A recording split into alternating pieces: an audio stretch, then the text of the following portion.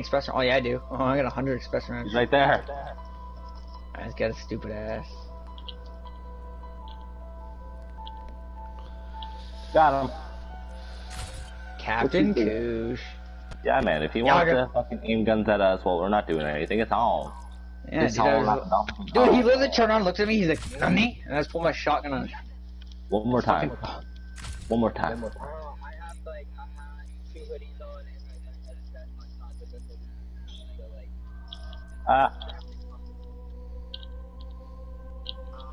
Ooh, headshots for days. Trouble been hustle. Trouble been getting his ass. Oh, I need to eat food. Don't get shot. Don't get shot. Oh, you're going after him again? Ah, homie! I'm eating classic oat cakes! My ass is out of there, man. I'm going to get a drink at the saloon. Dude, this kid's an idiot, dude. What a retard. Yeah, he's shit, bro. He sucks. Just come start this bounty. Alright, let me eat this apple. Yeah, no problem. Hell yeah. Dude! Captain? What? Help! Ah, fine. You can't handle him, bro? He's like a level 2. No, I can't fucking see him. Oh. Well, look on your mini-map. I literally can't fucking... Zach, don't you... What the fuck, Shen? Okay, you... Go to the bounty. Go to the bounty board. I'll deal with him. Once you start the bounty, it'll start with me.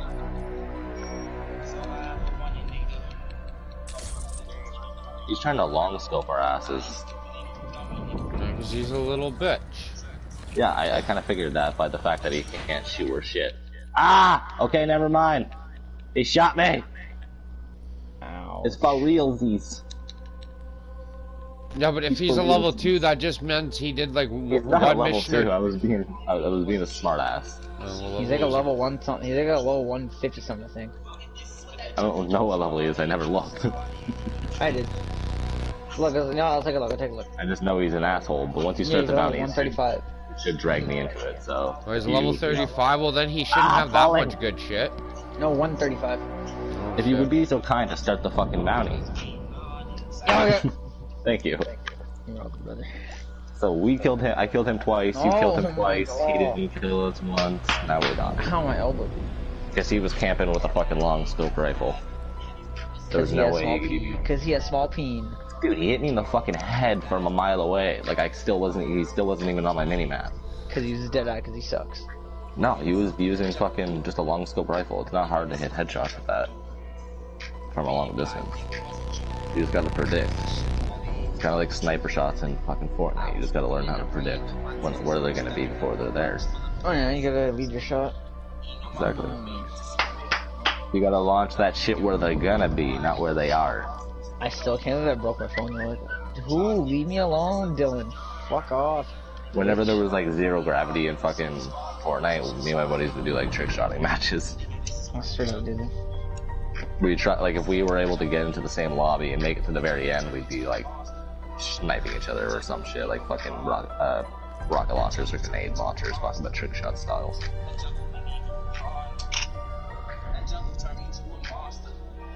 I don't care about fucking dick-faced cock munch.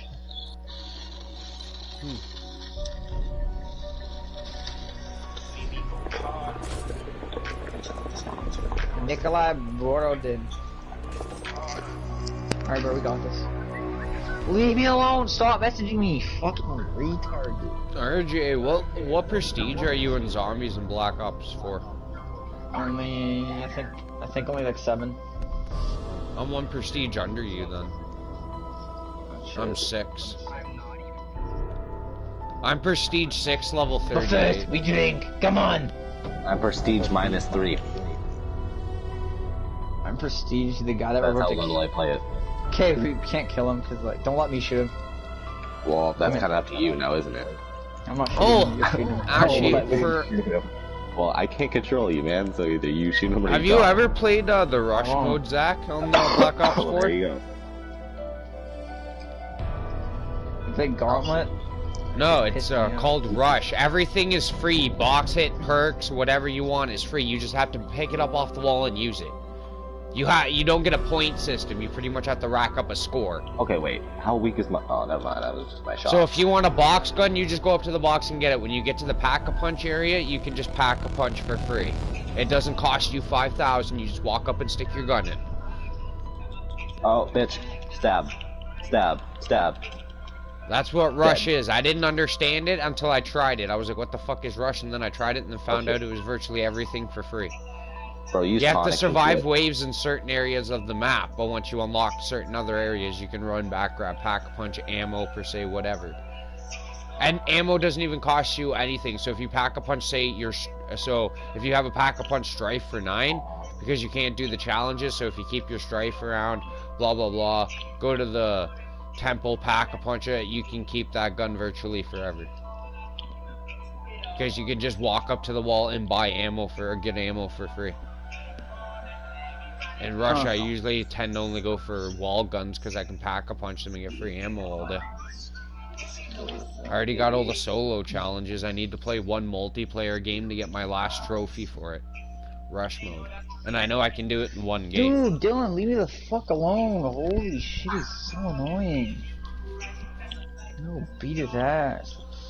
So no, Gauntlet's that weird challenge one where it's like asking you to do a challenge every fucking round. I know, it's hella annoying. You gotta do 10 rounds of it for your daily tier, and you gotta do 20 of it. Do 20 rounds of it for a fucking challenge for a briefcase. Fuck off, fuck you, fuck you, fuck you. Because now since there's no more updates for Black Ops, RJ, they've got a new thing in the black market called your choice of a weapon bribe for 50 fucking cases. So if you can get 50 cases, you can cash it in for a weapon bribe of your choice. So you get to pick the weapon you get and like 5 non-duplicate items of cases. That's fucked up.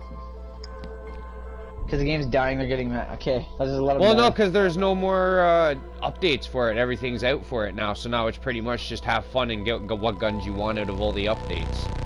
If you didn't get the if you didn't get a gun like the Peacekeeper, now you can get it, or the M16 or whatever. Once you get them. No. Because I'm saving. That's why I've been playing COD almost every day. I'm trying to save up all 50 cases through fucking zombies. Hey, watch my back, just get ready to shoot. What? I gotta mark location. What, Zach? Zach!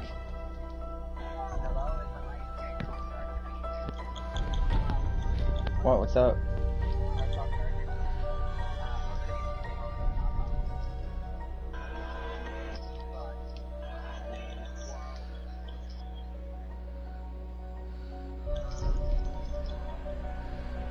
Oh fuck. Don't, not yet. My horse is not moving. Come on, horsey, wrong way. Let's go this way. Let's go this way, horsey. Okay, I'm out of there. Yo, Zach, do you play rush mode in zombies? Okay, do you want to give it a go with me for a multiplayer game?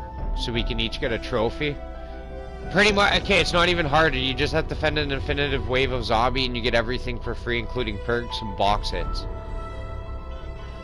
Yeah, it's not even... Yeah, I mean like later. Yeah, it's a pretty easy mode. Virtually, you just get whatever you want for free. There's no, like, your point system is just a score. It's just a score for how well you do. It has nothing to do with what you're about to pay. Even Pack-a-Punch is free.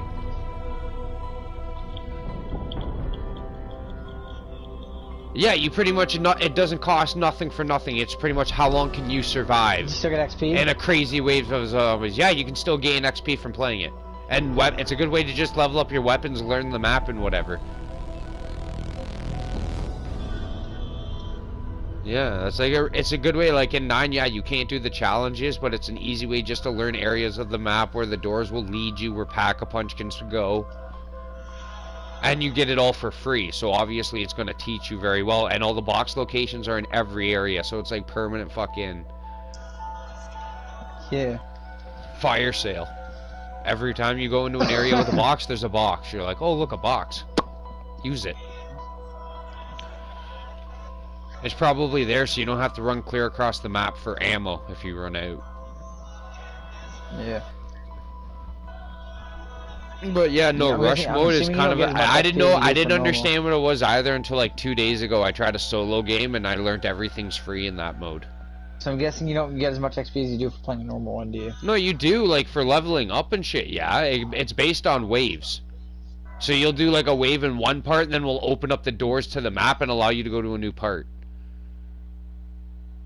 You technically play like 3 or 4 rounds, I'd say, of zombies within one area, and then it pretty much moves you to a different area to do a different section of waves in that section of the map. Are you going to, where are you going, Armadillo or Tumbleweed?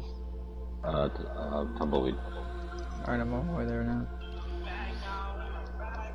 It gives you just as much XP and can level up your guns for just getting headshots or whatever you're trying to get for camos or whatever. Like, if you're not trying to do an Easter egg and you just want XP and fucking an easy mode where, you know, you don't have to buy everything, that's your mode. Tell me you get the trophy for the Easter egg. Yeah. What's it called? Depends on what map you're doing, because I have quite a few. 9 is... what the oh, fuck, I did that Easter egg, too.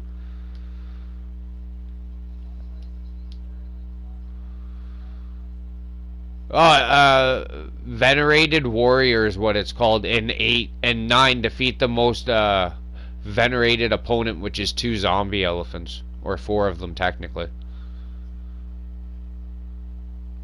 Yeah, the 2 giant zombie elephants. I've done the Blood of the Dead Easter egg, so the prison. I did the Ancient Evil DLC Easter egg, and I've done Nuketown's Easter egg. Alpha Omega. So and classified. I've technically done one of the 2 classified Easter eggs. There's one if you can make it to round 150, you get a special cutscene one, and it ends the game completely. And then you have Dead of the... and then you got Dead of the Night, Alpha Omega, and Tag der Toten, which I still have to do the Easter egg for.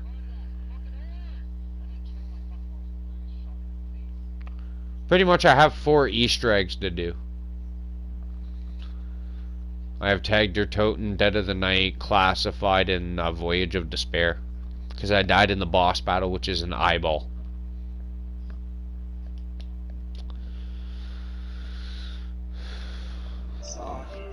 I don't know. I play with my younger cousins. They do all the steps. I do the training so they can do the steps. I'm a better trainer. Dude, my horse is actually a fucking autist.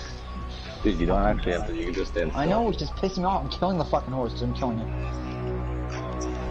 Oh, yeah, the horse logic in this game is very realistic, which means very angry people when we play.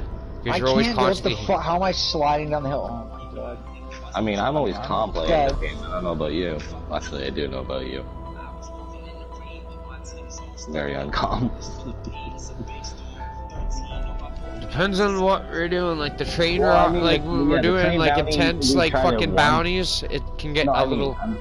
I know, on the 4-star or the 5-star... I can't run up the fucking hill. You're so pissed off. So well, it just depends, but we're also usually doing those at like 2, 3 in the morning where it's frustrating and we're already tired. Captain. Yeah, like last 2 days. What?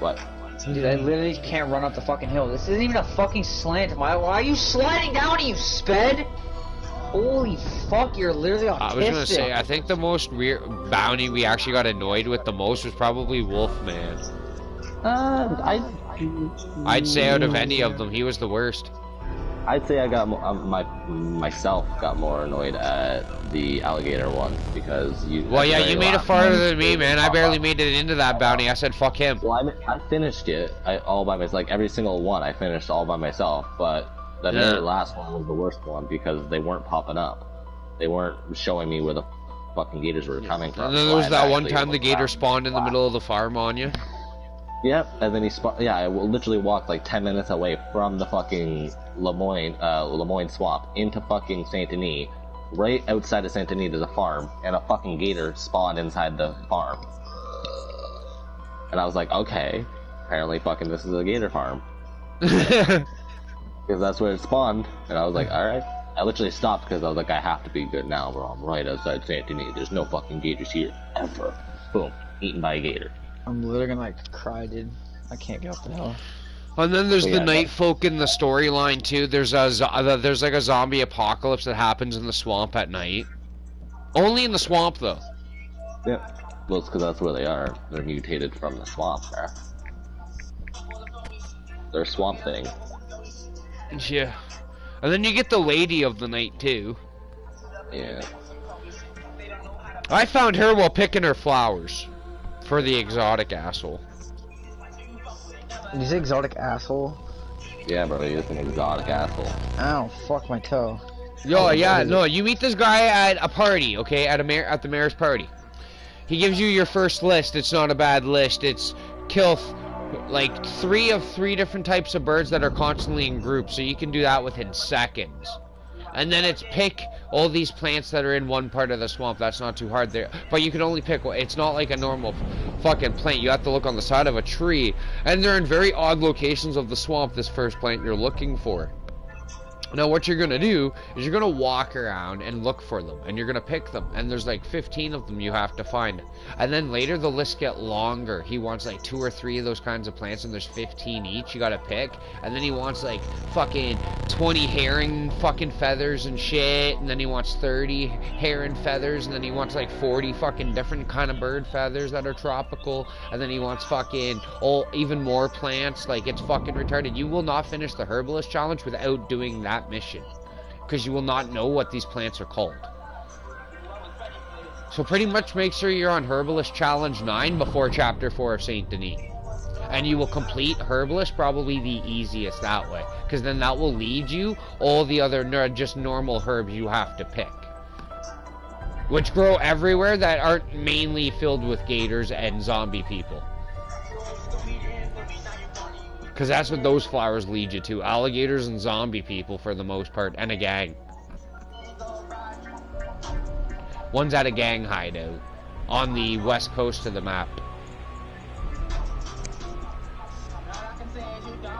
Like, I spent, like, how long did I spend doing that mission? What, Casey? 2 days? 3 days? Yeah, you spend too much time doing a lot of fucking shit I find useless, Travis.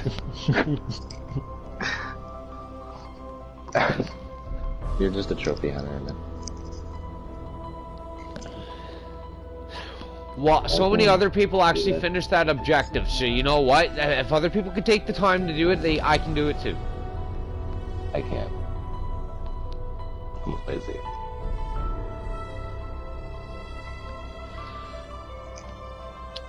Yes, I get it. Like, yeah, it's maybe as long... Okay, yes, it has as many interactions as maybe the electric chair dude or something like that. Just the procedures are a little longer to finish what you're asked to do. There's just as many interactions as some of the other... Like, the gunslinger is almost just as long as the exotics, technically, but the gunslinger one's a little shorter to deal with because you shoot them pretty much. You deal with them very quickly. They're just scattered throughout the map, and it's easier just to do as you're playing through the game naturally. As you get to each town, and you're asked to do things in that town for the main story, you can do that legendary fucking gunslinger while you're in town. Razor just said his dad yoinked his headset. Oh.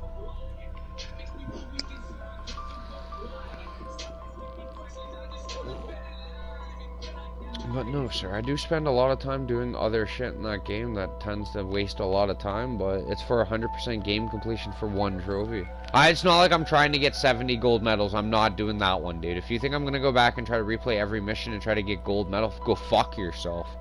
Okay, I'm not the god of the West. Okay? I'm the best in the West, not the god. There's a difference. I'm not going for 100% platinum of Red Dead. That'd be retarded. I don't even know what that trophy's called, but it has a special platinum trophy. Like, I'm not going for that completely platinum Red Dead. I'm just going for the best in the West trophy. If I get MVP or magically one day get that 70 gold medals by replaying missions, I'm not going to aim to do it. But if I come across doing it one day just by going back, getting bored, and redoing random missions, then so be it. I did it. You know what I mean? Yeah. That one I'm not going to try to hammer out. If I do it, I do it one day. Obviously, I have it on disc, so when everybody thinks the PS4 is going to die out whenever, you know, fucking nobody really plays Red Dead 4 and it's starting to die off, I can just pop in my disc and play the story mode and be like, yay, and finish it off somehow. Probably replay a few missions and then be done. It's not like I'm gonna aim to do. I think I got gold medals in about 40 of them just naturally playing the game. Just because I took my time doing the missions, and sometimes it asks you to do a very small particular detail in that one mission. Like, I think for the saloon mission with Lenny, I didn't make amends with an old enemy. I think that's the only goal I missed to do, and I could have golded it. Yeah. But I always get away from the cops. I always find fucking Lenny in the one room. And all that shit. So I'm usually pretty good at nailing all my other fucking challenges in that one. I can never find who I have to make an amends with. I don't know who this is. I may YouTube that one because, like, I really don't know you're drunk. So am I supposed to find Thomas Downs? Since I'm in Valentine? No, he dies. No, I get that, but this is before he dies. You're supposed to make an amends with an old enemy, so I don't know who they're asking me to talk to. Well, that's not an old enemy, because he doesn't actually see him as an enemy. Oh, okay, well then who are we Arthur doesn't... Okay, for one, I'm not being rude here. If I sound like... That's why I'm saying that. No, I'm just getting confused. I'm just trying to process on, like, who could be the enemy here. I'm like, wait, who? Even, like, we know, yes, because we're the player, we're the viewer of the story, we're watching it unroll. But... no one in the game knows that Thomas Down gave him tuberculosis. Yeah, okay. No one knows that he's the one who gave him tuberculosis. The only way they meet is one, he's in the fight, he stops the fight really quick, and then that's it. He kind of coughs on you a bit there, and then when you go to collect the debt, he spits on you. So that's where you don't learn it, like, you don't learn his name there. And then later on, you go and collect the debt from the farm, and that's when you learn who he is, Thomas Down. So then later on, you go back to get the money, and he's dead. Yeah. And yeah, so he's not actually an old enemy. I can only think old enemy being either Micah. Yeah, like when you do it as an Arthur, you go into Valentine to drink with Lenny. When you're drinking with Lenny. John. Oh, John's supposed to be in there? No, I said maybe John. Like, maybe okay. John. Because technically Arthur doesn't like him very much. And they're one of the oldest members of the gang. Two of the oldest members of the gang, so yeah. It could be him. That's the only person I can really think of. Because you're not really enemies with anyone else. Micah, yes, but like not very much an old enemy because he's only been there for like 6 months.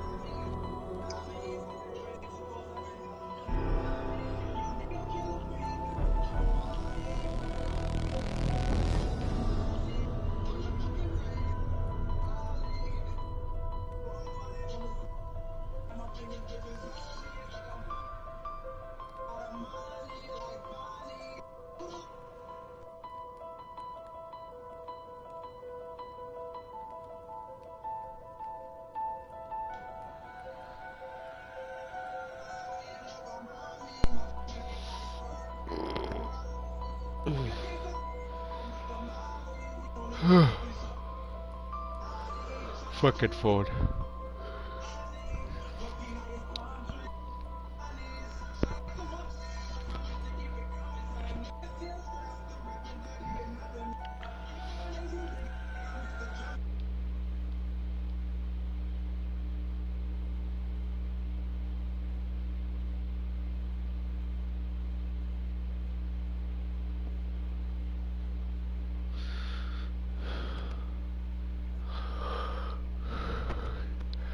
Yeah, no, I got home from my dentist, turned on my PlayStation and saw that it was like, oh, Mortal Kombat was updated, and I was like, oh, okay, and went and looked at it, and they're like, Sindel's been added, and I'm like, but we're not allowed to use her until November 26th.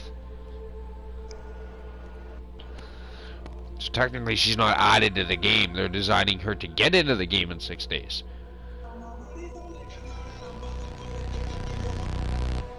And I don't know what other fucking bullshit they added. What was the other crap they gave us?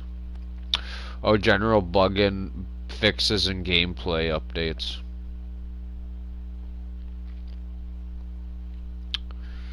Oh, they have the Combat League in this one? Yippee.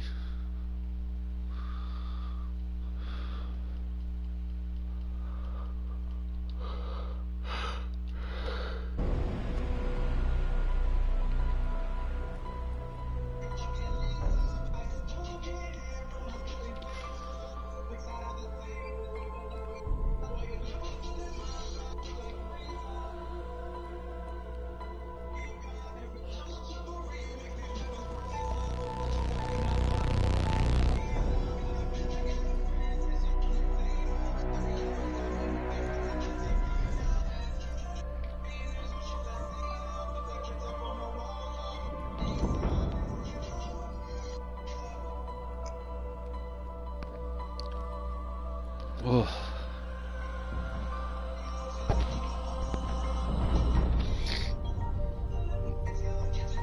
Should we get some more juice?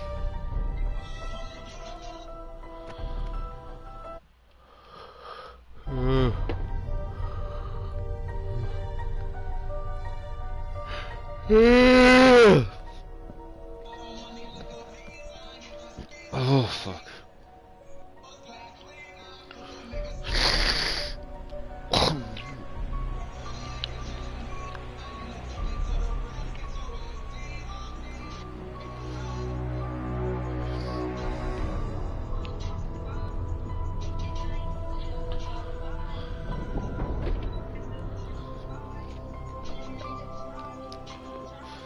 Hello, cat number fucking one.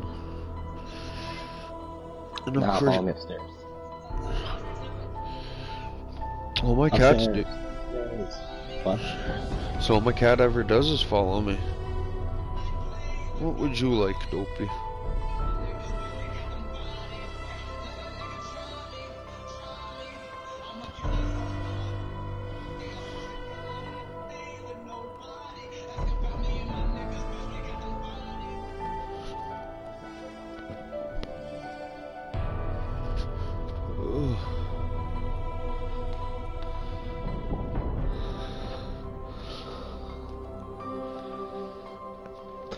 Sorry, I was just gonna play some poker. I'm playing zombies. I haven't even done anything really in any games but play hockey. That's the only game I've played today. Like I said, I did 2 bounties in Red Dead. Like I did no challenges. I logged on to Red Dead and looked at the game and went, fucking, I'm doing fucking the 2 bounties that have nothing to do with anything. So I did Anthony Freeman and that other dude in Rhodes. That Robbie dude? Yeah. Yeah, I tried his bounty for the first time.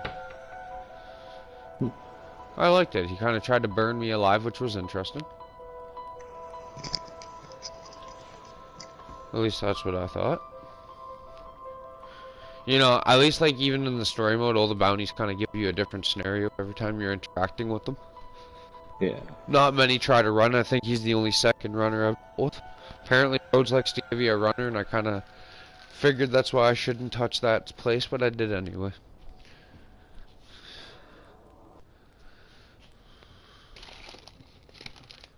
Lemon poppy seed muffins. Those are delicious. I want one. I love fucking poppy seed. So good.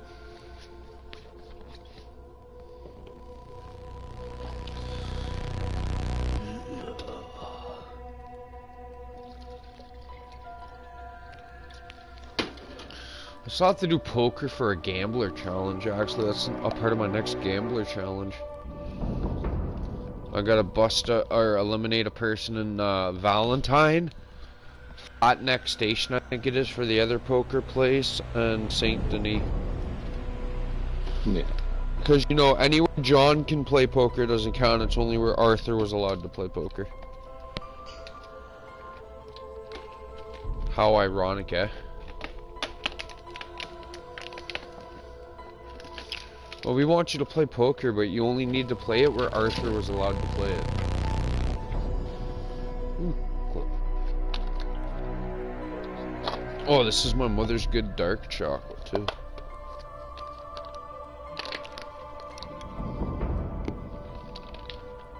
Bitch. What you know about me? What you know?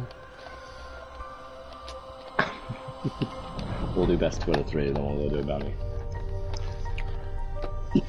I won the first hand, Travis. Good job. Ace high. Do you have that gun on you? Yeah. Like, it's on my inventory, but I don't have it, like, out. Yeah, no, obviously you can't have it out in poker, but that's what I was making sure if you had it in one of your holsters at least. Wait,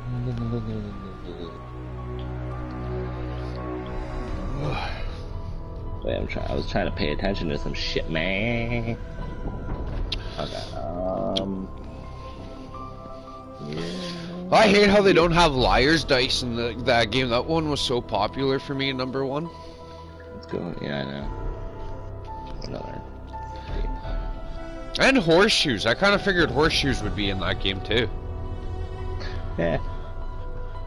Well, they had it in the first one. I remember that being a trophy or an achievement, depending on what system you played. You don't get a ringer in a game of horseshoes.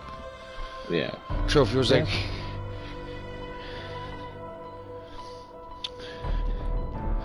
Yeah, and then the trophy's name actually had something to do with the catchphrase, something to do with like hand grenades and horseshoes. Oh yeah, it's like a fucking every time we always say almost. Well, almost only counts in hand grenades and horseshoes. What? How the fuck do you figure? At least almost win a game? Yeah, that sounds about right. But almost cannot only be in hand grenades and horseshoes. I've never heard of that. Like, I don't even understand that catchphrase half the time. I win again, Travis. That's 2 hands, 1. First was an ace high, second was 3 eights. We'll do best out of 5. So whoever wins 3 first. So if I win 1 more. Man, it's just not your lucky day here. Maybe because you don't got that pistol, son.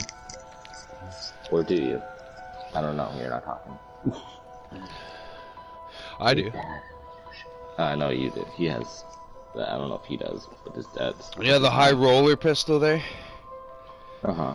Yeah, RJ, if you get the chance, go to that fence and buy a high roller pistol. It'll give you a little bit of extra luck while playing poker. I bought it when I first read that, what it does. I don't use it for a gun, though. It's just there to play poker with. Oh, yeah, he has it. He already has it. Apparently, he's just terrible. Or it may not be on his inventory. No, do that. If it's not in one of your holsters, it won't work. Oh, he folded. Oh. Oh, he folded that much. Okay. It may have just been a bad hand. Oh, well, yeah, but like, you can't tell how bad when the first card hasn't even dropped yet. Well, if he's got really, really, really terrible cards... No, bro, no, that's not the thing, because you can get fucking tears, and you can easily beat what I have. Well, that's true, depending on what you have. Yeah, no, and I get that. That's why I would risk that. Some people absolutely won't do that unless it's like a jack or higher. Some people are just actually would rather face cards. And I get where they're coming from that because of the actual poker. Because if you go in with face cards, even if they ended up having a pair, and you have that pair of face cards, you win the whole pot anyway. Yeah. That's where that's just a mentality of seeing World Championship poker on TV all the time. Bro, why is the... Okay, I'm winning already, and you keep... Believe me, if it's not my real life money in a video game, I kind of risk it. But if I was doing like a championship, I'd be playing like they do, fucking not going in unless I have face cards, really. Queen or a face card, or you know, like an ace and a 5. That's kind of doable with low cards, because if a 2, a 3, and a 4 pop up, you have a straight. He sucks. I won 5 hands. And he keeps like giving up. He had a pair of 5s there, and I had fucking queen high, royal flush, or something flush. I don't know what the fuck it said. Yeah, oh my god. No. Queen high straight flush. Yeah, and now or it could be queen high diamond flush, something like that. A flush is all in the same suit, so that's what it would be. I know it was another flush, but I couldn't fucking. Well, I'm probably thinking of that goofy call Buddy calls in story mode. Queen high, diamond flush, you win. He's like, it's randomized. You're just getting better cards, and you're just folding. Like literally right off the bat, you're fucking giving up.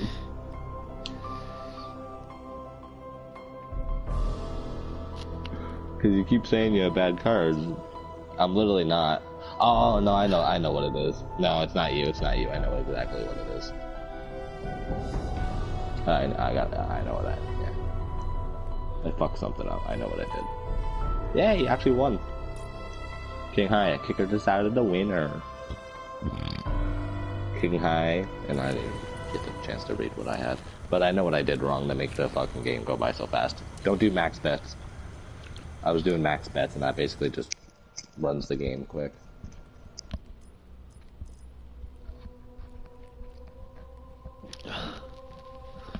Most people like to do that just to earn a bunch of money and get people out of their game of poker. Well, I like the realism of it, Travis. No, I get that, but that's what money hogs do, sir. Yeah. Believe me, in camp, fucking, you know how much it annoyed me only going up by a cent to bet? Sitting there playing poker with the gang, you're like, 1 cent. 5 cents. 6 cents. It's like, oh my god, can we play like for bucks? Like, you go to St. Denis, it's 25 bucks to sit down and play poker. Now you're playing real money poker. Yeah. Blackwater, isn't Blackwater at 5? I'm pretty sure Valentine and Blackwater are 5 because they're more small towns. And then Flatland next station is like a 250 one because it's like a fucking train station poker game where you go and save the Reverend. That's the poker game. That's the poker game that introduces you to poker and saving the Reverend. Yeah, you might win this, bro. I'm not gonna fold. That I wish I could just fucking leave the Reverend to get hit by that train. He does nothing for camp. All he does wander around drunk and sing at you, and try to talk to you, and sleep. Yeah. Well, I guess he does more than Uncle. He goes around singing and talking to you about the word of God, while fucking Uncle just sleeps and blames his lumbago.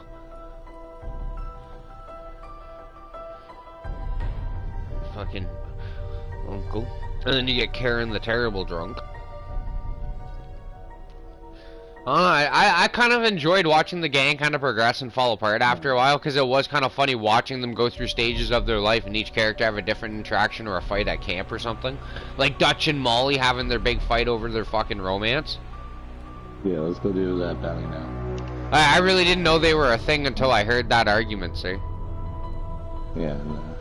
I just saw Molly around. I'm like, okay, who's this Molly Irish chick? She seems interesting, and all I hear is Dutch Vandal, you fucking unromantic boss, or fucking whatever the fuck she's going on about how he used to woo her and shit. Now he does fuck all but think about the gang and himself. And it's like, bitch, he's trying to get us out of here, like, to fucking where are we always going? Tahiti? Tahiti or Mexico? Yo, even when they did a Comic-Con thing, they were like, Dutch, what's your plan? And he goes to get a lot of money and go to Tahiti. Or Mexico. That's what he said, anywhere warm. Yeah. It's like that, you and your fucking Tahiti, sir. And then in number 1, I've got a plan, John. Wouldn't you? If you were rich in the Wild West, wouldn't you be like, fuck this outlaw is bullshit, I'm going to a fucking tropical island, eat fruit and drink pina coladas, motherfucker. Well, no shit. And then there's my favorite cutscene in the first one. I've got a plan, John. And just falls off the mountain. Yeah. that is the best! I've got a plan, John. And he just steps back and falls. You're like, that's your plan, Dutch? That was your grand plan? I thought you were gonna try to shoot me. That would have been a better plan. I mean, not really, because he didn't want to shoot you. He doesn't hate you. He doesn't hate anyone. He's just fucking batshit crazy, and he doesn't know what to do anymore, and so that was the easiest way out. He says, well, I don't want to kill you, and you're gonna probably either... You're not gonna kill me, but you're gonna turn me into the law, unless I, like, you're gonna kill me. Yeah, because John didn't even want to kill Dutch either. That's what I'm saying. He wasn't gonna make... fucking Dutch was not gonna kill John, and Dutch was not gonna make John kill him, so he took the option off the table by killing himself. Yeah. Because that's my theory. No, well, it makes the most sense because even like technically, eventually Dutch kind of like sees at the camp when Micah's all about the money. Something clicked into Dutch's head when he watched Arthur die. I noticed that in the cutscene. Something clicked into his head and he walked away from Micah. As soon as he watched him die and you pretty much labeled Micah the actual rat and actually got the chance to speak, he pretty much looked at Micah and walked away. I don't have the legendary bounty yet, damn it. I'm not sure if you ever noticed that in the story, sir. Yeah. That pretty much once you go to die, right? You pretty much tell Mr. Dutch there that he's like, oh, Micah's the rat, and then you just kind of die, and Micah's like, come on, Dutch, let's go, we got the money, let's go, and fucking Dutch just looks at him and turns around. Because Dutch was initially up there to kill Micah, apparently, already. When you and Sadie and Charles decide you're going up to kill him too, apparently Micah formed his own gang, and Dutch wanted his share of the money he robbed since he ratted the entire gang out to the law. And now we actually fucking figured it all out, and Arthur died actually trying to tell Dutch the truth so they could get Micah the fuck out of there. Well, at the very end, I don't think Dutch was ever going to betray Micah until the very end when he heard what John had to say and how truthful it sounded, because he trusted him.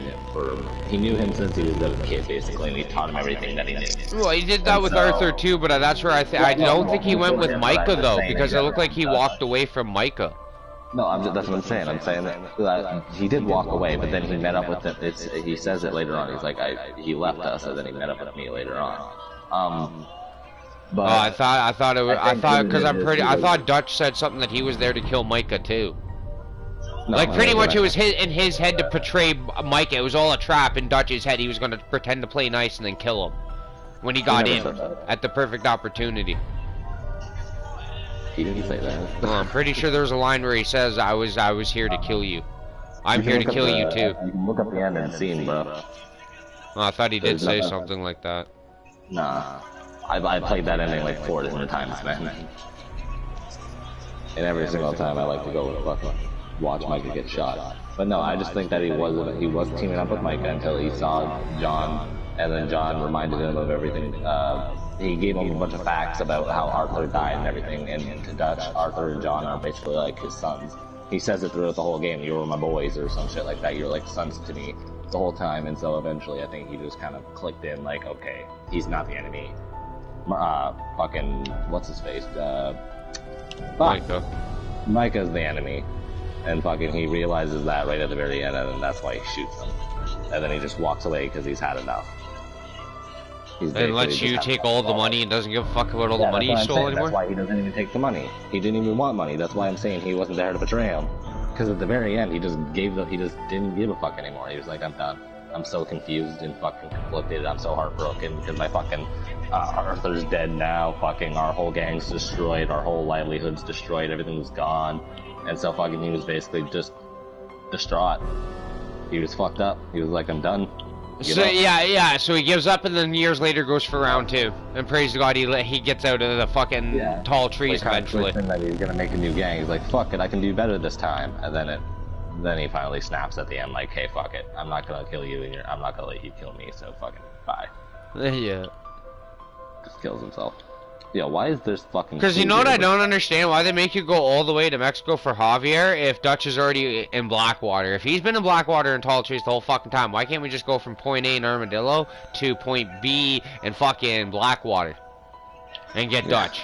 Like, what was the point of going to Mexico for Bill and Javi? Can we go why couldn't we just deal with them later? Follow a different one. Yeah. Like, it just kind of annoys me because at first, you know, it's like go after Bill, and then you go after Javier, and then you hear from Javier, or the fucking, right after you bring the Javier into the cops like, oh, Dutch was sighted up near Blackwater, near your house. Yep. And it's like, really? He's been up there the whole fucking time? He's not here, yeah. Yeah, he's up in Blackwater area, Tall Trees. The Blackwater and Tall Trees area. And I'm like, what? So he's been, like, up in the fucking States the whole fucking time. And I could have just went after him? Dick. Yeah.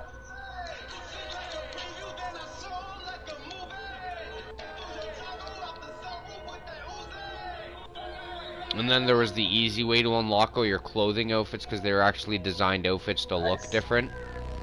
Oh, so did I. That's one thing I do kind of wish is if they had suits that kind of gave you law benefits like in the first game, like one that made it no wanted level kind of shit. Yeah. Like, come on, that was kind of unique. You got a bureau outfit that meant you were a cop, so you could break the law, and it was like you were above that. Like, that was my favorite outfit to wear. I go and rob the Armadillo and Blackwater Bank every day, sir. Yeah. I just start up the game and somebody be like, yo, what are you doing? I'd be like, yo, watch this. I put on the bureau outfit and just walk in and start safe cracking, and they'd be like, what? Nobody's running to the law? You don't have a wanted level? I'm like, I'm wearing a bureau agent suit, sir. I can't get a wanted level. I'm a bureau agent. I'm borrowing money from the bank. Yeah. I'm making a withdrawal. Or you could go to Fort Mercer and make, like, you know, $600 and a free pardon every time you just go back to Armadillo and save and go back. Wasn't that fantastic about how easy you could milk one gang hideout in fucking 20 minutes, sir? Yes, what? In the first Red Dead Redemption with Fort Mercer, you could literally remake all your money. Remember in the first Red Dead, you could do the hideouts like 20 times and always make your money? On like that new second one, so you could go do Fort Mercer, make like $600 from looting, and then go save an Armadillo and ride right back, and it'd be fucking set up again. Like, it was the dumbest thing in the world. Like when it said literally for 100% game completion, and you needed to own like all the horses and shit. It was so easy to milk that game because all you had to do was milk Fort Mercer for 4 hours, and you could buy everything and do your challenges. Boom, you're done. 100%ing the first game was so simple.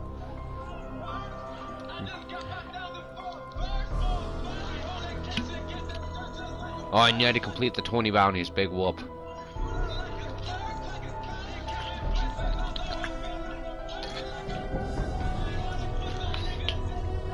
I mean, there's not 20 bounties in this storyline at least, but I mean, there's like enough bounties to keep you satisfied because most of them are lengthy and there's cutscenes to watch and enjoy. Yeah. It's more than just hog-tying the motherfucker and bringing him into jail.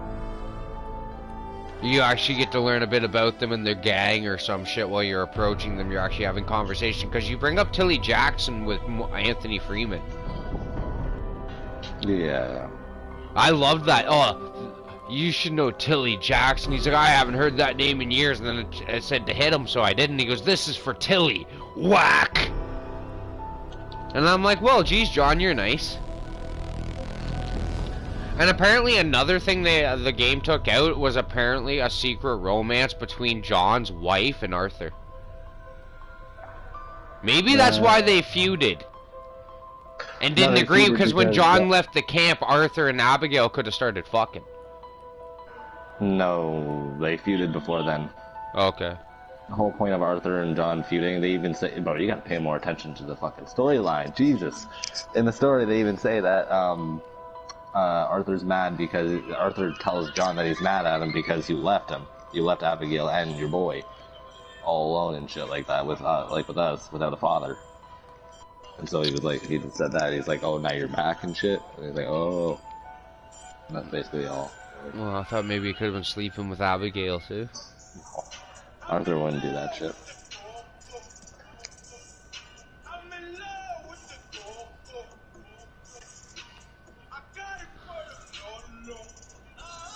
No, Arthur wouldn't do that. He just likes to help out every Tom, Dick, and Harry and take his time getting throughout the world.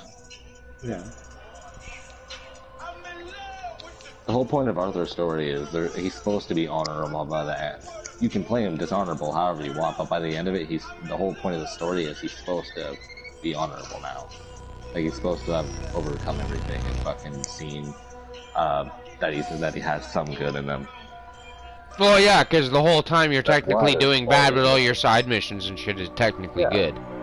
Yeah, if you choose to be good the whole way through, then that's pretty much the complete story. Is he's supposed to have changed? He's supposed to have had a redemption arc. Red Dead Redemption.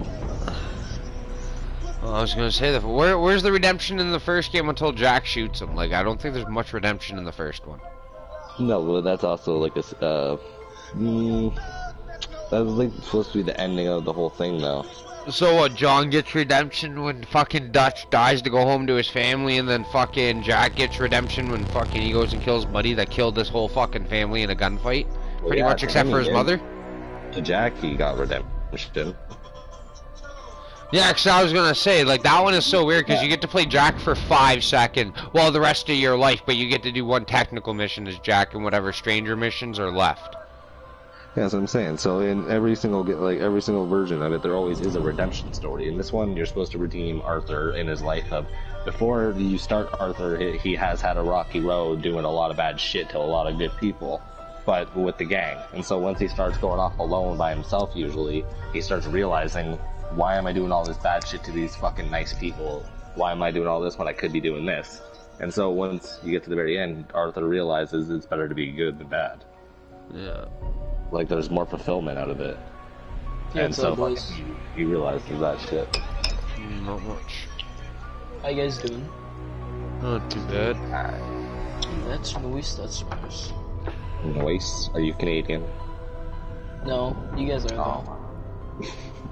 Because noise is a thing that fucking every fucking Canadian teenager says at one point. I know, I got it off RJ, that's why, dude. I got it off RJ. He just talks too much, that's what it is. No fun.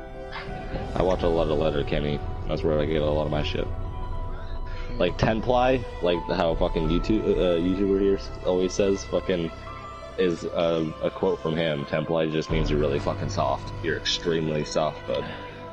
Like 10ply toilet paper. And sometimes I'll throw, you know what I'm saying, fucking half the time, but that's like J-Rock from Trailer Park Boys. Like, I have a big influence from him. You're fucking 10ply, bud. Or Texas 10-4, which just basically means yeah, and it's trucker talk. Canadian trucker talk. That's a big sass Texas 10-4. Oh shit, I'm like, that kinda got me salty for a second.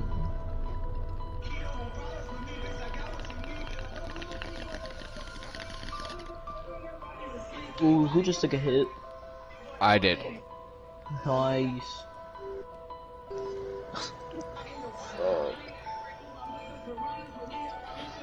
I know the lovely joys of having legal pot in our country. Why not Yeah. insult me like that, dude? I'm glad it's legal, but people take advantage of the legalness of it. Well, yeah. The fuck But did not you everyone. expect? No, I'm just no. What do you think I mean by that, Travis? Though, let me just ask you that. What do you think I mean by that?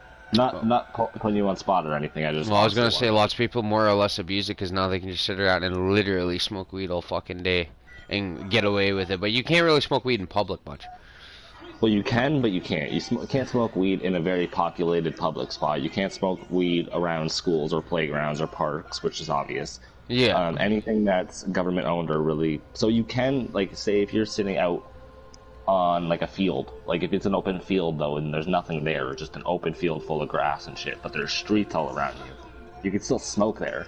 Yeah. No kids are really playing there ever. It's not a park. It's nothing like that. It's just grass with a bench. Or probably like the little outlet I go swimming in here in the harbor. You could probably smoke a joint or a pipe down there. There's usually not many kids. It's more of a teen. Yeah, but it's just anywhere that's really a public spot, it doesn't matter the age, it's government law, and so you have to look at it as. Well, it's not really a public. It's off the road, like hidden. Like you wouldn't really even see it. You'd be able to smell it. Yeah. You wouldn't. Wouldn't even see us do it. You'd only smell it. If it's not classified legally as a public spot, then yes, you can smoke there. Yeah. It's more of like a little hidden indent off a road, and it's like fucking you'd smell it before you'd ever actually see us because of all the trees. Yeah, That's what I mean, sir. Like, more or less, people abuse the fact that we can, like, carry it around, smoke it all the fucking time and shit like that. That's kind of what I meant, and that's, like, half right. What I mean by that is that people, yes, abuse it by smoking it all the time, but what I say by abusing as in, like, people smoking for absolutely no reason other than just to get stoned off their ass, but not a lot of people think like that. Yeah. I don't smoke weed to get stoned off my ass. I have depression, fucking anxiety, fucking I have badass knees and shit like that, and so I need to smoke pot. And rather than take pills and shit, so. I respect it. Yeah. And so fucking instead of most people around me that fucking smoke weed just to get stoned off their ass, I'm just like, yeah. I'd rather, because I've done like fucking hour-long speeches for fucking classes, like my class in high school and shit like that, about pot. In elementary, in 6th grade, we were doing reports on drugs, and it was like 50% of our grade. And literally, as my teacher was up there with the list saying, all right, who wants which drug? As he's going down the name, he's like, cocaine, picked out. Fucking, who wants meth? Picked out. Fucking LSD, picked out. Shrooms, picked out. As soon as he gets to pot, he's like, who wants marijuana? And looks right at me, and everyone turns their head and fucking looks right at me. Damn, that's a bitch-ass teacher. No, he's okay with it. He was fine. He just knew I came to school every day high. And everyone just stared at me and was like, I guess I'm taking it. Guess I'm taking it. And so for fucking 2 weeks, I studied fucking weed and shit like that. Why it was made illegal, fucking. Oh, I thought he gave you some. I'm like, what the fuck? No, he's like, who wants weed as in like the fucking topic for your report. I wish my teacher was like, yo, free pot. I thought he was a dealer. I'm like, oh, no. Everybody, look under your chairs. You get weed. You get weed. You get weed. You get a dime bag. You get a dime bag. That's funny as fuck. Shit. But Wait, no, are you Canadian also? Yeah. Every teacher that was like that. The only time that I ever got stared at weirdly by my teachers was when I showed up to school sober. They're like, yo, are you fucking out of it? Like, sort of. Alright, here's the funny thing. I live about 40 minutes pretty much drive from each one of these people. Yeah. In between us, man. In between and us. I know one of them in real life. I think I've met RJ only once, and I really wouldn't remember because I was usually drunk, and I've known this guy since we were kids. Our mums are best friends. Yeah. Nice. Oh, fuck yeah, dude. But yeah, fucking pot's been like the one subject that I'm.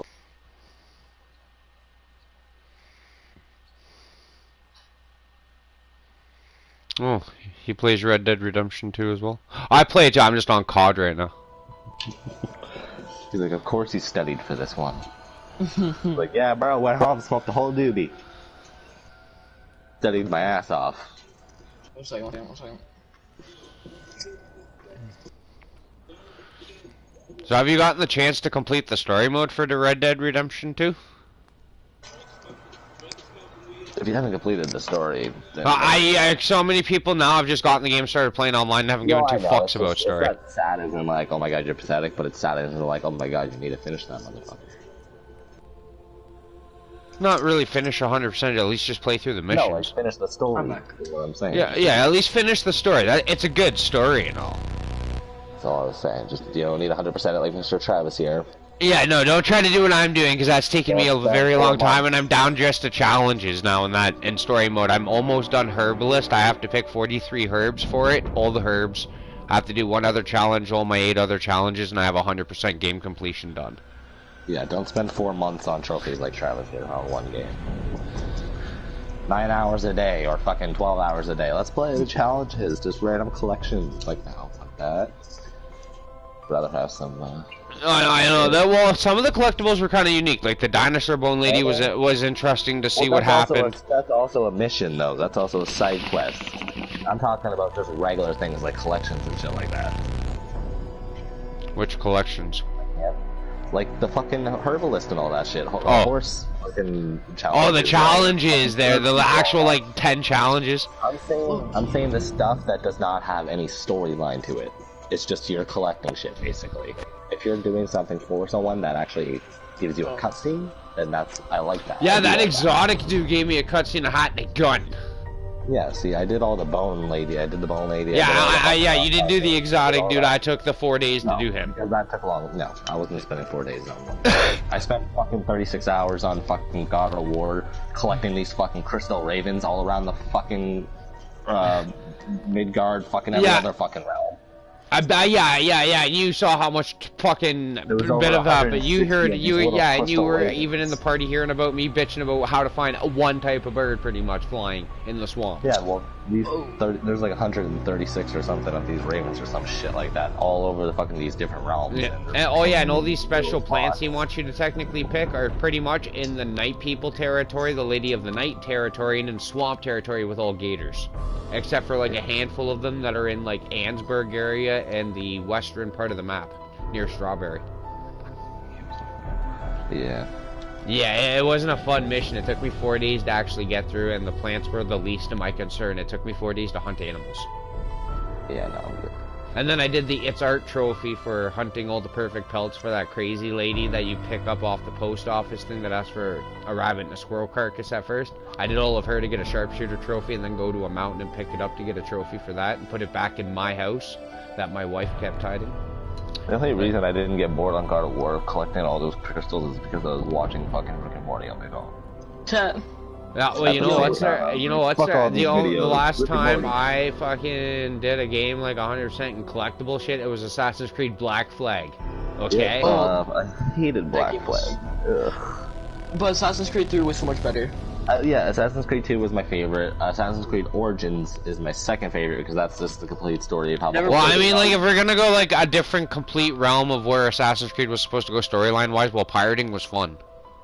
Well, yeah, but it was fun. I get the whole plot of it is fun. I just hated the game itself, like the physical game, because they added online and shit to it. No, the online portion of that was garbage. I didn't even understand the online portion, but I mean, story mode-wise, that game was actually pretty cool.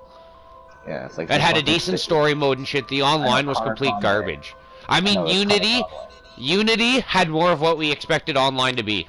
You teaming up and being a team of assassins and taking on people. Unity had a better online. But Unity as a story mode game was fucking horrible.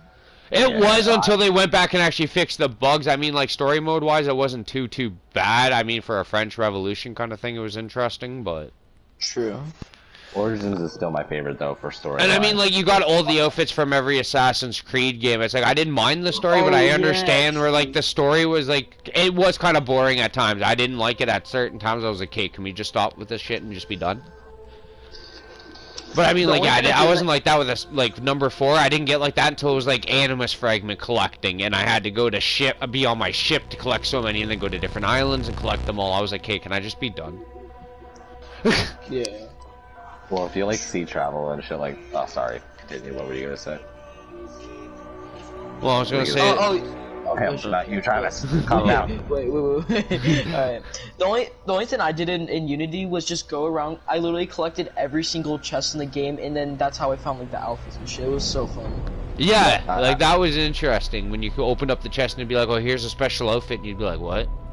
I liked all the challenges in two though, because you had to go around and, well, you didn't have to, but you had to go around if you wanted to go around and collect all these sigils basically from all these tombs, assassin tombs, and you put them in your this basement fucking lair thing that your uncle has at his manor estate, and you go down there and you put them all in their proper statues, and then the fucking cage comes down. It's Altair's armor that you can wear. Yeah. And then Rogue wasn't too bad either. I didn't mind Rogue. Oh yeah, Rogue. Yeah, I like Rogue, but I don't like the storyline because it's about an assassin literally killing all his brothers. No, and I get, like, the storyline was, like, kind of weird, but I mean, like, the iteration that you could travel through one level that was all pure snow, and then you got one that was more you were able to swim in and shit, that was cool. Yeah, it was a good game, just I didn't like the whole storyline of the assassins killing. Yeah, because I really enjoyed how there was, like, 3 sections, and I loved the ship battles in that one. Oh my god, they were so much better than Black Flag ship battles. Because you just kind of you just kind of went into the ship battle in number 4, and that was the end of it. Like Rogue gave you like a whole sequence and like a convoy and an actual like fucking special cut scene just for your ship battle. Mm-hmm. There's a few ship battles in Origins when you play a different character, and there's ship battles in Odyssey because she sails everywhere. Basically, that's your home. In Odyssey, your boat is basically your save point, your house. That's Well, I was gonna say, wasn't it like that Black Flag? Yes. To a good degree. Well, yeah, here's the thing. you can customize your whole boat to your liking, and it's basically a save point. Oh, you could do that in Black Flag to a degree. Like you could change your sails, your front piece, like some small details, but not a lot of it. The interior of this one, I'm guessing, because it's your room basically, your quarters. What were you gonna say? Continue. My bad. I interrupted you. The best thing about Rogue is first, like, you get to see two sides of the story: the Templar and the Assassins, like what people saw, and also it made the boat mechanics in Rogue made the mechanics in Black Flag look pathetic. That's what it made it. So it looked kind of cool, the boat mechanics, because you could do so much more. So that's why I really like Rogue. Yeah, you could do a lot more with the ship on Rogue, and I like how you shot flames like to burn the sea instead of like the fire barrels. It wasn't fire barrels. You could actually leave a trail of fire among the ocean. I like that way better than the barrels for Rogue. Yeah, the ship fighting was a lot better to a very good degree. But like for the introduction of it as pirating, that's kind of what you expect for pirating, right? You're on a ship fucking playing pirate, so. I mean, for the starting of Black Flag, it was fun because it gave us a whole new experience to Assassin's Creed. Yeah. It's the first one to pretty much flip the series on its ass. Ezio Auditore is probably my favorite Assassin's story that you follow. If you even, I don't know if Travis will actually remember I don't know if he will either, but yeah. What, the very first game? You said Odyssey? No, first, second, and third. He's basically he's considered the best assassin ever. Yeah, no. I played through the very first game, and I really loved the storyline of the very first Assassin's Creed, and I got in partway through the second. Yeah, he basically becomes an assassin when his family is wrongly accused in Italy, and accused of conspiracy and murder and shit like that, and his brothers and his father are murdered, are hung in the middle of the square and shit like that. And so he goes and lives with his uncle, with his mom and his sister, and he realizes that his family's been a part of the Assassin's Creed for a long ass time. Holy shit! So he starts becoming an assassin. I'm gonna have to play that shit. What the fuck? That was 2. Oh shit! That was you'll that's the scene. If you look it up too, a cutscene or cinematic scene, you'll see his parents getting hung, and his family getting hung and shit like that, and him running off to his uncles and shit like that. Yeah, but what I really like about Assassin's Creed 3, it's just so cool. Like the time that the game took place, not the era, the era. It was just so good, and you can. And there were so much weapons you could use. You could use the muskets about the red, I forget the red. What do they call them? The knife on the front. Oh, coats, the coats. There was red coats and blue coats. Yeah, you could take the red coats and muskets. Are you talking about the Revolution time period? Yeah. Yeah, no, I know which one he's talking about. I saw a buddy play that a bit. Yeah, you play as an Indian. You play as a native. Yeah, but at first you also play as a Templar. Also. Yeah, that's the Revolution. And then at the end of the game, you kill that Templar. So I think it's just so cool. Well, that's your father.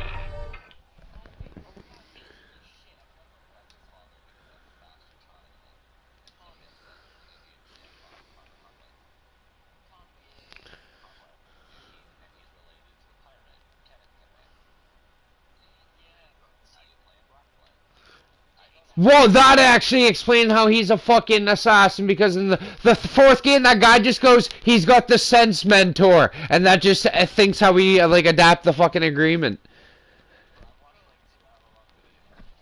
That actually explains Kenway getting into assassination, because it was at first it was just what the fuck, this guy's just a fucking free runner, this is sick.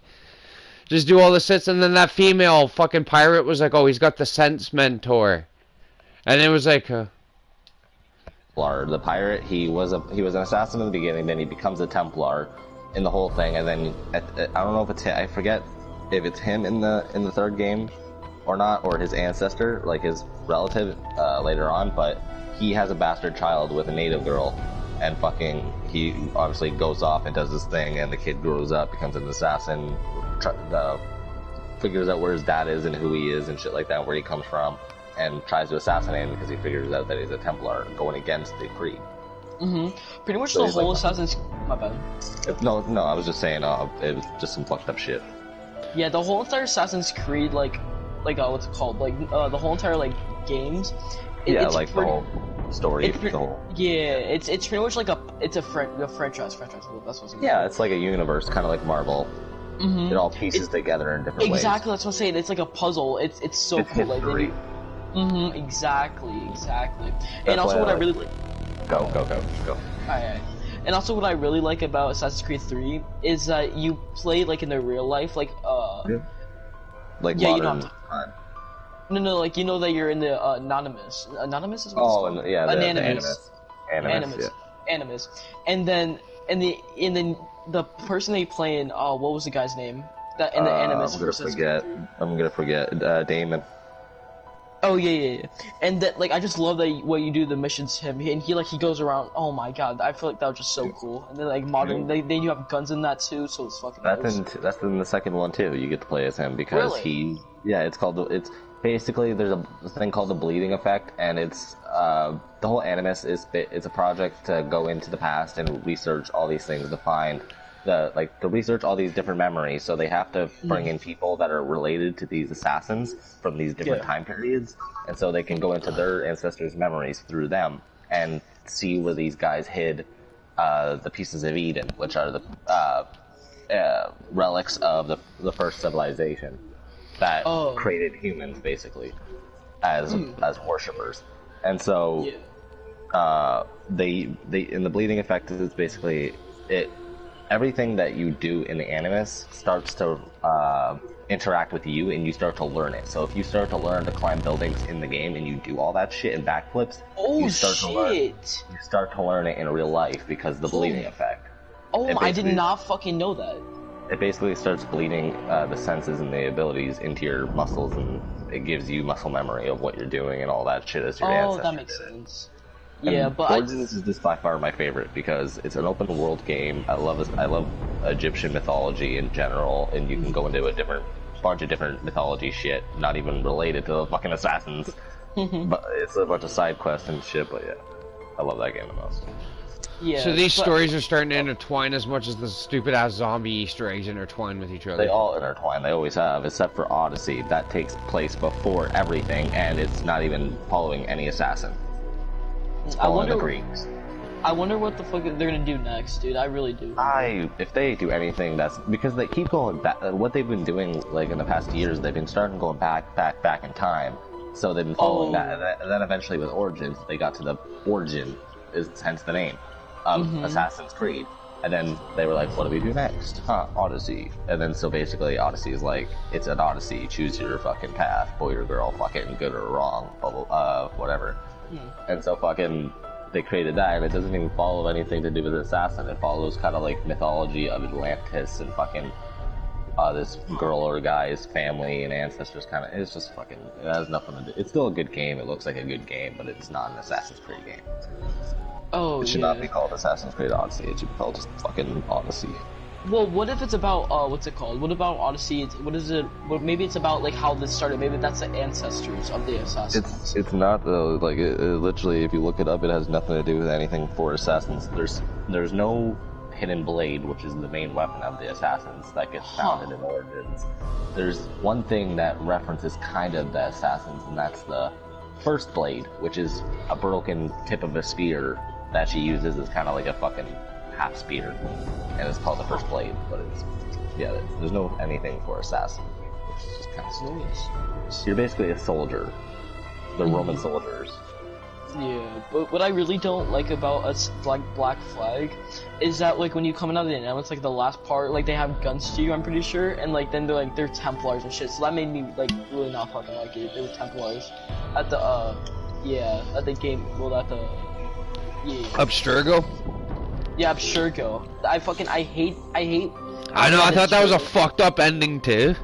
Exactly, that's what I'm saying. It just. And then like there's like certain things to find in the real world just to get a special set of pistols in the game. It's like the best set of pistols. I actually found those around the office. They're on every floor of this office. And it's not even equaled for a trophy, sir. It was just for the best hand pistol, so I didn't have to do much effort with shooting people. I wasn't gonna say anything, Jesus, I wasn't gonna say shit. But fucking, I don't know, I've just literally sat down one day and just watched all the mythology for fucking Assassin's Creed back to everything, and it's pretty cool. Because, like, it's just all about how the first civilization came about, and they're basically technical advanced civilization, and they had powers and shit like that, so they created humans as worshippers, and then humans did not like that, and so they started.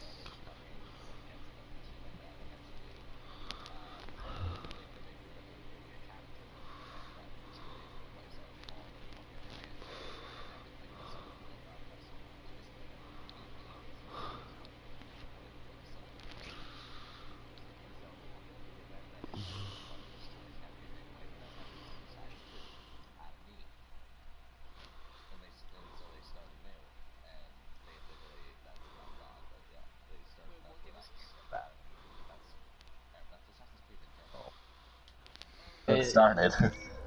And then so that's how it started. It came from the first civilization. They started all that, and they created these pieces of Eden, which are just different relics that give them each powers, and they all have their own.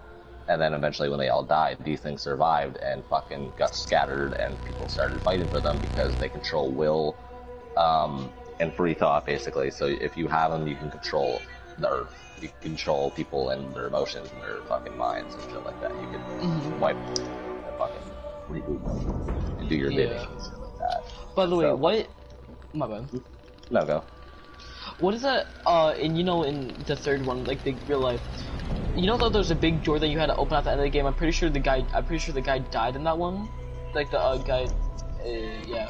Are you talking about the vault? Yeah, I don't remember, dude. It was like at the cave. The vault that you have to go in and then you fight the Pope. I don't remember. I played it like when I was 6. I really don't. The one I'm thinking of is like there's a big door that you have to open at the very end of the game, pretty much, and it's Ezio Auditore, and he goes in to fight the Pope for the staff, basically the staff.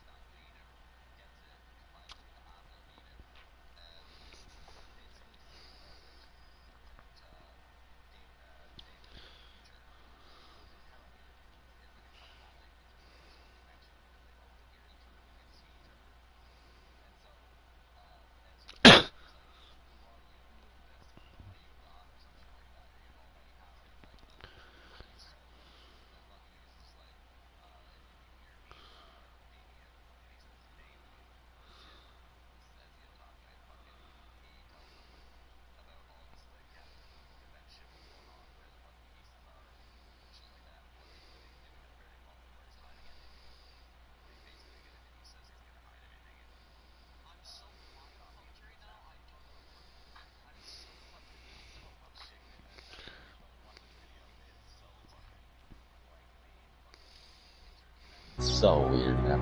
I've seen Ubisoft or Ubisoft. They're smart. But Yeah, now they're dumb Ubisoft. right now.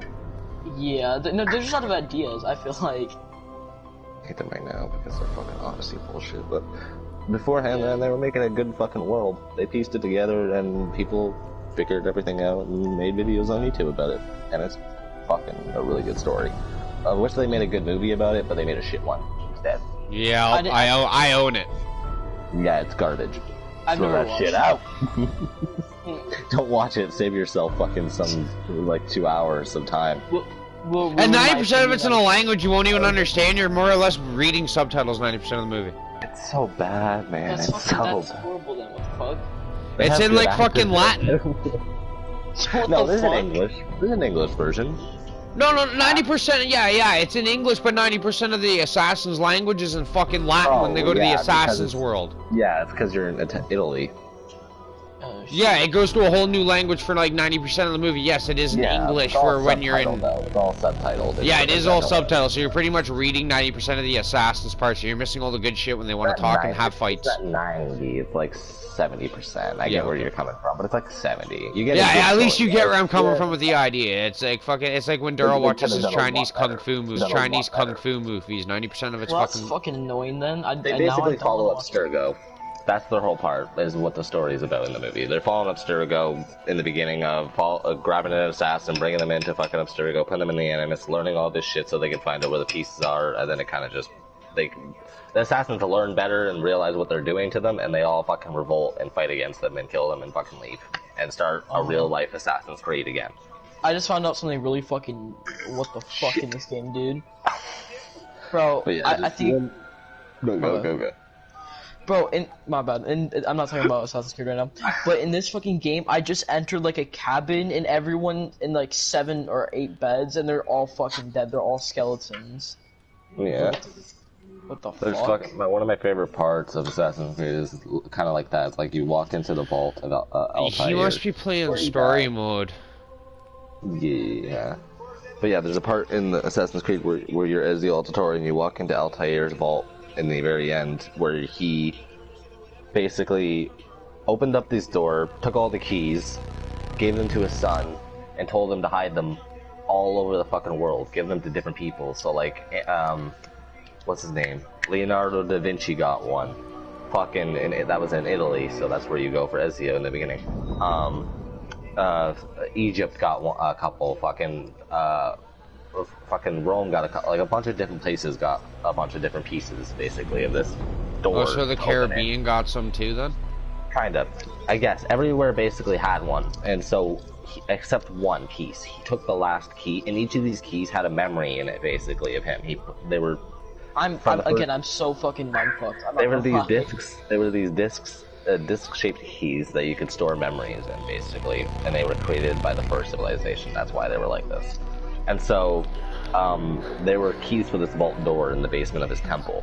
And he kept one and took it into the vault with him. So the doors can never, ever be opened unless you somehow fucking found a way into that shit, which... Man, these stories sound as confusing as the fucking zombies Easter egg stories. It's worse.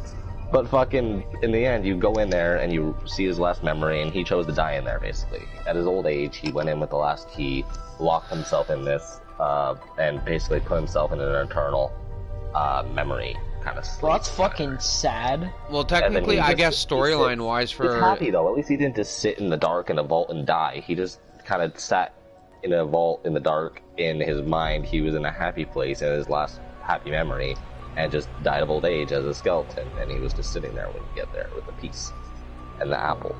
And you go there, you fucking solve that, and then you fucking lock the door behind you, so no one else can ever get back in, because that was his resting spot.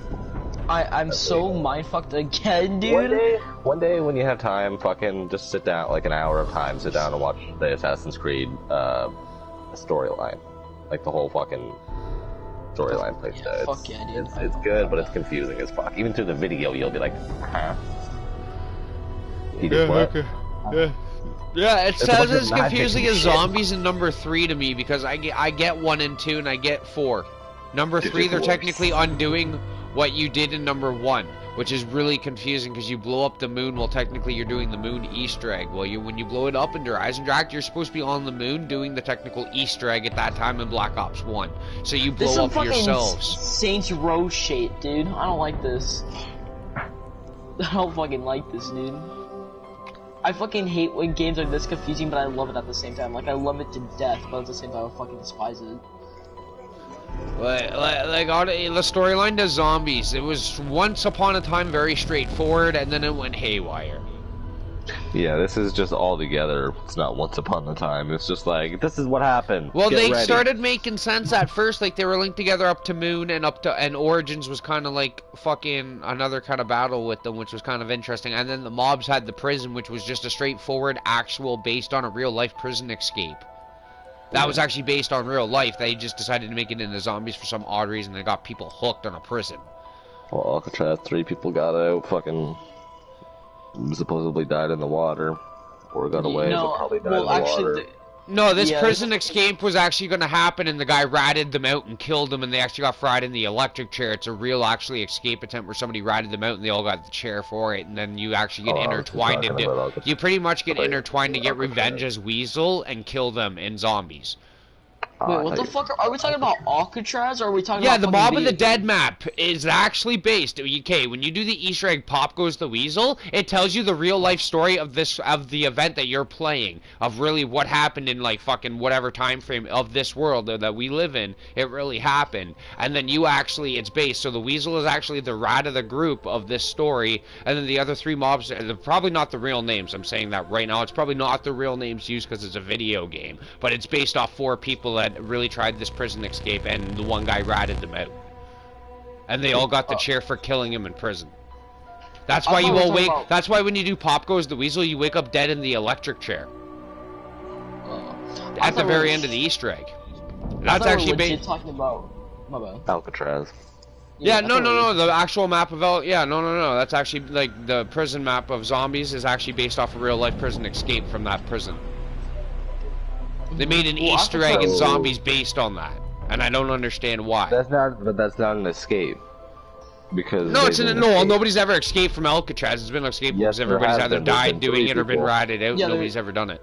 There's been 3 people actually. Yeah, 3 people. Yeah. That have been suspected because no one knows if they died or not. They could have died in the fucking rough ass water. Yeah, they could have died in the water. That's where they're going at, where they died. But people have done tests, like scientists have done like tests of the fucking atmosphere at the time. And people have swimmed in that conditions. Like exactly. Yeah, and Olympic swimmers and normal and just civilians alone have fucking swam in those conditions every year. And fucking no one drowns. And there's a couple people like on the. I mean.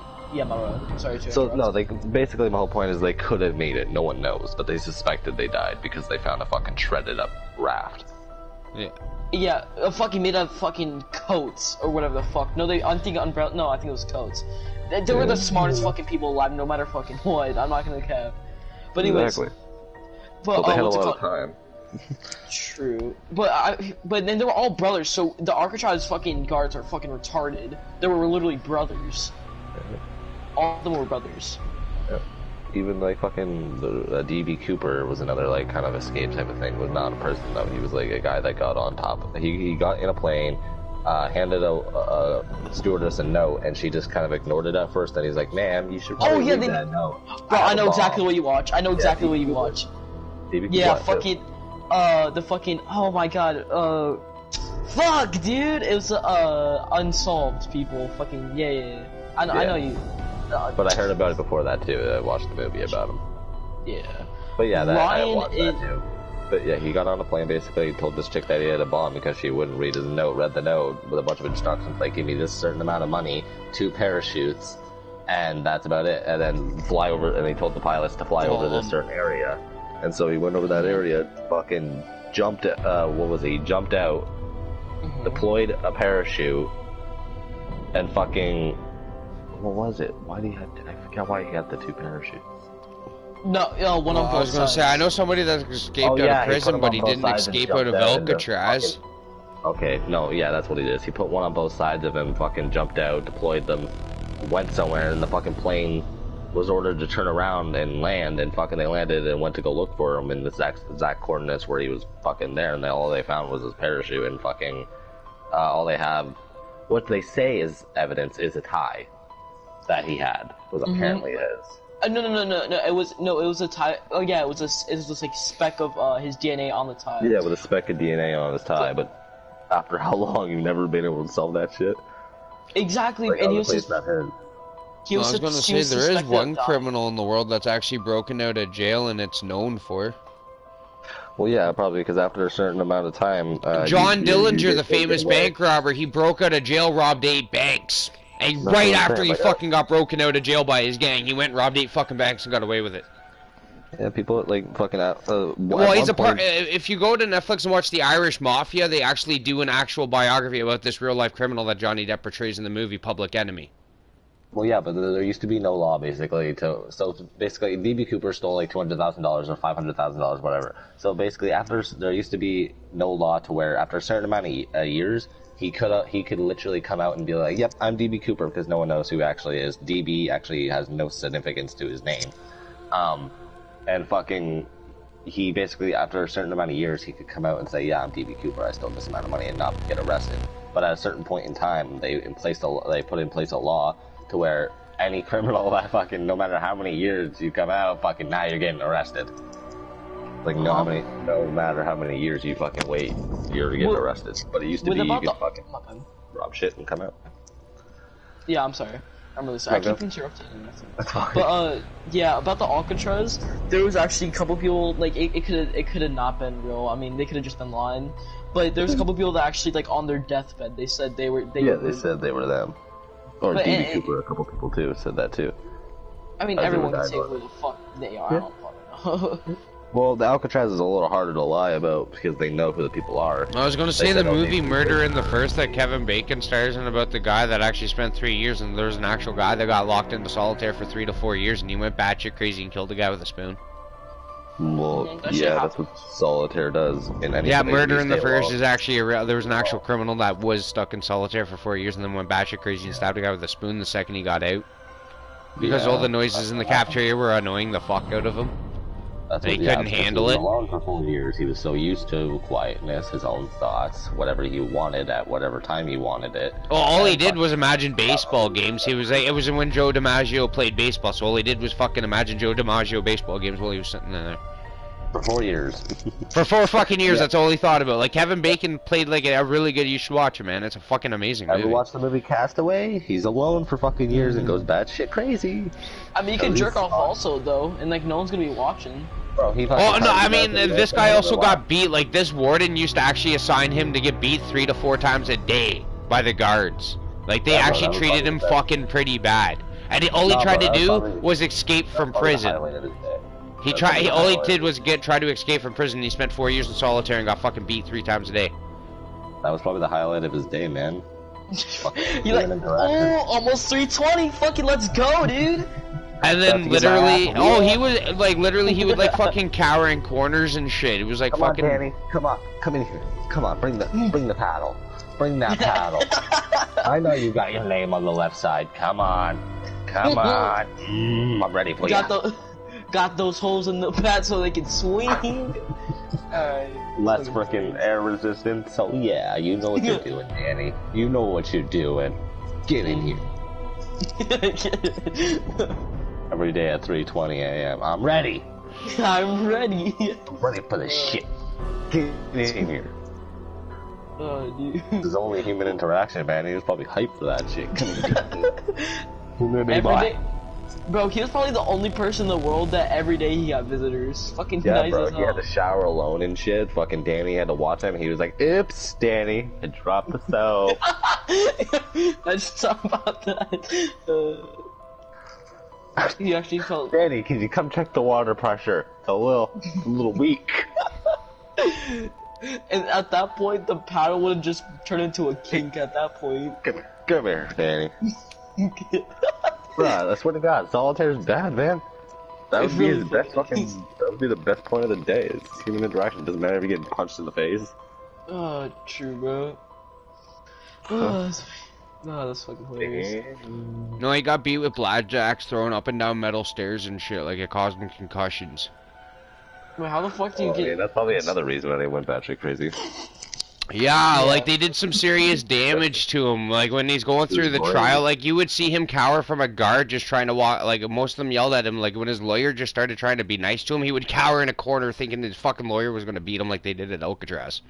He would literally he was literally catatonic for the first bit. He wouldn't talk to nobody. He would just sit there and make weird noises and like cower from everybody, even if they were trying to be nice.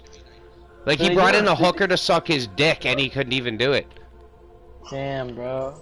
Yeah, his lawyer brought in a hooker to suck his dick so he would talk for the case and fucking be honest about how bad they treated him at Alcatraz just to tell the truth, and he fucking couldn't even handle a girl sucking his dick. That doesn't seem very legal, but I don't know, I'm not gonna deny it, but that doesn't sound very real to me.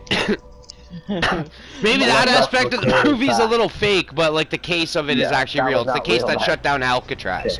Yeah, no, Wait, that part's not real, because that's definitely not legal. Yeah, get this bitch in here to suck his dick on the stand. Well, no, actually, no. I just thought about something that could have been fucking fake. Just his lawyer be like, "Hey, act fucking crazy, and like do this shit into like." I mean, it could have been like that. Who knows? To plead insanity. But I don't know, if you're in 4 years in solitary, you would go back. Well, no, it's actually that movie was based on the real life story of the actual case that shut down Alcatraz for that reason. Well, Alcatraz in general was very brutal. It was on a fucking island. When it was shut down, it was shut down for the reason that they kept all the prisoners locked up in solitary and the way they would treat them and never release them and shit. Wait, and they just kept adding Alcatraz days. is locked down? I thought It's shut down. It's no longer a prison.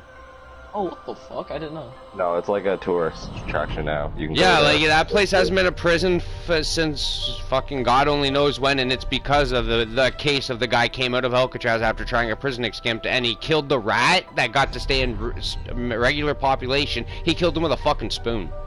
It probably wasn't just that though. It was probably just years of fucking bad. Like they probably treated every prisoner shitty, and their conditions were in there were probably very bad and shit. Oh yeah, they had to be naked. They were pretty much in the cellar of the fucking. There you go.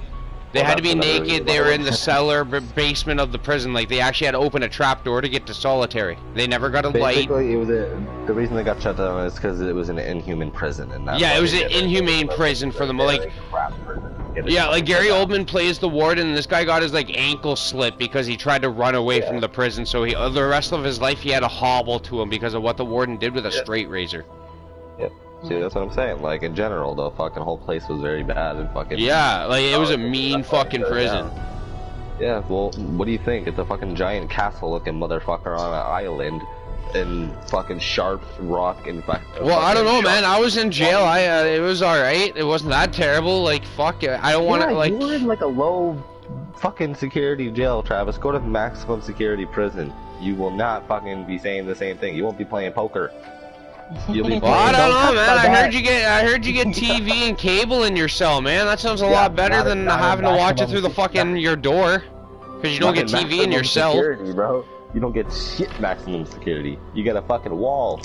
No, you get a TV set, because I actually did time with people that went to real penitentiaries, and they all told me you get cable right in your fucking cell on TV. If it was anywhere in Ontario, it's not a high maximum security. Alright, let me explain one thing. I'll scare real quick. I got this. You know that ugly homeless man? In solitary, he's gonna look like fucking Summer Rae, alright? Exactly, bro. My You point gonna be fucking the first. Maximum security, bro. You get desperate. You'll be dropping that soap on purpose. Soap on a rope. I say nope. What the fuck? I don't know. My dad's been in maximum security, and he says it's not that bad, and he was in solitary confinement the whole fucking time. What do you do? My dad's blown up a building in Penetang. He's almost murdered people. My dad sold heroin, did heroin. He is was associated with the Hells Angels. His best friend is Eddie Morrow, which is the reason our country has a Youth Justice Act. He went to said why his time in Cody Morrow's uncle. I don't know if you know him, but Cody Morrow's uncle Eddie robbed a store with an armed robbery at 16. Had to go to fucking our worst penitentiary at 16 and survived. And he's now one of the top members of the Hells Angel and sells blow all over Midland. He's my dad's best friend. If I went to him right now and go, "Hey Eddie, can I get a pound of blow?" He'd give it right to me because of my dad. Yeah, I'd be like, "Yeah, thanks, guy." That's not something I'd go and obviously do. That's obviously not something I'd go and do, but it's like I could have that advantage if I wanted to. I just choose not to do it. Could you do that for me, bro? But no, bro, you literally just said in that statement why your uncle or whatever didn't have a bad time in maximum security jail. Motherfucker was in solitaire the whole time. No, my dad, my biological father was no. That's because he was a dangerous criminal for usually beating people and stabbing people in general population. He said that it wasn't a bad time. He didn't have a bad time. That's because you're alone. You're not in the fucking mix of every other fucking maximum security prisoner in that prison.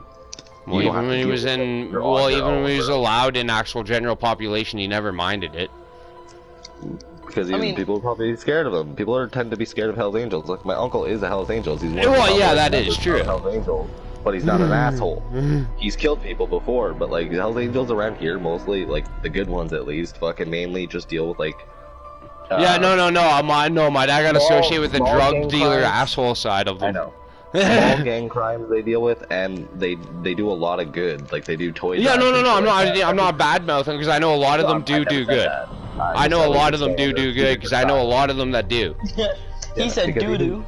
Even the good side fucking do, like, they've killed people. My uncle has killed people. He has tattoos on his fucking arms, signifying his rank of how many people he's killed in the fucking Hell's Angels. Oh yeah, like, it's just they don't kill without really a purpose to it, though. That's what I'm saying. So it's for the gang, but in general, he's a good-ass man, because he's fucking wealthy, and he does a lot of shit for fucking charities and shit, and I know a lot of them will do that. And then I know there's the high-end side of crime that will just sell every drug under the sun, gun run, and do whatever else, and they just don't give a fuck.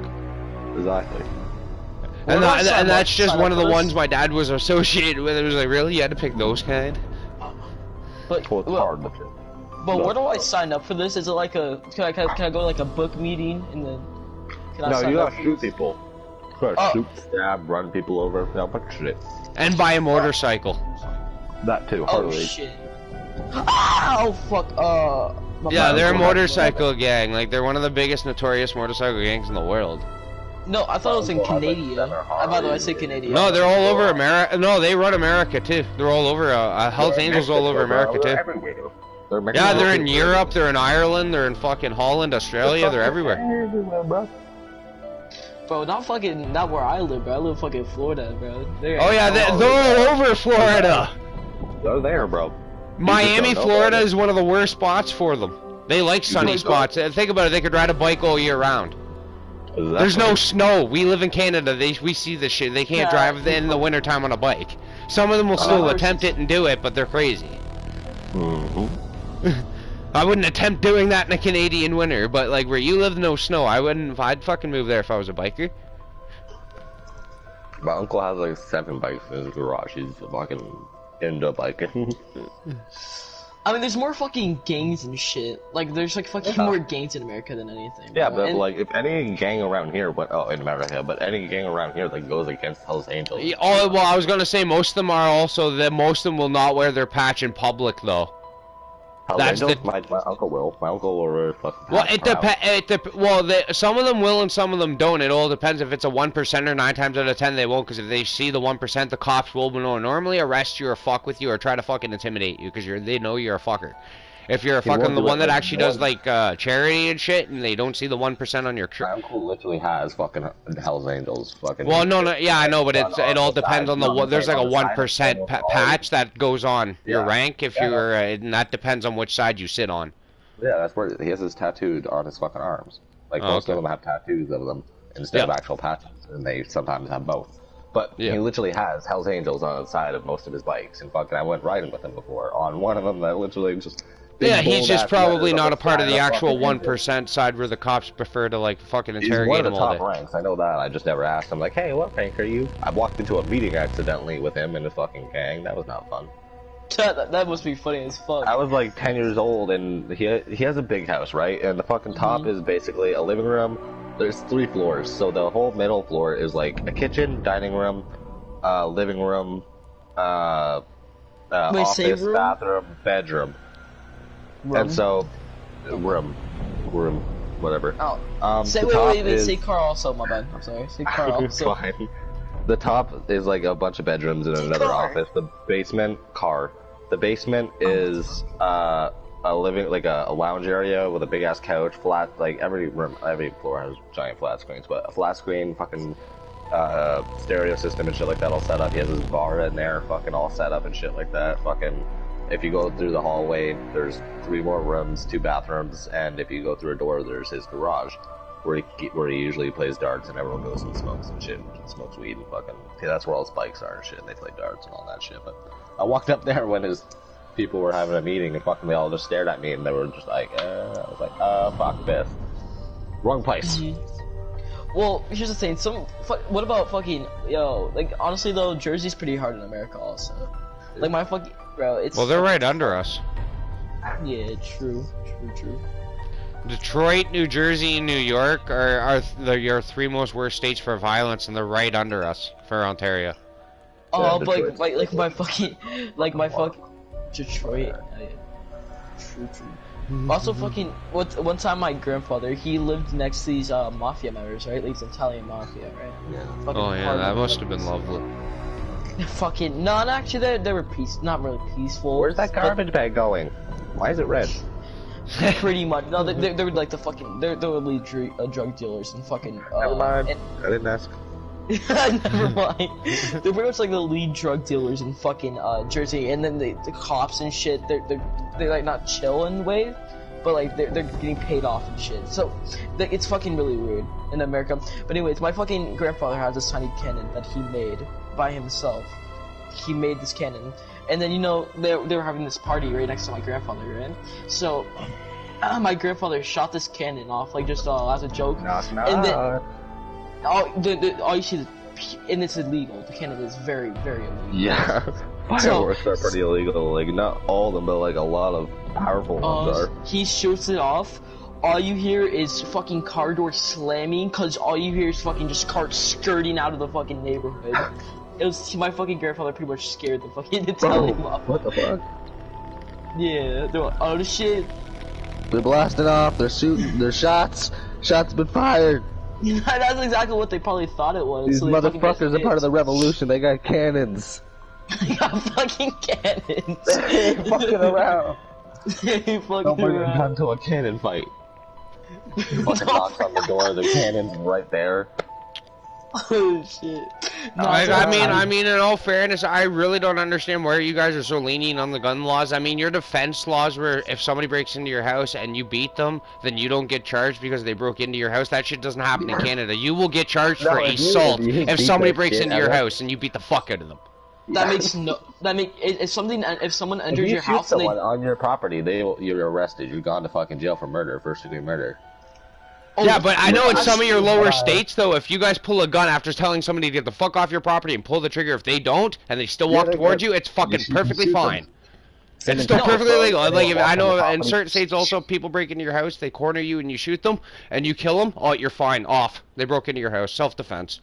It's like, pardon the fuck me? Do you not know what self-defense is? Apparently our government doesn't. Like, I understand the self-defense laws, and I agree with most of them, but we don't have guns. So, I mean, like, if somebody broke into our house and we, like, beat them half to death, you're fucked. Yeah, we're going to jail for assault. I understand exactly. what it Legally, you guys are fucked. Yeah, I know, but I know what it is. I know what it is. Oh yeah, like we understand so nice, completely. The government just suspects us to sit the robber down and like treat him to a meal. Exactly, that's what fuck. Bro, I've met so much fucking just horrible. We're just supposed to talk Canadians. them out of robbing us, you know. We're supposed to figure out why they're robbing us, why they're having these midlife crisis issues. Why are you here, sir? Why do you have the hammer? Wanna sit down for TA? Want some TA? Yeah, we can talk for a little bit. You want some milk and cookies, eh? We'll sit down and have a beer. Have a beer. Get in here, we'll talk about life issues. Come on, want a joint? Yeah, you want to sleep here tonight, bro? I got an extra room. I got an extra room. Oh, that's just my dog Otis. Don't worry about him. He's cute. Oh yeah, he likes you. Oh, don't worry. Yeah, you can sleep down here. Don't worry. So these are my baby pictures. This is my cousin. Oh, you want to see my children? Yeah, they're upstairs in the room. Yeah, you can go see them. I'll get started on the tea. Make sure not to molest them. I think they're sleeping. Yeah. Pretty much. It's like I don't understand why we're not allowed self-defense laws. I mean, the gun laws, I'm confused on why you guys are so lenient on just allowed to carry them. I don't give a shit about the law. If anyone breaks into my house, I'm fucking hitting them across Well, no the doubt. head I mean, like, it'd be interesting if Canada started legalizing guns the way the States does, but I mean, like, we'd have way too much crime too then. I would guarantee we'd have idiots. Like, instantly. I guarantee if you can make an appeal, like if I hit someone once with a baseball bat and knocked them fucking clean out because they were in my house with a weapon, and I called the cops and they come and got them, and I was like, yeah, I beat the fuck out of him. I hit him once in the head and knocked his ass out. Last job, bitch. Fucking, then I go to, and they're like, nope, you're under arrest, get in the car. I was like, not exactly, go to court. Well, no. At that point, maybe you could have a good enough lawyer to try to fight your stance at self-defense. Like, some of them will actually are pretty good. And some guy came in with a fucking chainsaw in a skin mask, and he was just like, ah, and it's just like, nope. Yeah, originally, Casey, I was looking at over 7 months in jail. My lawyer got it lowered down to 4. Yeah, I don't know. Canadian or 5. a little fun, but I would still hit someone if they My lawyer wasn't a bad lawyer either. And I He's a would kill decent them with a lawyer. gun, but I'd probably shoot them in the fucking foot. Well, actually, it depends. Actually, in America, let's say I don't remember what this law was passed, but all right, let's say I don't know when, but let's say someone enters your home and if they surrender someone's like, You hey, can't shoot them. you cannot shoot them. It is But what if very you shoot them in the head and kill them? Then they can't tell you that they surrendered. well. They're That's like, bro, that's he came at me. well. I'm gonna fucking shoot them if they surrender anyways. I don't give a fuck. That's what I'm saying. If you surrender, I'm still shooting your ass in the foot. Well, I'm downing you. He did not surrender. Well, I believe it. Like, what are they fucking gonna do? We're gonna ask Bro, him, like, hey, did you surrender? It's like, oh, you fucking dumbass. You had a fucking pistol ready to go. You're just He's you got didn't his, shoot me 'cause he's I got his shot you in the fucking foot. grave site. They're digging him up. He's like, bitch, that motherfucker should have went to jail. I surrendered. I surrendered, it says on his grave. He surrendered. He wasn't ready. He wasn't ready. Well, I'm sorry, but why does Ohio also have a law that you're not allowed to get a goldfish drunk? Like, who got a goldfish drunk or a fish drunk enough Probably times a that lot. is a fucking law? There's a video on YouTube where a catfish actually drinks a beer. Okay, and one other question. Is it true in your state that women aren't allowed to go parachuting on Sunday? No. Okay. That's just You some must be bullshit in that church. fucking... Actually, no, you can't have a Sunday in your pocket on Sunday. On your left pocket on Sunday. What? You can't have That's a illegal. Sunday in your pocket? What's a Sunday? Oh, a Sunday. What the fuck? Who carries a Sunday in their pocket? No, I'm playing. No, they're have just an ice stupid. cream No, there Sunday, are but some it's odd laws completely- even up here in Canada you're not allowed to do, Casey. No, I It's know, like- but like, dude, Texas is the best for gun laws. So anyone walks on your Oh, property. yo, actually, here's You one got for you. about We 5 never fucking even got rid of seconds. this law, Casey. Did you know when I got out of jail, technically the jail had to give me a gun and ammunition and a horse? We have never gotten rid of that law since the outlaw days of fucking Frontier. Bro, I would've We just kind of demanded it fucking out. just forgot about it and just stopped using it, but it's Bro, I never would've been said- fucking canceled. It's If they still a would've been, technical "I'm not law. giving you a-" If they walked up to me and said, "No, I'm not giving you a gun," I'd be like, "Bitch, I want the horse at least." Well, I want mean, the like, horse. I almost attempted it because I was like, technically, it's still the law. Like, nobody I has do it, ever bro. canceled it I out. do Like, it. nobody has ever said it's no longer a law in I Canada. do It it still because if states they it's a denied law. you it, you could sue them. If they denied you it, if it's an actual law, you could sue them. If the court said no, you can't have your Yeah. horse, and I'd be like, Well, I "No, mean, no, like, in no." all fairness, we don't even have a gun law to allow guns, so why is that even still a law that the jail has to provide me with a gun? Because we have a lot of Mounties in Canada, a lot of horses who were basically our transportation for a long. No, and I get that, but it's also from the frontier of cowboys and Well, shit, here's the too. thing. You wouldn't yeah. be like, if they neglected your gun or whatever, you wouldn't be like, hey, give me my gun. You'll be like, hey, give me my gun. God damn it, I'm a redneck. Give me my fucking gun. Sorry, you got to say in a redneck accent. You gotta say that. We don't live in a redneck territory. Travis is the closest out of us that'll get to redneck territory because he drinks a lot. Yeah, Well, I mean, like, no, my town's pretty, small. I live in My a hick town's town. small too. Penitang's very small. It's just it feels bigger than it is. You know something And- fucking horrible, like where I live right now, bro? There's like fucking an increase of fucking kidnapping, like in the past couple of weeks. I'm like, what the fuck? I mean, I'm like, like, you know yes, what? I drink a lot, but that's besides No, the I'm point, so sir. fucking happy I'm a male. I'm 5'5", 180 pounds. I would fucking laugh in some guy's face if they try to kidnap me. That's why I love being. Pick me up, That's bro. Go for it. Ben, Dead try weight to. time. I just go limp until they I have to just- carry all my dead weight. Just come on, Exactly, bro. bro. Come on, get 3 more guys in here. I'm just got lay it. on my side and just fucking let No, them dead the one thing I would like to see up here in Canada is half your fast food chains come up here and feed us what you guys get. I got See, you, I would boys. love In-N-Out, but In-N-Out is a very restricted fast food restaurant because it's No, only it's in not- like a small part of America. It's only not in even that, sir. I California. want literally what America calls California, supersized at Texas. McDonald's, man. That is 3 times the size of what we get up here. It's horseshit. Wait, what is? Wait, what? The supersized fries you guys get in America is actually Bro. bigger than the one we will even see in Canada. Yeah, but It's here's the actually thing, taller. Yeah, why do you think Americans are so fat, Travis? I don't give a Fucking fuck. I think we bro. should be allowed their fast food size too. It's Okay, fucking so the what? shit. We can all so we can die from fucking salt intake. I'm good. Exactly, bro. I'm fucking 12. I weigh 180 pounds. You don't want to fucking live down here, right? You don't want American fucking like, dude. They're worse for Sir, fucking. sir, processed you food. should see my salt diet as it is, and I'm skinny as You're fuck. terrible, bro. You're gonna die at fucking 40. Yeah, you You know what? died, My but mom what? tells me that Salt all the intake. fucking time, Casey. She does. What? I'm probably gonna fucking die of cholesterol in the past couple, in the next couple And years. it's not right? even. And honestly, diabetes is usually only on the female side. My grandfather had it, so there's a good chance that males Well, could actually get it diabetes is too. from Sugar, so. Well, it's also not I good mean- to have a lot of salt intake with diabetes, sir. Yeah, but it's more or less like you get diabetes from eating a lot of sugar. Not Well, diabetes. no, that's Oh actually man, not you, true, man, bro. you should That's see not- the amount of sugar I eat too. That's not fucking true. ridiculous. No, you have that to is eat nothing. a lot. It has nothing to do with sugar, bro. Diabetes has nothing to do with sugar. My dad fucking snorts Why do sugar you all the like time. it? Yeah, but you can take in sugar still with diabetes. But you have to have Here's it the at a thing. certain- Here's the thing. My dad snorts sugar all the time, and he doesn't have diabetes.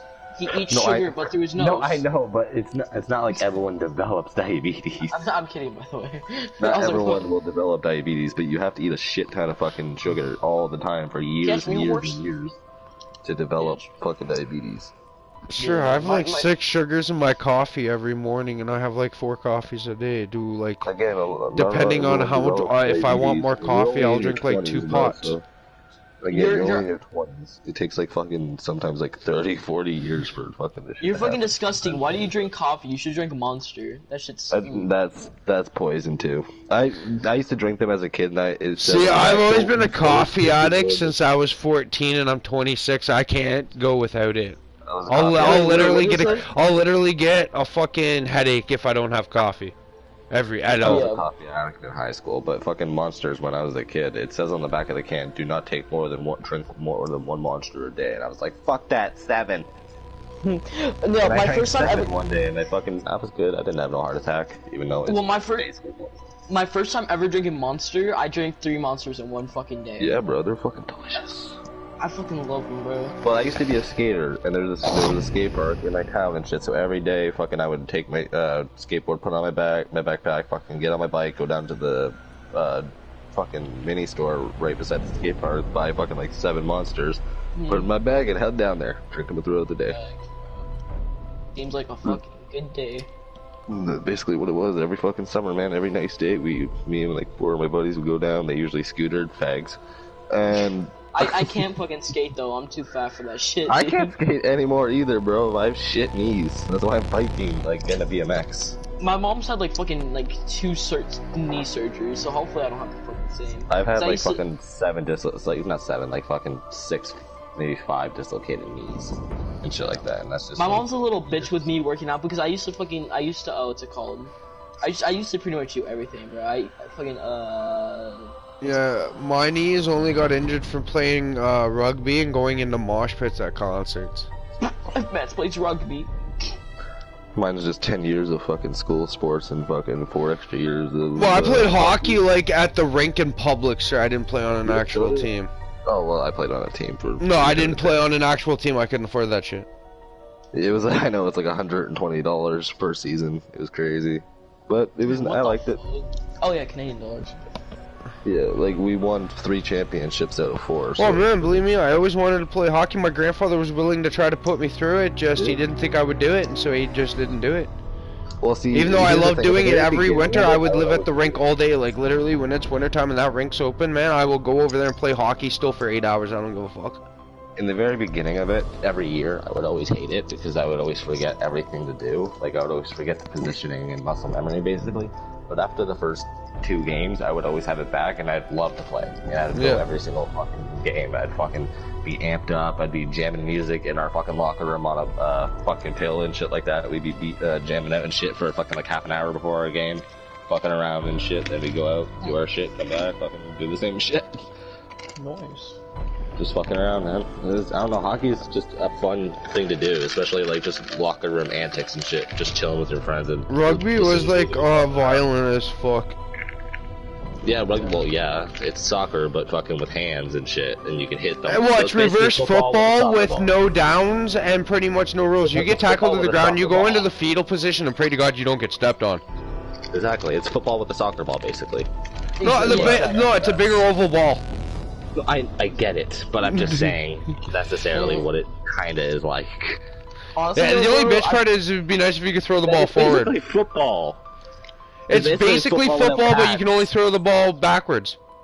Yeah, I'm Wait, just you saying, it's can- basically football throwing ball backwards and pads, no pads. Actually, I played rugby too. Rugby 14 on PS4. What the fuck? No, I played that shit in real life. That shit hurts. Yeah, I played it for hockey 3-4 hurts too. years. Try taking a fucking 60-mile-per-hour ball in the fucking balls. Okay, yes, I get hockey hurts, but eventually don't you have padding? Yeah, you're supposed to wear though. You're supposed to in ball hockey. You wear. I did 2 years of ball hockey, 2 years of ice hockey. In ball hockey, you wear shin guards, which protect your shins and your ankles. Yeah, okay, I'm talking more ice hockey. I'd rather play than ball. And now you wear full. Yeah, well, ball is kind of fun too because it's hockey on your feet. Or You play on rollerblades. cement I would instead imagine of you could ice. do it on your rollerblades. But that's roller hockey. That's called roller hockey. It's literally that's an actual sport. But ball So hockey pretty is much- basically it's a ball instead of a puck, and you wear less padding, and you run around in sneakers instead of skates. So and it's it's soccer. cement. No, what? It's You foot get hockey. feet. What are you talking? You don't kick No, the you still have to ball. use. You still have to use your hockey stick. You use like a You don't round kick ball no the bigger ball, than a you puck. moron. Oh, I was like, the what the exact same fuck? as regular hockey. You just play it with less padding in your sneakers on With a cement, little ball. like on cement. Yeah, but it's still like fucking a puck though. Except it rolls instead of slides. I'm fucking, bro. I've only skated once, and I was shit at it. All right, I can't even skate. It's fun though. I did 2 years of that and 2 years of ice hockey, which I was worse at because my skating. I fucking sucked at stopping, bro. But I could manage it.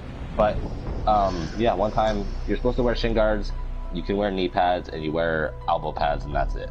And so fucking your cup. But I forgot the cup one game and got a 60-mile-per-hour fucking ball to the nuts. I That's what you protected fucking the do. ball from going in the net. Everyone cheered, and I was on my knees, fucking almost weeping. Oh, I've had my nose broken playing rugby from getting like a knee to the nose, bro. That fucking hurts. Yeah, because they wear fag helmets in rugby.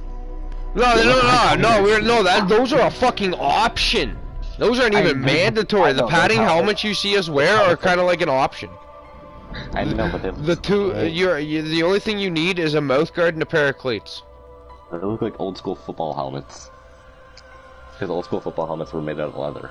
And they didn't Yeah, have it's any like fucking- literally like it's like the fucking it hurts, and then like fucking like mosh pits are no better. They hurt too. But mosh pits are fucking sports. I mean, they could be. Oh, well, I mean, if you want to count a Slipknot one as a sport, fucking spit it out virtually is. Yeah, but mosh pits are a bunch of fucking dumb people jumping in a fucking crowd and punching each other and shit. Yeah, well, they still hurt too. I'm sorry that all my bands encourage it, okay? It's not my fault. I want to go see bands that encourage this shit. They're punching each other. I mean, Motley Crue, that doesn't happen, and I'm glad they reformed and are doing a tour with Def Leppard and Poison. That's going to be terrific. Somebody falls in a fucking mosh pit, you're gone. Nobody's stopping. Nobody's like, everyone, make a line. Everyone, come on, make a perfect circle. Get him some rum. Breathing. No, everyone's just still stomping and shit. Your ass is gonna die. Yeah, bro, I'm scared. Bro, I was gonna fucking see Ghostman if you guys know who he is. My mom's like, Yeah. Ethan, your ass is finna die in those mosh pits now, play. She was like, there's fucking mosh pits? Fuck no. So I, Yeah. No, don't fuck that. I know. would never do a mosh pit. I'm good. I don't feel like falling and fucking dead. What? Fuck. He was squished in a mosh pit at a Motley Crue concert. What? terrible. Fuck. That was a fucking nice mod. It's fucking sexy. I'm not gonna cab.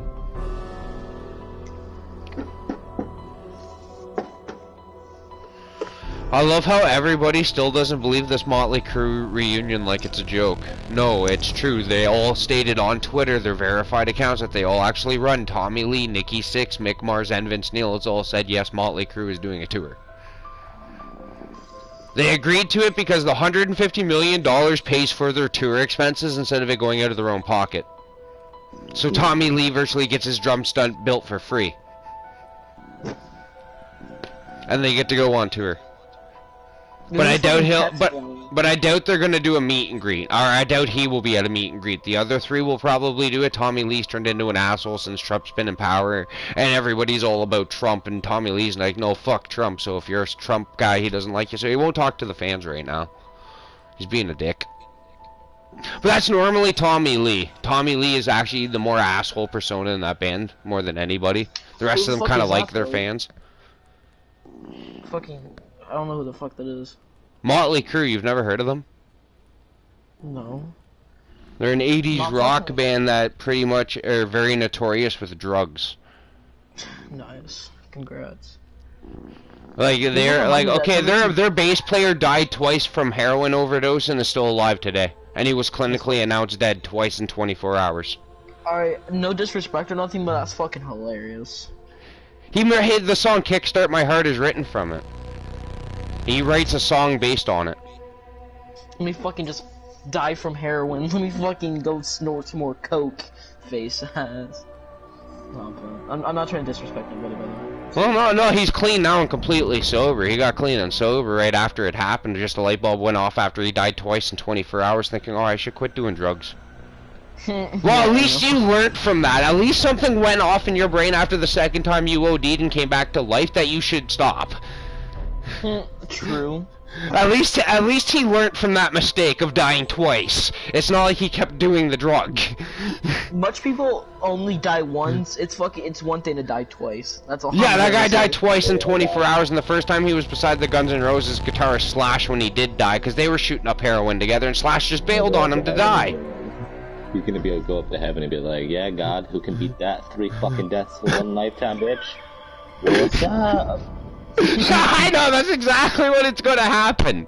And the funny thing is that the ambulance EMT, the first time he got revived, he was a major Motley Crue fan, so he wasn't gonna let the bass player die in his ambulance. And because he was going to a Motley Crue show later that week and he wanted to see them live. Can I have tickets, mister? No, he already bought tickets. And he recognized who it was because they found him in a dumpster. Somebody found them in a dumpster just dead. So they called the EMTs and they fucking revived him. He was already dead for like 10 minutes. But do you guys ever do crack cocaine in a fucking dumpster, or is it just me?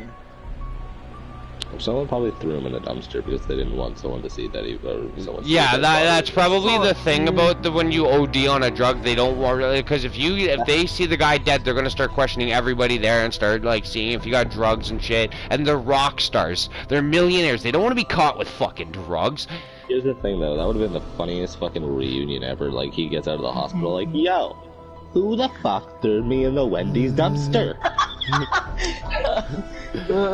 Like literally, I remember in Slash's book, he'll tell you about one of Nikki Sixx's death. He goes, Nikki Sixx OD'd right next to me, and I got up and pieced right out.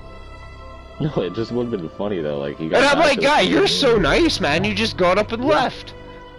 It just would have been funny though, just fucking. Yeah, no. The second time he died, he was in the first time he died, he was found in a dumpster. The second time he died, he was found in his closet by his wife, or then girlfriend. Yeah, but he comes back the second time, like, really, guys? Again? Again? Fucking kidding me? This time my closet. This time my fucking closet. I came in there twice, dude. That's Like, I mean, their disgusting, drummer bro. still does coke and drinks heavily, but that doesn't affect his playing. Vince Neil can hit the octaves right, but he slurs 90% of the words because he's drinking, so that doesn't help.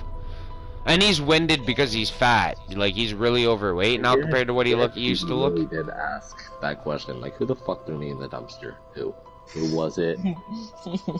There's no way you get thrown in a dumpster. You get told, yeah, you were found in a dumpster dead. Okay, I know where I was last, so let me go there really quick and question those people. Okay, who thought it was a good idea to throw me in the fucking Krispy Kreme dumpster? I'm all sticky now from the fucking glaze, bruh. Did someone come on me, or was that fucking the glazed donuts? It was 70 degrees out. It was fucking some donuts in this dumpster, son. They were fucking sticking to my back and shit. I woke up with fucking two dumpster donuts on my Oh, that's only that one band story. There were band story. Okay, here's one for you. The bass player Nikki Sixx fucked the drummer's then fiance before the drummer introduced them. Did you just say Nikki Sixx fuck? Nikki Sixx fucked Tommy Lee's then like girlfriend in the 80s, and they were fucking at a concert, and then Tommy Lee went to go introduce his fiance, who Nikki Sixx was just fucking and doing lines of blow off her ass in his dressing room. And he's like, oh, this is my girlfriend or fiance, and it was like, yeah, Nikki was just fucking her. Damn, that's respect, honestly. Like, they couldn't keep their own wives around each other because they just fuck whatever would walk. That's like, they respect. fucked their band manager's girlfriend or wife. Because they could.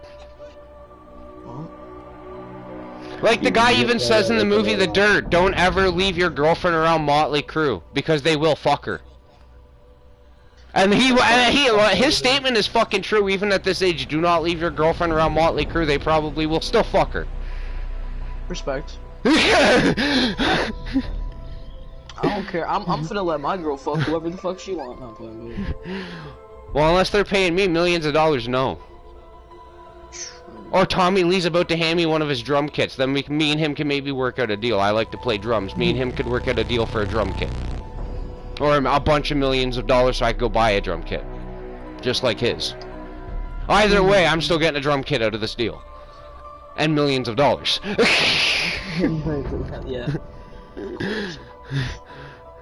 Like, they got offered $150 million to break their contract, so they all agreed to it. And that was one of the loopholes in the contract, that if they all agreed to it, they could break the no-tour contract. And they did agree to it. They found one thing to agree on, $150 million. I like $150 million. Do you guys like $150 million? No, man. Well, I mean, it might be nice to have 150 million, but I mean, they're musicians, and everybody wanted Motley Crue to. But now that they confirmed this tour, everybody's bitching that they're going back on their word of the contract. And I'm like, but yet a week ago you wanted Motley Crue to reunite and let this be true, and now that it's really true, you're all pissed off. You can't even make up your mind. Are they even a fucking good band? Yeah, they are. Check out the song "Girls, Girls, Girls." Live, that is. You can watch it live. They have live strippers making out and shit, or you can watch the studio version of the music video, which is them walking into a strip club and watching a bunch of girls dance on poles. Alright, where do I sign up? It's on YouTube. Oh, Just go on YouTube and type in Motley Crue, Girls, Girls, Girls. Like, there's a million live videos of it right there. Nice. Fuck. Okay. Daily gift. I swear to God, I have to watch a fucking ad. Of course, fucking. But yeah, that's literally what that band does all day. Is like they literally just fucking have like in one of their live concerts, they had girls on sex swings and shit making out, and all the girls are flashing. I'm like, their drummer comes out with a titty cam now and asks the girls to flash them their tits, and they just do it because the drummer asks.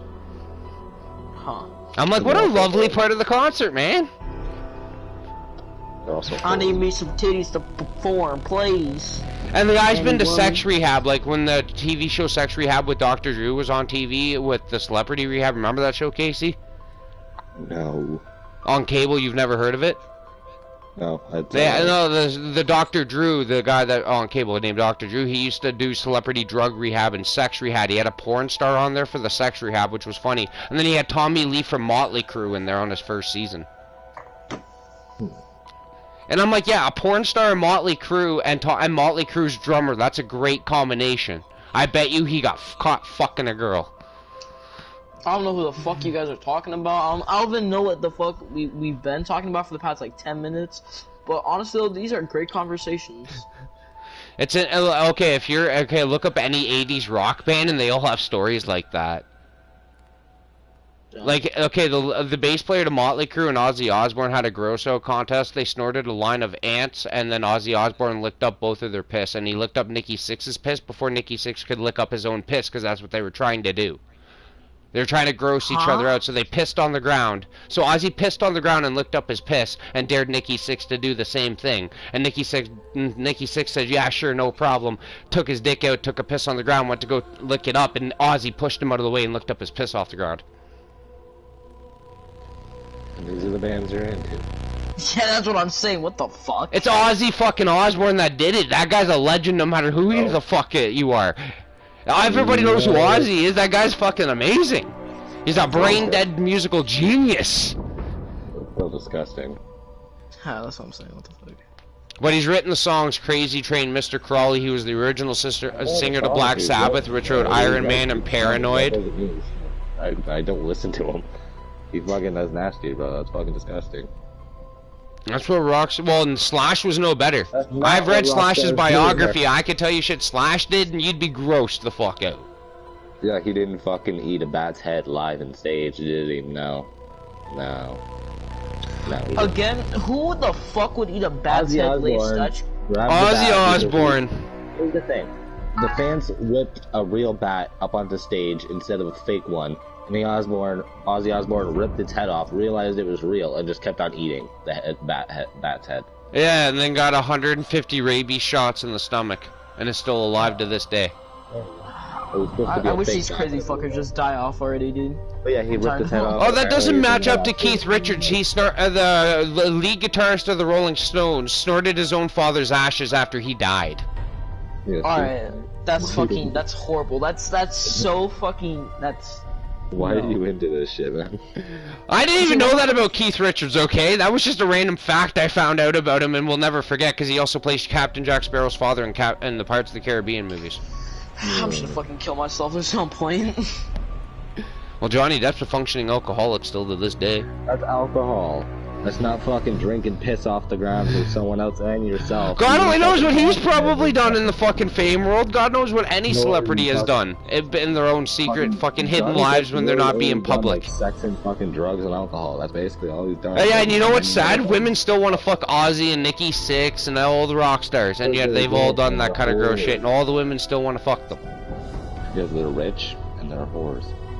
Exactly. Those chicks are whores. Ozzy Osbourne and many other rock stars are very wealthy. They think they're gonna get something out of it, which most of them kind of do. They're all gold digging fucking slugs. Like, I mean, my cousin Lindsay fucked a lead guitarist in a band. Why do we want to hear this? Like, I can't even remember the band, but he was actually famous. I think it was like fucking Sebastian Bach's lead guitarist or something like that. the fuck Sebastian Ugaba? I don't fucking know. He's in the Trailer Park Boys show, but he's also a rock star. He's also played with Guns N' Roses as well. Him and Axl Rose are really good friends. Yeah, bro. Yeah, most of the girls though that fuck with rock stars are kind of.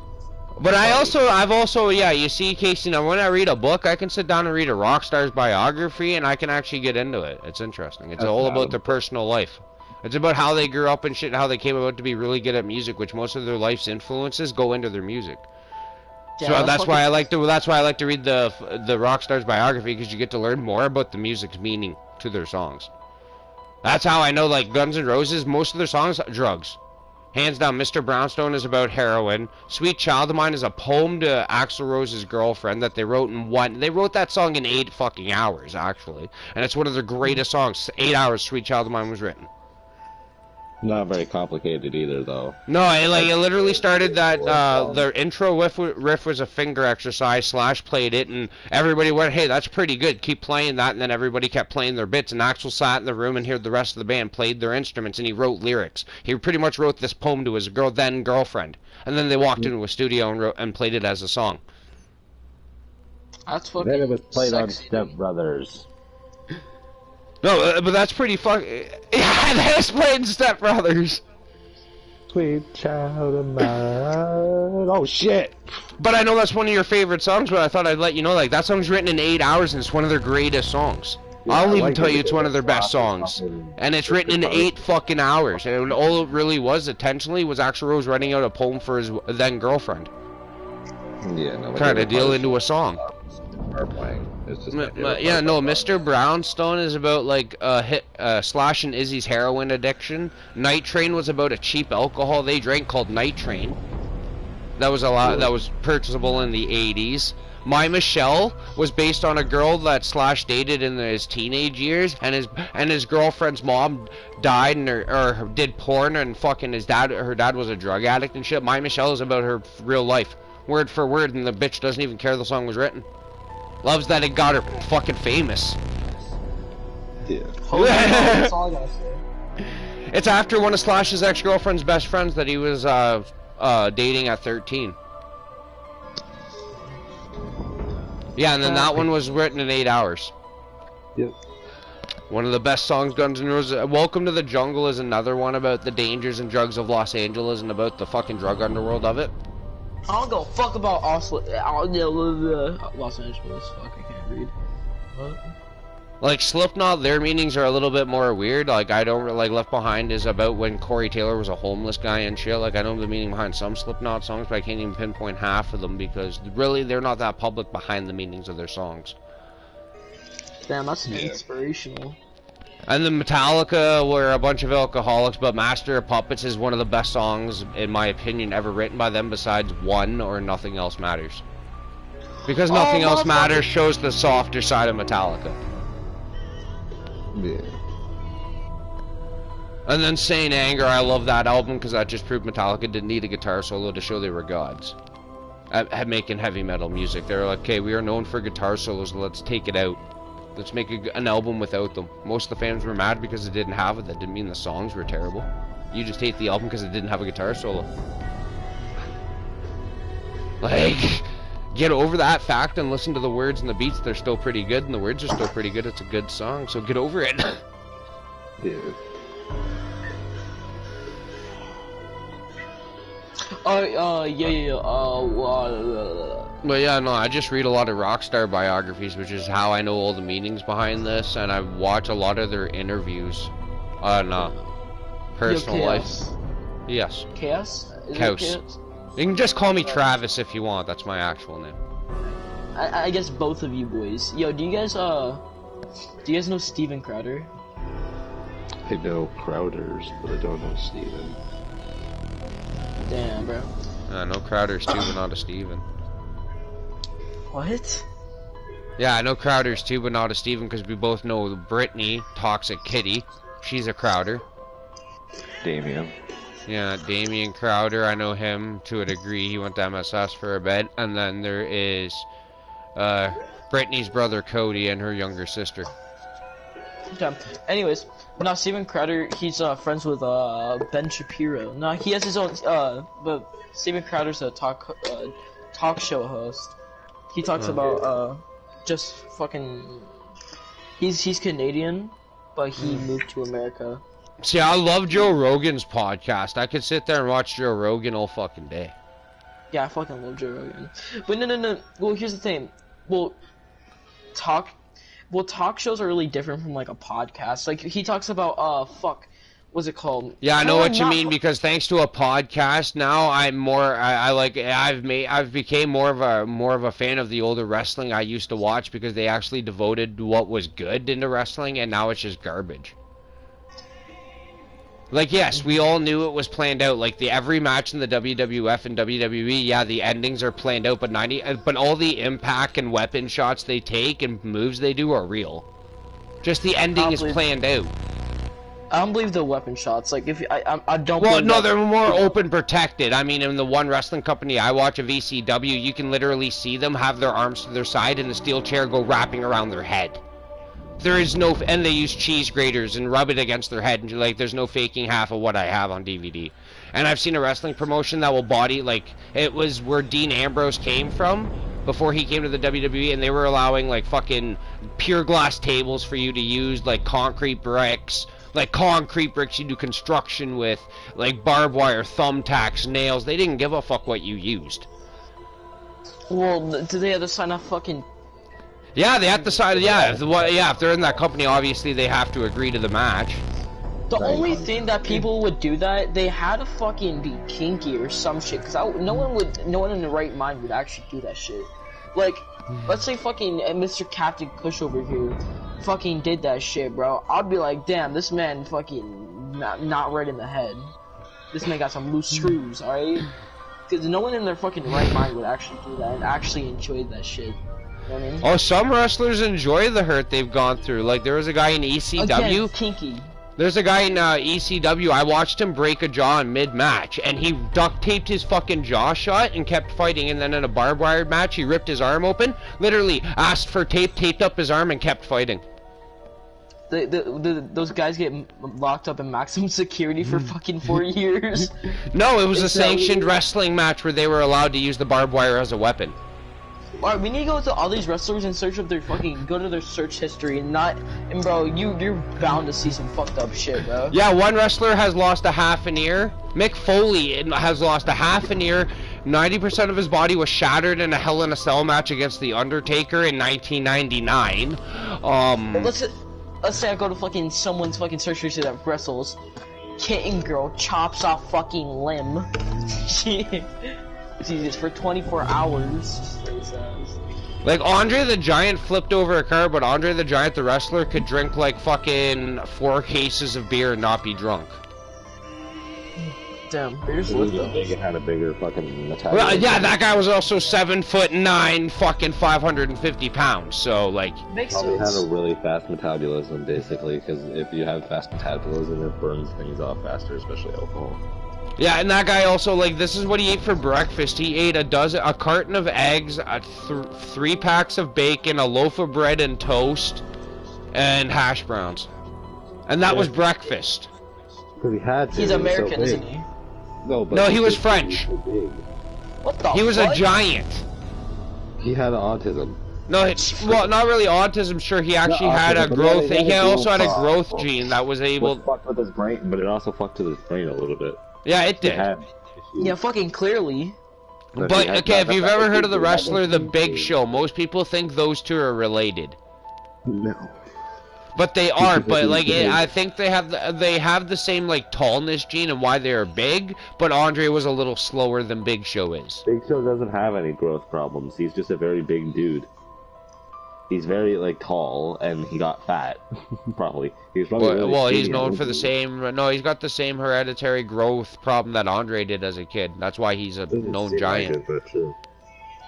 Yeah, that's what Doesn't big. seem like It just it doesn't affect Big Show. It only affected him to grow to that size. It doesn't fuck with his body anymore because his body like actually stopped growing with him at one point. Just he ended up really big.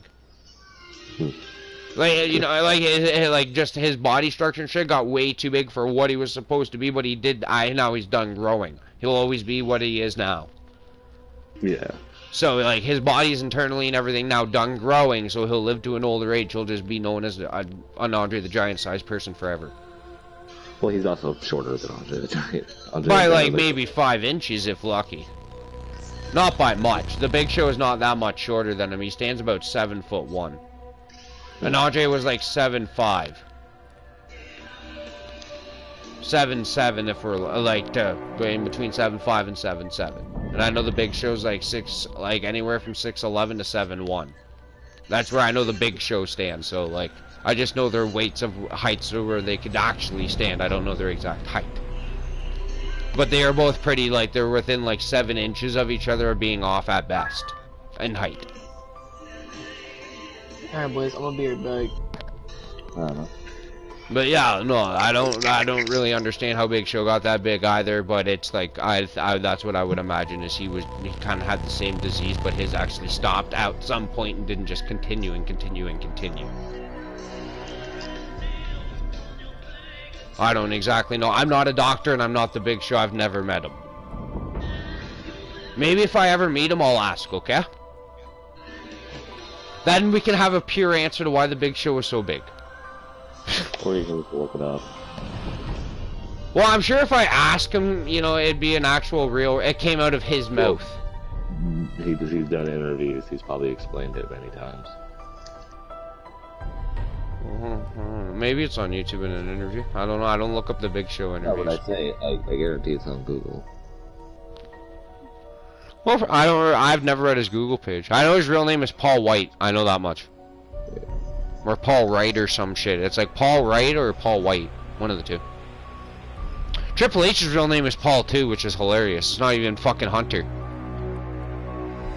He steps in the ring and becomes Hunter Hearst Helmsley, but his real name is like Paul Levinstein. Yeah. And it's like, what the fuck, Mr. Triple H? That's not even your real name? Like, at least the McMahons and Jeff Hardy, Matt Hardy. I think Roman Reigns uses his real name. The Rock actually didn't. Stone Cold changed his name legally. It was Steve Williams to now it's Steve Austin. That's now his legal name. The Ultimate Warrior actually changed his name legally to The Warrior. I don't know why he ever did that, but yeah, he did. Hulk Hogan's real name is like Terry, so it's not even Hulk Hogan, obviously. Like, the older guys are obviously gonna have some fake-ass names. Undertaker just kind of stuck with his gimmick, on, like, even when he was a biker. I don't understand why. When he was a biker, he could have went by Mark Galloway. He was playing himself at that point. It wasn't a persona. He came in playing his real-life person. He's a biker. I saw him. You see him in interviews, and that's how he carries himself, just like a biker. You can see it, and you're like, yeah, you're somebody I don't want to meet in a back alley and piss off. Like, you may be in seemingly the fakest sport on TV, but you're a fan of MMA, and I know you're a real life fucking money collector for a biker gang before you were ever a professional wrestler. He's one I wouldn't trust throwing a punch with. Same with Lesnar, I wouldn't trust him either. He'd probably fucking break my jaw. Or kill me. I'm back. Hey, what are you guys talking about? I forget. Mm. Oh, like he was talking about the Undertaker. Mm. What are you guys' political standpoints? I don't follow that shit. Green Party for me. I'm not big on most other parties. They've already fucked up our country. I'm now for a party that's never ran our country. Let them try it out. You know what? There's 2 other parties we can vote for up here. I'm done with liberal and conservative. I want nothing to do with them. Let's vote a new party in and see what they can do for our country. Seems about good. The other 2 have ran it for how long, Casey? How long have we had a prime minister for now? I don't fucking know. I'm just wondering if you actually knew the time frame from when we first got our first prime minister. But all it's ever been is liberal or conservative, every time. It's never fucking the Green Party or NDP or anything. I think we should give them a chance. Wait, what is Canada owned by? Isn't it owned by the fucking? Anybody? What are you talking about? Canada is owned by Canada. Well, technically, yes, but the Queen has more finalization than 90% of all of our law finalizing. Like, when we legalized weed, we had to send a waiver over to the Queen for her to sign it and have it fucking brought back so we could legalize it. But other than that, like, that's all she gets to say. We actually fucking run our own little country virtually. She just kind of dictates which laws we're going to replace and take in and out of our country. That's all she does. The Queen really doesn't actually fully run us anymore. She just kind of still has something to do with her law system, and that's it. All she does is get it, sign it if she agrees with it or no, and I guess she got the pot waiver one too many times and got sick of seeing it, so she finally signed it off and said, yep. Because literally that's been everybody's problem, is the Queen's never been able to sign off on it, and it's usually everybody in the political house or the House of Commons are usually against that idea. But last year they were all usually on there. Most of them were on board for it, and the Queen actually said, "Okay, most of you are on board. I'll agree with it too." She just sits there and goes with the majority. So Big Show did have the same thing Andre the Giant had at one point. Oh, okay. He underwent a surgery in 1990 in the 1990s on his pituitary gland in the brain, which is in the brain, which is where this disease comes from. Which basically halted the process of his condition. Oh, okay. Another wrestler that's about the size of Andre the Giant, so he actually was able to save himself from having the death problem of Andre. He's 7'1".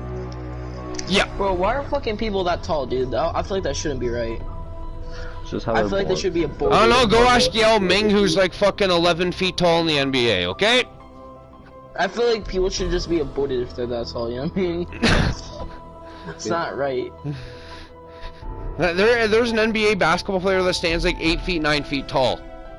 From head to toe. Nope, this is still another 12 feet, man. Like, how tall is fucking Chara in the NHL, Casey? I don't fucking know. That guy's like 7 foot tall. That guy's got like a 10-foot reach. The guy's 7'3", I'm pretty sure. If you Google that, it'll tell you too. I don't know Chara's first name.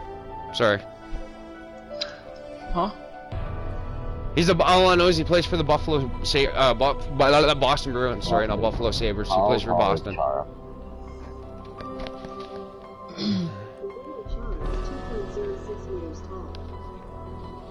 2.6 meters with that. They talking about my dick. Ah! Well, fuck, man. I hate it when we get Canadian conversions. Why can't they just tell us an American height conversion? Because that's what we all know anyway. Wait, what? We don't use our proper, okay, we have a different measuring system from you for the most part, except for when we go to measure human height, we actually use what feet is. Metric system. Wait, what height do you guys use then? What the fuck?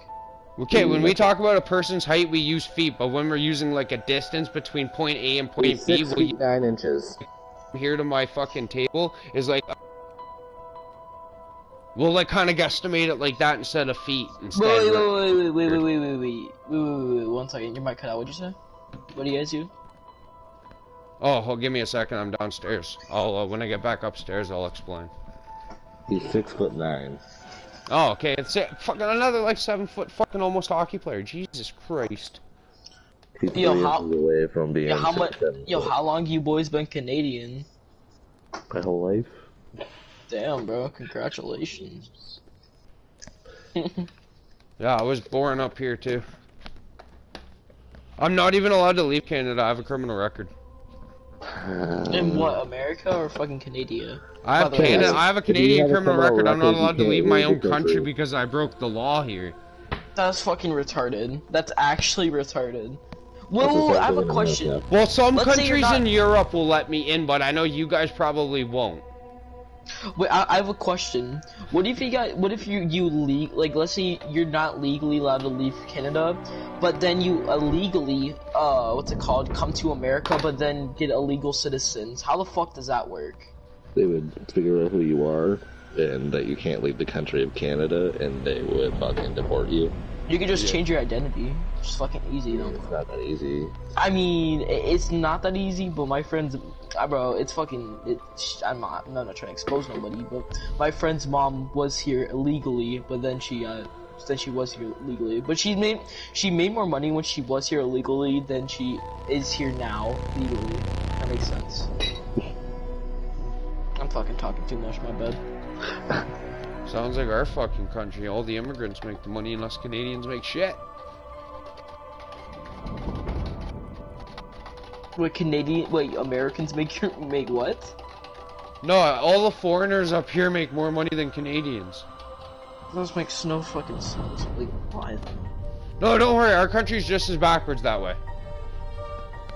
Yeah, well, at least we're not filled with fucking nuclear warfare. Well, no. I mean, we don't have an idiot run. Well, we do have a kind of an idiot running our. Okay, we got a pothead running our country. There's our problem. Who's a pothead? Our prime minister is. That's how we got pot legalized. The guy didn't want to hide the fact he smoked dope, so he legalized pot so he could bond. Wait, I thought the queen. Yeah, it was his. It was our prime minister's idea, though. Wait, what is it? I'm not. Our prime minister is like your president.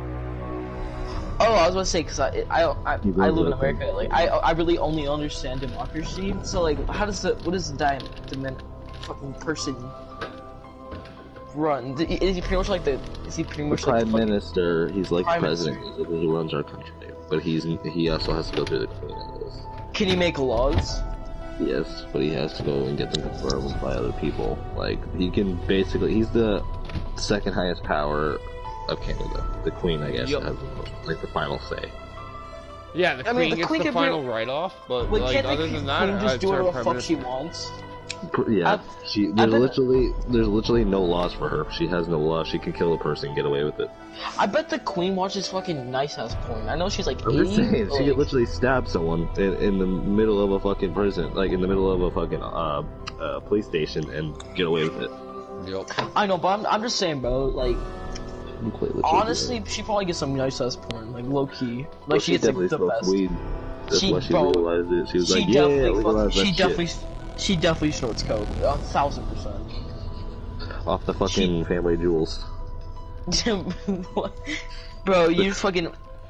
You get invited to like a dinner like with a million fucking like with 100 people. There's so much people there, and then you just fucking you just see the queen fucking snorting the line.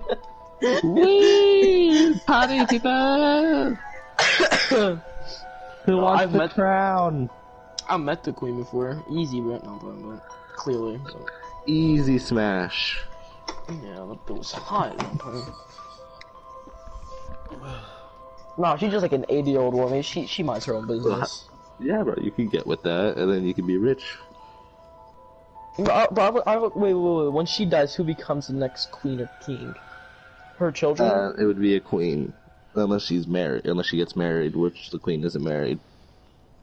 Of course, fucking not. She's like If 90. the queen gets married, then it would be the king. It would be a king. But if it's just her, then it goes down throughout her line, Fuck, dude. which that makes fucking... no sense to me because she has no kids.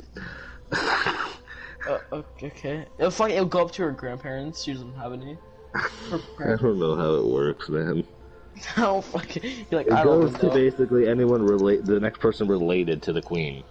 And clearly some Canadian kids are not being taught about that shit. Like about well, fucking. we get taught about it in school. Clearly not my. I don't I've pay met attention, bro. No, fucking a couple Canadians. I'm friends with a good amount of Canadians, because my Canadian friends have other Canadian friends. But clearly these some kids are just not being fucking taught anything, or they just don't know anything about friends on top of Canadian friends. Them Canadian people, they be fucking. I mean, it should be like that. What? Oh my god, you know what I thought about? None of my friends that are girls are Canadian. I don't have a friend that... What the fuck? I don't have a friend that's a girl that's Canadian. God, stop! One female Canadian friend, that's pathetic. I don't have one female friend, period. Oh, okay, kitty, I'll let you down. Just because you... Ah!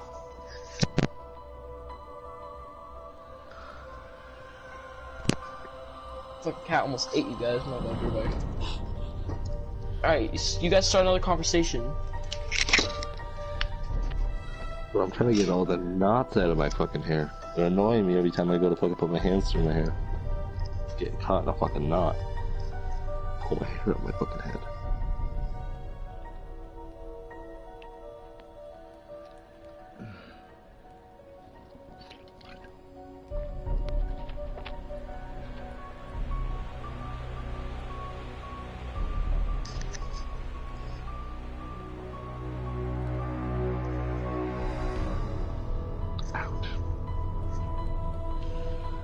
Mick Mars in 2014 interview. If Motley Crue reunites for a tour, I will invite the world to come for free.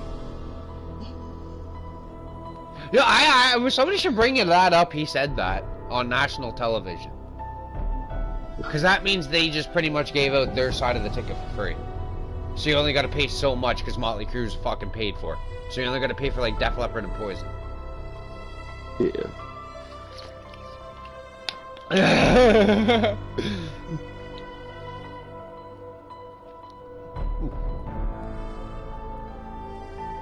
It's just funny. They're fucking everybody's fucking. They all stated that when they signed those contracts, and now they actually all went back on the contracts. It's like, wow, guys, you guys are fucking. Do you realize what you guys said in 2014? Man, we have proof of this on video. We have video proof. You said you'd let us all come for free. Even though they'd all be like, no, that would like fucking cost us a bunch of money. Can't do that. It's not a contract thing, so they wouldn't do it. But yeah, they would actually do it. Oh no, they're actually no. The loophole in the contract was if they all could agree on it and find a reason to do another tour, they would do it. The reason was they were retiring was mainly because of Mick Mars, and then somebody came up, some major person that was involved with the tour said, "I will give you $150 million, and we'll pay for your fucking tour expenses." And they went, "Fine." And now they've all posted it on Twitter. In December, the dates will be posted for the stadium tour with Def Leppard and Poison. They even gave you a specific date this year. Dates will be posted for next year's tour. Yeah. And my mom said she'd buy Motley Crue tickets. For once, she's going to a concert because she said she wanted to see Motley Crue at least once in her life because I've seen them twice. Yeah. And she's like, she thought that was kind of unfair. Well, she liked Motley Crue, and it was her time frame of music. Yeah. She got to see Guns N' Roses and Metallica. I've never seen Metallica. Like, that would be one band I would love to see live. It'd be great to see Metallica live. Do you know how much they cost? Well, probably a lot. Yeah, Guns N' Roses is bleeding the reunion tour still. Their fucking tickets are like $900 for cheap seats.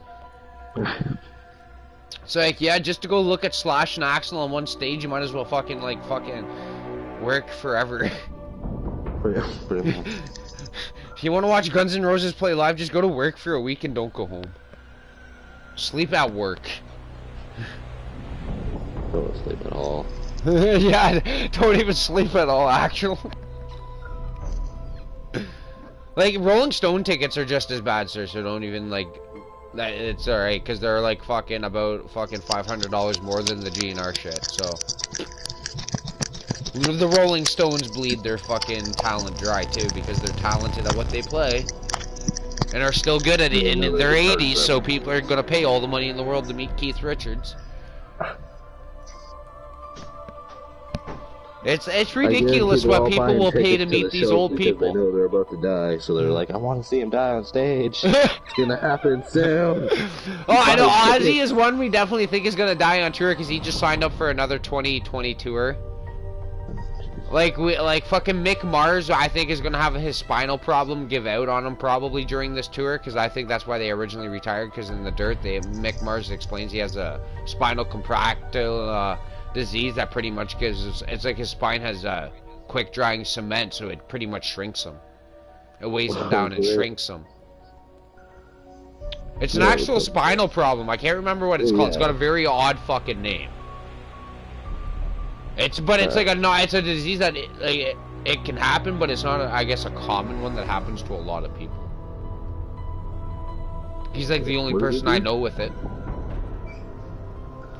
Probably because like a famous guy has it. What does the disease do again? It pretty much shrinks them. Oh. It's pretty much like quick drying cement. It's pretty much the fluid in your back, in your spine. It ends up being like quick drying cement, and over time it hardens and shrinks you. Yeah, it's a weird fucking disease. I can't remember what it's called, but the doctor in the dirt even tells you the actual name for it, and Google will tell you it too. I don't fucking have my phone near me, and it's almost dead, so it's trained. Oh, you know what's really cool? My fucking my great-grandfather, my great-grandfather invented the you know, like on bottles like there's that binky, not binky, but like that thing, the baby binky. You know what I'm talking about, right? I don't. Like the thing that people. You know, on baby bottles, right? They're baby bottles, right? Right. Sure. You know what baby bottles are, right? You fucking dumbass. Yeah. I know what they are. You said. Like the caps to them, like that people like the babies drink out of. Like the nipple, the baby nipple. That's. Oh. What the fuck? But my grandfather invented that. My great-grandfather invented that. The nipple? He invented the nipple? He invented the fucking nipple, boys. Let's go! Go to school. What did your grandfather invent? The clock. What did your grandfather invent? The tire. What did your grandfather invent, Joey? The nipple. The fucking nipple. The fuck? Must have had a cool granddad. Hey, so Billy. That doesn't make any sense. How the fucking kids in my class, invented. their grandfather invented the fucking clock? That makes no sense. Why? Cause it's not like fucking everyone invents clocks. It's like, what the fuck? Someone did invent a clock, you moron. No, really, I thought it just fucking appeared. No, but you just said not everyone invents a clock, and I never said everyone invented a clock. You know, actually, I guarantee you that one guy didn't invent every type of clock. There's probably a guy that thought of the no, I know that, analog clock, I'm just and the saying one the premise thought of of the a digital. fucking clock. I think going round and round and round and honestly, round. Honestly, though, Captain, because you're a time. fucking retard. No, I'm playing. I know this. My mother states it every day when I wake up. Now I just feel sad. She opens my door and says, "Morning, retard," and shuts it. Bro, honestly though, I'm fucking pissed at my dad, bro. Like, bro, what the fuck's wrong with him? He raised a retard, bro. He literally raised a fucking retard. Left her smokes.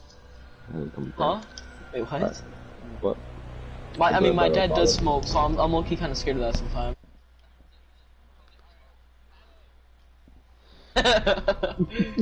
I'll go with you. Let me go with you.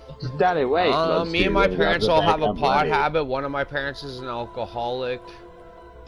And my dad was an alcoholic and then he quit. Oh, Daryl is an alcoholic, Casey. There's no question about it. He drinks every day. An alcoholic. Daryl's turned from a pothead to an alcoholic. I don't know how. Well, my dad's a hardcore heroin abuser. No, I'm playing. That'd be fucking horrible. My actual biological father was. He chose a needle over raising me. Well, shit happens. And then fucking I tried snorting the shit and didn't like it. I wanted to see what was all fancy about him leaving me for the fucking drugs, so I tried to snort it instead and shooting it up. I didn't want to stick a needle in my arm to do a drug, so I decided to snort it. You snorted heroin. Yeah, it comes. You can crush it up and it ends up in a powdery form like cocaine, and then you can snort it. Oh yeah, I forgot about that. 'Cause it used to be medicine too. People used to feed it to their children. Yeah, it's opium. Yeah. That's all heroin is. But it's actually really fucking funny to think about, you know? Well, first one. Well, that's alright. was, Yeah, cocaine was a legal medicine too back in the day. And then to break your addiction, they would give you heroin. And then to break your heroin addiction, no, wait, what happened after heroin?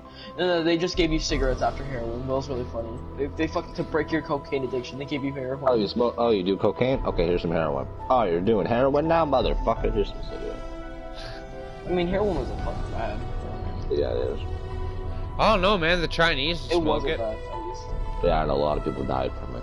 Yeah, but Yeah, I know, no, but it's heroin's legal good in for you. China. That's the fucked up part. The Chinese actually condemn opium dens. Really? Don't ask why, They but the still Chinese do are that? allowing it. They And a do lot of still to people die stay? from it. Yes, to this day, there's still opium dens, fuck? and it still kills people. Yep. Opium will kill you. That's why I'm saying. If I'm not saying it's the greatest thing on earth, sir. I'm just saying, well, if it's so bad, then why is China still allowing those to this day still? Because it's China. China's like a third world country type of thing. They don't give a shit. And they're about so a lot of people. overpopulated, they probably don't care. Just kill yourselves the They fuck don't give a up. fuck, man. They do a lot Pretty of different much. shit. If a car goes over if a car is going fast in Japan or China or whatever, in Japan, if a car is going faster than a cop car, it won't even try. Wait, what? Basically, if you're a street racer in Japan, and if you can go faster, if your car can top a speed out faster than a cop car can, like the top speed of the cop car there, they won't even go after you. So if you're going like 200, they won't even try. Oh, because they have they have bigger fish, that's why. No, because they can't catch you. Exactly. So they don't try. They're like, why the fuck am I gonna go after a car that's going 200 on a fucking slow day? This car will top out at like 400 on a fucking straightaway, and it's like, bro, you ain't catching that bitch. And so they just don't even try. I thought you just don't do it because they have there's so much fucking people in China and shit. There's There's a lot of people, but again, they just don't give a shit. They can't do it because there's no point in trying to catch something that's faster than what you are. It's a little hard to get a license plate too before you fucking, right when you see it, when you test it at speed. Oh, I can't see the license plate. It's going fucking 250. No, 'cause I don't condemn a lot of what fucking most countries will still allow to this day. But yeah, We no, don't opium, live there. it just depends on the wrong batch will kill you. Like, I don't agree with the opium dens in China. Like, I don't agree with any drug. Germany has literally made World War II into a fucking historical fucking way to make money now. Anywhere there's So a does concentration camp that's still half-assed and yeah, it's a tourist attraction, they'll make money off of it. So does America, though. They make movies about it. Well, yeah, no, good point. I mean, Schindler's List is a fucking amazing movie. No, I'm just saying, like, a lot of movies, if it's set in that time period or whatever, they'll show it as just like a background thing, or they're referencing other movies. Well, I Like, was it's in a going to fucking say, I Marvel think with movie. Schindler's List, they actually went to those locations and filmed. For some Like, it was of in a them. Marvel movie, for crying out loud. Jesus Christ. And so, like, when you really think about it, it's referenced quite a bit, even though it was a terrible time. It's a bunch of people just dying. I mean, well,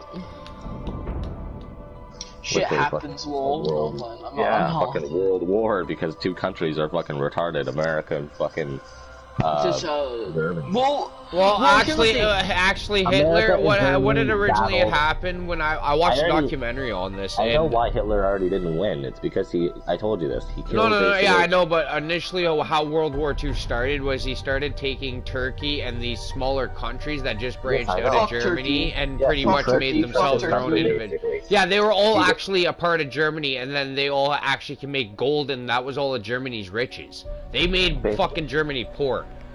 Wait, do you guys know about Basically- Operation Paperclip? Nah, I don't think so. Wait, what? Alright, let me teach you guys. Sit down for a little lesson. You get I'm already sitting down. Yeah, I'm saying. So, anyways, No, I'm standing up Operation playing Paperclip. After World War II, it was fucking 19 something. I don't fucking know. After World War, I don't fucking do that much studies. But after World War II, so so after, you know, German, the fucking, so there was very, very, very smart, very talented scientists, German scientists, correct? Yeah. After the World War II, Hitler fucking died or whatever. Yeah, they came Nazi over here, and then, yeah, instead of actually them dying and going into trial, America bought them outright to go work for them. But also, we were against, what's it called, Russia, because Russia tried to take our, try to take the scientists also, but we needed the scientists. And then, yeah. Yeah, they sided with America for sure. Russia took... But, I mean, I'm glad they sided with you over Russia. I don't trust Russia. Yeah, fucking Russians are fucking... I mean, we just get dragged into all this shit. Like, I'm not even joking. The reason why Canada gets involved into wars because your country thinks we're just getting dragged along with them. Literally, I've literally have watched, I'm not even gonna lie, sir. I've watched Bush and shit in the early days start a world war in Iraq. That shit in Iraq that Canada got involved in, your fucking president started that shit, and then went, Canada, you're coming too. And we're like, what the fuck? We want nothing to do with this, bro. Why are you dragging me involved? Wait, which president? Bush. Wait, which president? George Bush. Of course fucking Bush. Of course Bush would do that. Bush was very anti-political. Like, he would... No. He was like... Exactly. He threatened the public, basically. Not threatened physically, but he, like, showed them a bunch of scary shit. It was like, oh, this will happen if this doesn't happen. If this doesn't happen, this will happen. And Bush basically was made a very, everyone very sketchy man. He was very fucking... He used fucking 9/11 to get, like, elected. Nope. Yeah. 9/11 was planned. Was actually done under his watch. That's why people. I'm just saying. That's why people think there's a conspiracy theory against 9/11 because Bush, right after 9/11, was like, "Oh yeah, this is our country and it's being attacked by these these fucking terrible fucking terrorists." It's also not that, sir. If you look at the scientific sides of how the buildings collapsed, and they collapsed. They fucking collapsed. It was cut at an angle. I know, and it fucking imploded on itself. I know. No, but here's the thing: they fucking collapsed. They didn't fall. They fucking collapsed. Imploded means collapse. It basically means just like fell apart. Yeah, exactly. Yeah, it imploded, and literally the plane's wing broke off. It didn't go through the building. Oh, I know. And the bottom beams of the support beams of the building were cut at an angle. Well, here's the thing. No. I'm not surprised that Wait, did the planes go through the building? Nope. No, they crashed into it and pretty much bounced off. I very much believe that they could not go through the building. The World Trade Center was built with such reinforced steel that it had to be a special fucking heat, a certain temperature. No, but here's the thing. Here's the thing. They were just filled up on gas. The planes were literally just filled up on gas that day. So therefore, there was so much gas in the tank that it could have went through the building. Because right when it hit the building, the plane exploded. Yeah, I know. Exactly. It was gone. Yeah, but what had happened is the bottom was exploded out and the buildings collapsed from the bottom. So how do you explain that? A plane doesn't go through the bottom of the building.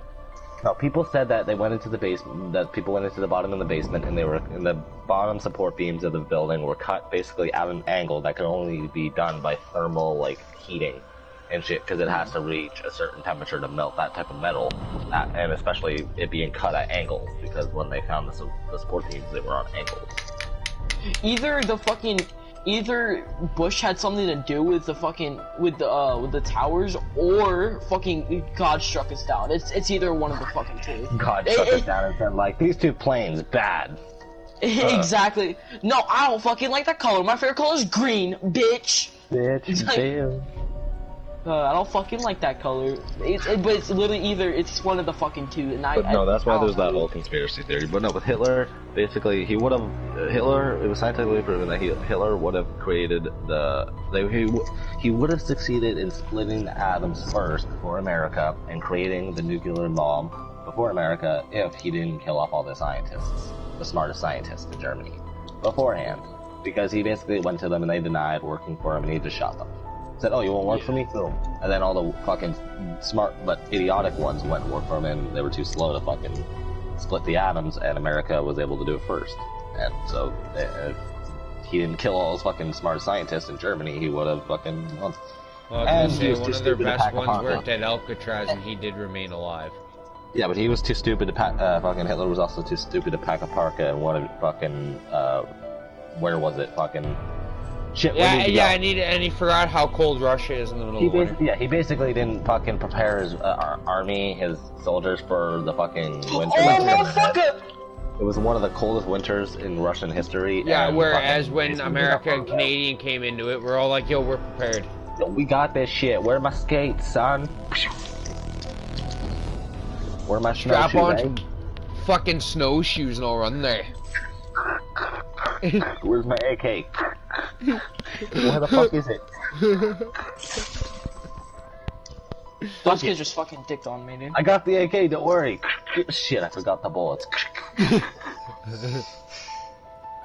What do you think some sketch shit that also happened in America? What do you think? Can you guys think of anything else? Sketch things that happened in America, JFK assassination. Yeah. What do you think sketch about that though? There was a think that magic bullet theory. A bullet fucking basically went through JFK's pelvic bone, went through the guy in Oh front of him, I remember the arm, magic bullet. his shoulder, went down through his wrist and out. Well, like, what kind of bullet was it though? What kind Alright, of well, bullet? what about I Lincoln's don't know. You have to watch assassination? it. It's very No, but here's I don't the know thing. about that though because that was John Wilkes Booth. He just Well, literally sat behind him and shot him. Exact. Well, always how would people think that the guy behind him? Well, no, fucking no, that makes no sense because he was in the.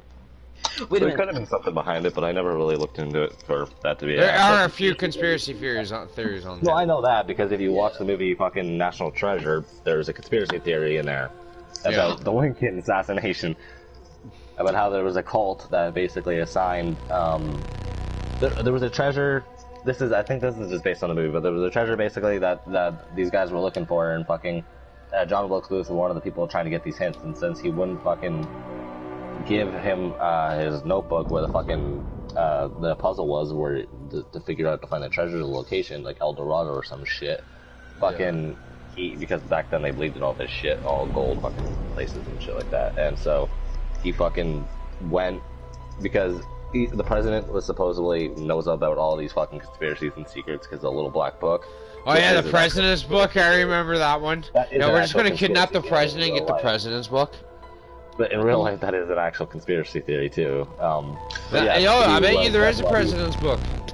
Yeah, that's why he wanted to assassinate him, because he wanted to get the book. So he assassinated him, stole the book, jumped off the fucking theater balcony, broke his ankle, and fucking started hobbling out, got a ride, and got out of town. Well, see, I don't. If you guys believe that there's two shooters, I don't really believe that shit. I don't. What, the John Wilkes, JFK? Yeah, JFK. I don't believe that I there's. don't know what to believe. It's American history, man. That doesn't really involve me. Exactly, bro. I Fags. don't really see History's any so benefit out of it. fucked. People It's like wanted it him does dead, not though. make. That's another reason they thought it was People- conspiracy theory, because he wanted, a lot of people didn't like him because he was threatening to blow the whistle on like all the conspiracies and secrets that the U.S. government was hiding from people. Well, and then there's So- Nixon and his fucking straight up Well, fucking.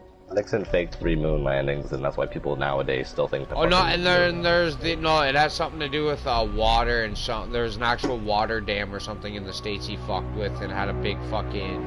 He lied about. Yeah, a big beaver dam or some shit. Yeah, I remember. I don't feel like. I feel like that was just a threat. I don't feel like the fucking government has that much secrets to hold. Like that. They do. The government definitely has secrets, bro. Yeah. They're I a mean- government. That's their job. Pretty much. Hence why there's a secret service and shit like that. They're not. They don't have fucking 70 guys in the secret service just for fucking protecting one person. Yo, For no good FBI reason. agent. Yo, shut the fuck up, boys. 1 second. They also have CIA, FBI, shit like Yo, that. FBI agent, boy. Yo, give me a fucking job, bro.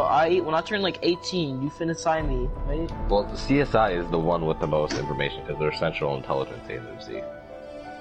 Alright, don't tell my FBI agent I said this, but like, I'm FBI finna is be. Federal Bureau of Investigation, so they deal I'm with crime. finna join the FBI and everything. I'm gonna tell you boys all the secret knowledge. But you would have to join the CIA because the FBI deals with like criminals and shit like Wait, that. how The hard is CIA it to deals join the with information. CIA?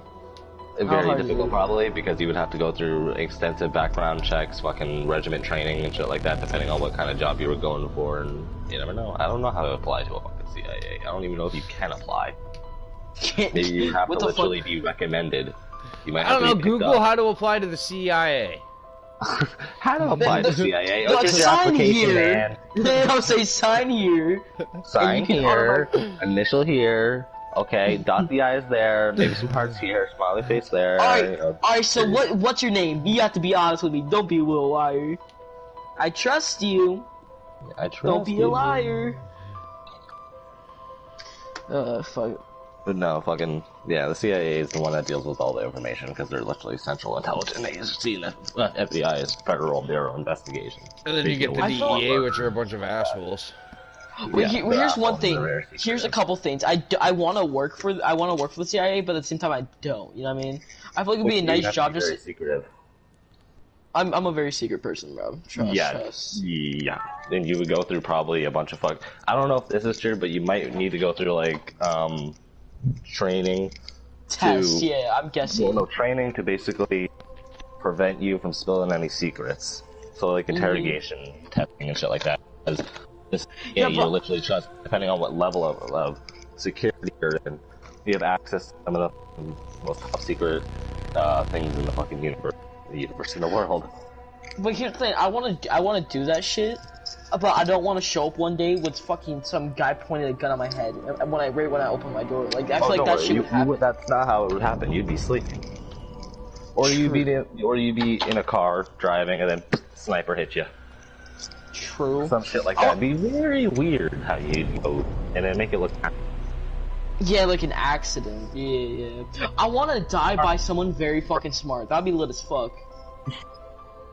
Your mics are cutting out. Well, I guess the fucking CIA is fucking hacking my shit, bro. Well, I'm in a boys, different room. fucking just some guy bust out my fucking door. All hear is I heard you talking about us. nah, bro. We're not stuck up assholes. Fuck you. Fuck you, Fucking man. just, We're cool. fucking just. Then he just fucking hops in a portal, fucking disappears. He's like, "Ugh." But yeah, fucking, they would definitely make it look like an accident if they were trying to kill you. Just, maybe a flat tire, and maybe you go over the edge of a fucking bridge. Who knows? Maybe your brakes are cut and you crash into a wall going fucking 60. Here's the thing, I'll be like, just in case for that, bro. I'd be fucking. I don't know how much CIA agents fucking die a year. I wonder. I told you they wouldn't tell you.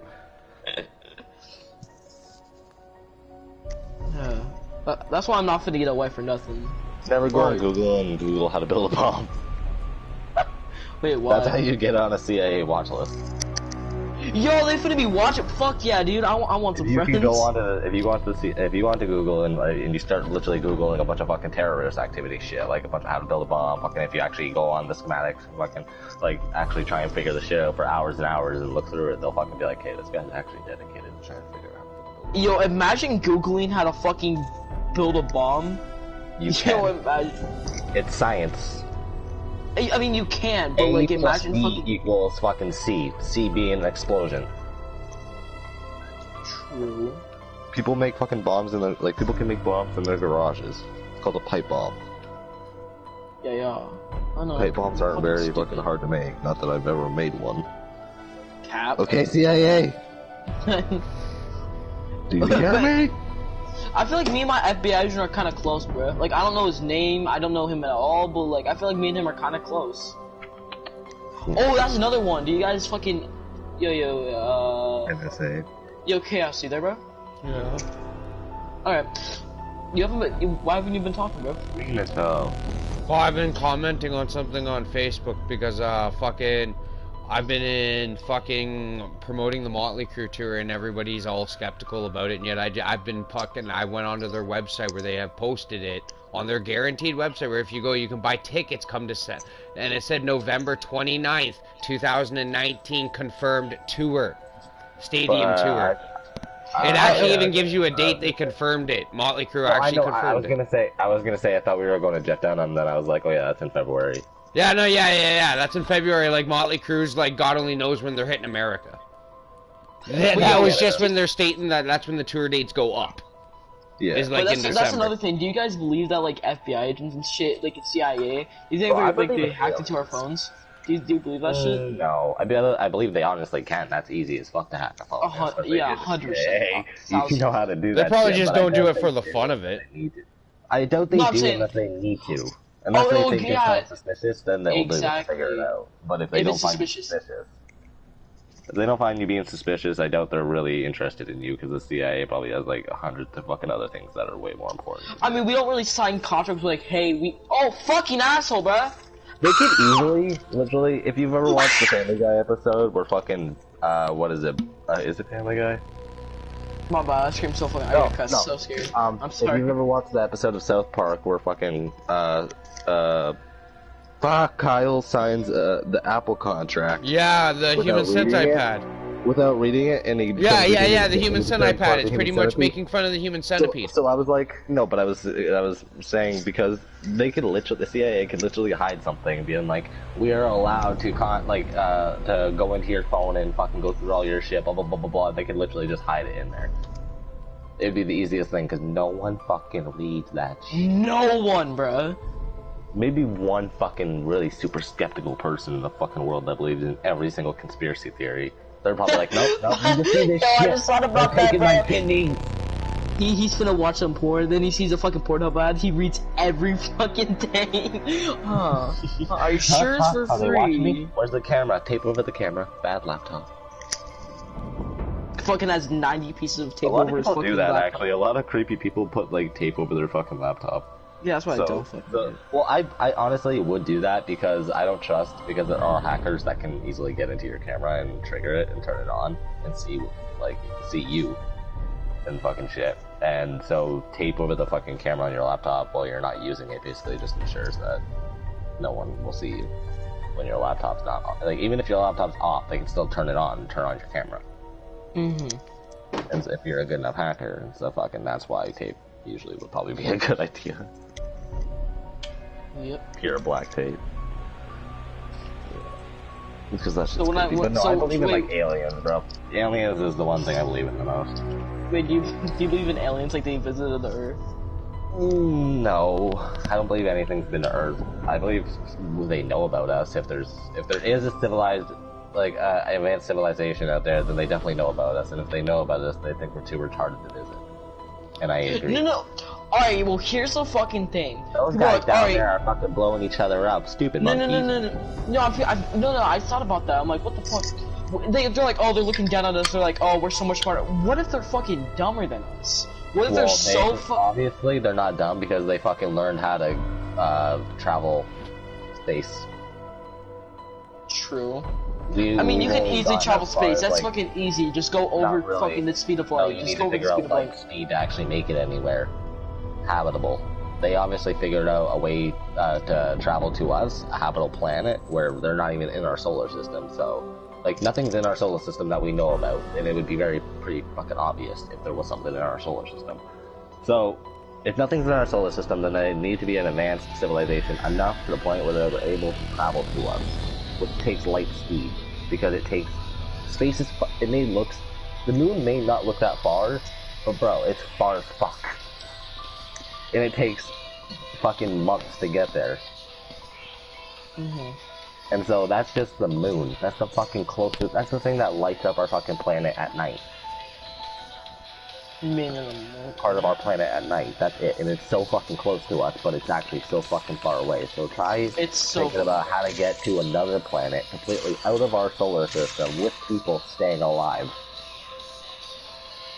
So that's what I'm saying. They would have to invent that. So anything that's ever either landed here or knows about us would either have to be advanced enough to fucking create transportation to us, or some sort of radio system to actually be able to listen into us and actually. Do you know? Do you guys watch Vsauce? I don't think you guys do. You guys watch Vsauce? Vsauce here. Hey guys, Michael. Vsauce here. Hey guys, no, but he made a video. So the first signal, if aliens existed, which I don't know, fuck. But the first signal that they would fucking hear, that they would pick up, is Hitler. You guys know that, right? It's so fucking weird. Because when Hitler did his fucking speech, all he was, he just calls Jews? Oh, fucking Johnny, get your bag. We're going to Earth. Get your bag. Pack your fucking 8 tentacle mittens, bro. It might be cold. We're landing in Canada. And put that little tentacle away. Man, close your tentacle fucking flat, bro. You're showing your pole. You're showing your poles. You gross, man. But no, that Hitler's the first thing they fucking hear, right? Yeah, it would be. Because it's a... I know, These right? guys are douchebags. Let's blow them up. Think. Fucking people also sent out a golden record on the Voyager, which basically it's the furthest piece of man-made hardware ever to be sent out into the solar system, and it's gone. It's out of our solar system, and it's continuously going, and it's gonna keep going. It's just gonna keep floating off and off and off and further and further and further away from our solar system until it fucking eventually gets found or because there's no oxygen in fucking space, so it can't rust and decay or anything like that. And you know what I learned? If you try to hear in space, you can't hear anything in space. No, there's no sound in space. That's why I don't get because if there's no that makes no sense. Why can't sound travel? I know it's explained. I'm not smart enough to know that. But basically, on Voyager, that's the furthest thing that we sent. Because there's a gold record on it, and gold is sent out. It was sent. Oh yeah, I remember that. I remember that. Made out of gold, so it wouldn't fucking decay. It would never decay. Gold is the thing that lasts the longest, basically. And so they sent it out, and on that disc is basically scratched in on it is the coordinates to our solar system and exactly where our planet is. Like it shows the Milky Way and shit like that. It shows exact coordinates to our planet. And on the disc itself is a recording of a bunch of fucking different languages saying hello here from Earth. Yeah, I can hear it a little bit. It's fine. It's basically stating hello, we are from Earth, from every fucking language ever on that we know about now that we can speak. Every single language saying basically hello, we are from Earth. We are. Yeah, I know. Blah, blah, blah, blah. Different countries, different languages. All right, well. So I guess the fucking aliens are hacking my shit because all I hear is a buzzing right now. Like, on God, that's all I hear right now. It's like, boom. It's not your mic. But basically, yeah. And they also, I don't know how they fucking did it, but they found a way to basically put pictures on a record. Mm-hmm. I don't know how they did it, but they were able to put pictures. They basically put a bunch of waves in there that if you put them all together, they form a picture. Or some shit, like all these things form a picture, so they needed to be an advanced civilization enough to be able to code and build something to actually play this. And so that's why we would know if they were able to read it and get to us. So on there is basically just everything, it shows a lot of our landscape, like every single national monument, fucking all like the 7 wonders or the 8 wonders of the world, however fucking many there is. Started to get worried the very second the ladies said pray for your safe return. There's no fucking giant nukes on there hidden in the ground for some reason. They want to leave that part out. When they get here, like, they get fucking shot down. Like, well, that wasn't on the tape. Bro, I'm fucking hearing this buzzing, some aliens hacking in my fucking shit, so I'm gonna die, boys. Goodbye. Actually, I'm gonna get off. I love you guys. Yeah, dude, this is a good ass fucking talk. Just stop right when I fucking meant to that. Oh no, it's only in Fortnite, that's why. It's freaking glitch. I was gonna say, because we're talking about conspiracies in the government. Bro, I thought it was just, oh shit, right when we stopped talking about it, right when we talked about it, it stopped. The aliens found the tape. Bro, no, it was my game, bro. I'm like, oh, fuck, dude. I'm so fucking happy that was just my game. I have seen some depictions of gladiatorial combat alongside some of the pictorials I have been featured in. I don't believe I remember one very vividly.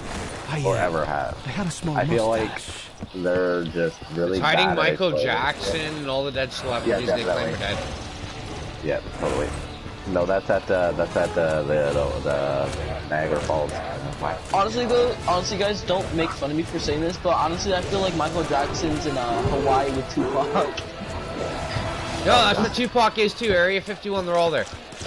Oh, Me, them all. I thought they were in fucking Hawaii. No, it'd make more sense to keep them in Area 51. Nobody knows what's there. We can't get rumors in Area 51. How do we really know what's in there? will take Okay, it. they would just die of But fucking do not cold. think I It's a have military. It's a fucking military. Exactly, the military could be guarding all these so-called dead celebrities That because they is got no sick of ordinary fucking tree. being famous. I would wager Like it is Elvis fed is by in more there too. fertile soil and Bro, fresh what? water. That, I'm good that with makes plants. that. I'm I'm fucking. done being famous protecting Area 51. What? Like fuck no. They're the government. They protect secret. Someone new has Like entered. they protect people that are actually something in this earth. Like I don't believe that they protect aliens because aliens are just fuck. It's a stupid idea. It's fuck. It's a maybe special people that. Fuck no. I'm religious, so there's yeah. Religious? Yeah. But here's the yeah. Okay, well, let me ask you As this. far as I can tell, the don't believe in jeering aliens. crowd appear to have been Yet spared the space is effects of the infinite. poison. And it's No, growing no, right no, now. no. Actually, it is.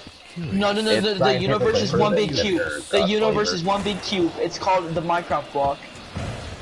So you believe in science, but you believe in God. Yeah, pretty much. So you can pick one or the other. No, I think that. Yeah, you can't be like God developed the universe, but it's exactly explained like this by humans. I don't know, but this is so really weird. It's like the fucking. I don't think that. Well, He's God is destructive because he fucking created a bunch of people that destroyed our planet and is still destroying it. There's war, their name fucking But that's what the devil does also. That's why there's a devil. and developed. God created him too. Yeah, but The yeah, he scepter of created Ra. him. But he didn't want him to turn. God created everything in his image. No, he created man in his image. He didn't create We suck. Chat. Well, not all of us suck, bro. Like, Most of us. 80%. Hey, my boy Michael. created Motley No Crue, wonder that's I am under the important. influence of Yeah, powerful Michael solid Jackson was drugs. like a male This pedophile. event feels too real. A little too That's spectacular. what everybody says. Do we have proof who we know about that? Dude, he had a monkey named fucking Bubbles. Yes, but also his childhood No, was he's a taken pedophile. away from performing in the Jackson 5. No, it was He didn't have a track. It was to attract children. As beautiful as a perfect shot.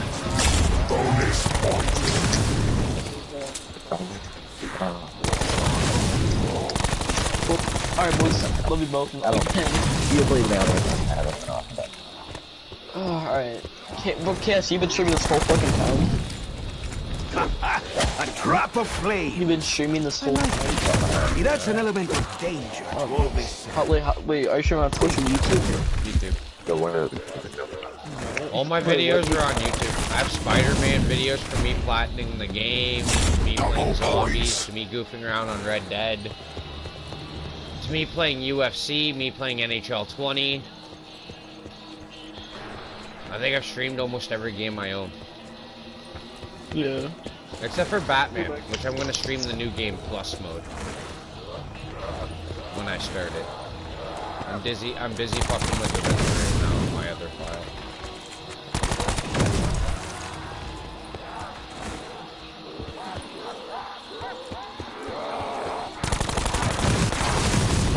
Well, that was careless of me. But yeah, most of my Suicidal trophies and shit I'll actually put up on YouTube because usually I'm streaming when I get them.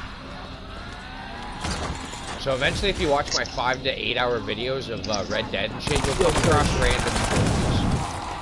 Yo, Kush, you said God created, you said God you created us and humans are bad. Well, you know what good thing he created? He created...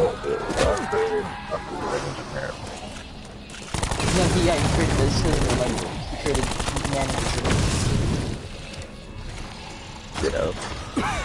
Okay. Anyways, well, you said... That's quite the butcher. No, he will not place my head on the block. Yeah, how did we but- know about that, huh? How do we know everything that he wanted and no things piece about? of How do meat. we know that, huh? How do we know things that happened before we were even existing? Weird. Also, You know what else is weird? That sound transports me back That's to the the funny thing, revolution. they sell it. Building gallows for the That's really funny. so more people can know about that. Yeah, Jesus. So God, more really people wanna can make know money. about God. Oh, so, but wouldn't it be easier for more people to know about it if it was just free? Because then you can just take it. As If my you don't friend have fucking Pancho 20 Villa bucks or likes to 30 bucks or say, 12 bucks, whatever, how much that Bible just is, got to pay for free. it, You know, then how is that church person is gonna free. know about the You can go Bible? to free church. You don't actually have to pay for church. if you want to. Church is free, yes. The Bible's hard. But there's Bibles in church. And right? Bible is, the sensational Bible is funeral the word of idea. God. Set ablaze. Exactly. But listen, It- Bible, it- yeah, sword in Bibles are hand, in church. pushed You have out go to there. join the That's what they scene. do. No, you can go to. Bro, I've been into many churches. They don't have to be quote unquote open. I mean, just the doors. I do not like how big that one is. Don't like his But you don't accent have to be there Either only way, on it was written by a bad. No, you can go to a church here in the harbor, whatever you want. Just kidding. It would be a crime to I'm just cover saying my it makes no sense. The word of God. You said he didn't create anything good, but guess what he created? He created martini, and martinis are hella good. So. I didn't say he didn't create anything. I did not say that. I did not say he didn't create anything good. I said But martinis are martinis are hella good.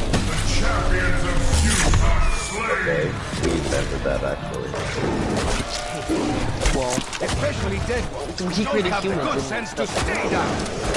that's exactly my He also point. created free will. What is wrong with me? Exactly. So you're saying Finally why? waking up? Exactly. You're saying why are humans But you bad? do your own thing. Bad end to a man in his And You are you saying explain free will that to is me bad? like the Everybody devil. loves Wait, are you saying free will is But bad? you said, but listen, you said the devil is the one that makes everything, makes people No, evil. And if that was the case, I then said he gives why is people free will? evil instincts. I've not often fucking- dreamed of he fighting didn't in an make ancient arena. But people have free will. Going just as I They want. expected. And so these people are obviously just drawn to evilness. And if they made in God's image, then that would be God's Not that I am complaining. corruptible, I should say. I am getting fed up with these screaming weapons. Also, though, that fucking bitch yoinked an Devil apple. And the devil, listen. This is my explanation. If God is the devil, and the devil is the one who tempts us, but It is God a good also created free will, motivator. which gives us the ability to choose what we want to do. And if the devil just tempts us, we still have the ability to do what we want, say yes or no. So if we're instinctively saying yes to be evil or be bad, then you also saying we're made in God's image, that just proves that While I would God is literally kill for a warm bath, He's I don't able to think be that this turned. is the place. Because if we're able to be turned and we're made in His image, how are you not getting this, Mr. Religious? If we're made in God's image, He's able to be corrupted. Got one thing If we're able to be and corrupted, then we're made in God's image. Blame that bitch. No, blame that bitch Eve. She yoinked an apple. That's what it is. That's pretty much what happened. Actually, she yoinked it was the devil that the God created that came down and tempted her, which we have free will. So again, Exactly. You just. And He also doesn't interfere. So you're saying there's a God sitting up there on a comfy little fluffy cloud, but watching us fucking slaughter and not doing anything about it. Exactly, because he created us by free I will. said serious. What is that on the front? He wants us to be free. He doesn't want to fucking control us. Good thing I'm not wearing But red. then again, if we're made in doing bad things, then The ignorance of the devil. That's our mental place. but you just said we have free will, which gives us the ability to do what we want. Now to this do. is a place worthy of tales. The inner sanctum of the We're evil. doing evil shit. And there, on the pillars, Then that leads us back to this is where we say I foretelling our don't know. doom. Paul. If Hey, that- no, if that's the truth. he- That alright, the devil God- is the one God that created us, correct? have free will. God created us, correct? He God created created us. Who knows what this is? Eh? To me, You believe that, yes. yeah, very much so. Anyways, he created. Well, I believe he created us. Even the And then forces he of let us have darkness free will. smile upon the end. Exactly. What can But I he say? created us in his image. Doesn't mean we have to be goody two But why shoes. isn't he helping? What is creation? Because he made us by free will, because we're by The ourselves. thing that he loves. Because we're by ourselves, that's why. Because it's So free we're will. destroying ourselves. So why would he let the thing that he loves the most destroy They itself? call these submachine You- guns. where does Would it you say watch Call the them death most beloved machine animal? guns. So listen, if you had a dog that you Come, loved my darling, and let us dance. you, It was would you watch him literally just fucking kill himself? Can Would a you watch dog him literally kill- walk in front of a fucking car and just sit there? I'm just asking a question. If you got sentimental to an animal, something you extremely grow attached to over years, and it just sat on the road and you saw a fucking transport coming, what would you do? Just sit there and watch? No, because No, we're honestly, humans. what would We're you not do? God. Just sit We're there not. and watch? Because we're humans. We're not yeah, God. but Though. we're made in His image. But we're made in Yes. His image. So, what's your point? Oh my god, if we're His most beloved creation, why is He sitting down up there watching us roar our that makes no sense. If I love something, So for us to be saved, because he wants us to be saved, that's that makes no sense. Because if I love something, why the fuck would I want to be fucking be killed? If I love two people, why would I want to stab each other? Bro, do you understand what I'm saying? I just hear the buffer in my ear though, because they're so buffering. You probably did this a lot. I believe in the same things, okay? I believe on evolution. You believe in a fucking guy on a cloud that snapped his fingers and fucking 7 days later we had shit. Well, here's the thing. Pretty much religion. It kind of goes hand in hand because you believe that Adams have always been here, right? You should. Adams have always been here, right? Adams have always been here. Do they all start out as in the beginning there was nothing, and then get promoted? there was everything. Was this That makes no armored sense. cabron I mean, just but it still makes no It actually sense. scientifically makes sense. How to explain it? So nothing. So there's nothing now. So there's nothing now. There's Charles something. Darwin's fucking novel of the years and years and years and years of history of the theory of evolution. Motherfucker lived on an island with turtles studying this shit. Evolution. It's been proven. Now No one can prove God. This is why I believe I'm an atheist, man. I believe in what can be proven, what can be shown in front of me. I don't believe in some magical fucking fucker up on a cloud with a beard snapping his fingers and shit, and then there's light. I'm sorry, I follow the underworld, dude. I'm a Satanist. Okay, you're fucked in the head then. Yeah, Not full out though, I only believe in their laws for the sake that you do not rape women. Here's the thing, here's the fucked up thing. You can't be a Satanist without believing in God. That's the thing, so... Your logic is automatically actually, Satanism is someone that worships Satanism is an open religion. No. We do not follow anything It's that God basically has said. someone We that live in our worships the own free devil. will. Our only law No. is we do not. That Our is only someone- thing to our religion is we don't rape women. No. on a tiger's Oh, tail rock. actually, We believe in free will more than anything. We believe that we should be able to do whatever the fuck we see fit.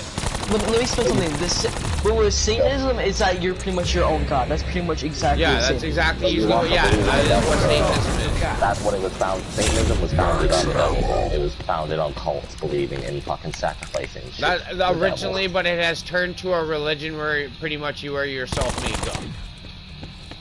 Yeah, that's pretty. So That's basically, what it has. you think you're the best thing in the world. Wait, who said God's the best thing in the world? No, I just said so. Basically, you think you're the best thing in the world. No, I know. Fair. If you're a Satanist, you just believe like pretty much. Yeah, you believe you're the best in the world. You're pretty much God. You're a So fucking. basically, you're a narcissistic prick. No, Got it. I don't know. I don't really that's what you just say said. that. If you think you're the best person in the world, like you're your favorite person in the world, you're being selfish. You're being self-involved. Whatever the fuck the word is. You're being shallow. Fuck. I think lots of athletes are that way. They think they're the best in the world at what they do. They're stuck up. They're stuck up. I get it. They're fucked up people. They think like that. You're not the best person in the world. Well, no. Everyone's equal. Just like your religion is pretty much you follow your own. Nobody's beliefs. better than anybody. That's what I believe. Nobody's better than Virtually anybody. a Satanist follows their own beliefs, and the only really big part of your religion That's is what you an don't rape. atheist does. They follow anything that can be proven to them. Whatever's physically shown to them. Yeah, Satanism is almost I became believe in the same aliens fucking because thing. it's Just literally be physically impossible for the... I believe in aliens because it's physically impossible for them not to exist. There's over 100,000 planets in our galaxy alone. I've never said aliens that are don't exist. That's able one to- thing No, I'm not talking I'm about not you. gonna say. I'm not talking about you. I'm just talking about in general. I mean, Yeah. you probably get this a lot, but I'm not a priest. I really don't know that much. Embarrassed, and I must resort I to just find religion stupid. I live with a fucking Normally, religious man. blood is more helpful.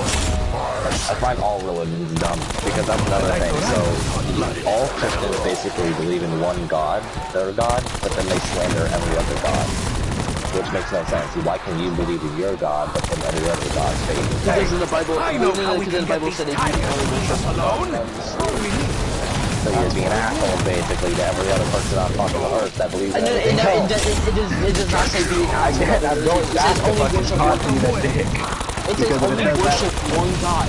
What God? Fuck did I just walk into? Religious debate, sir.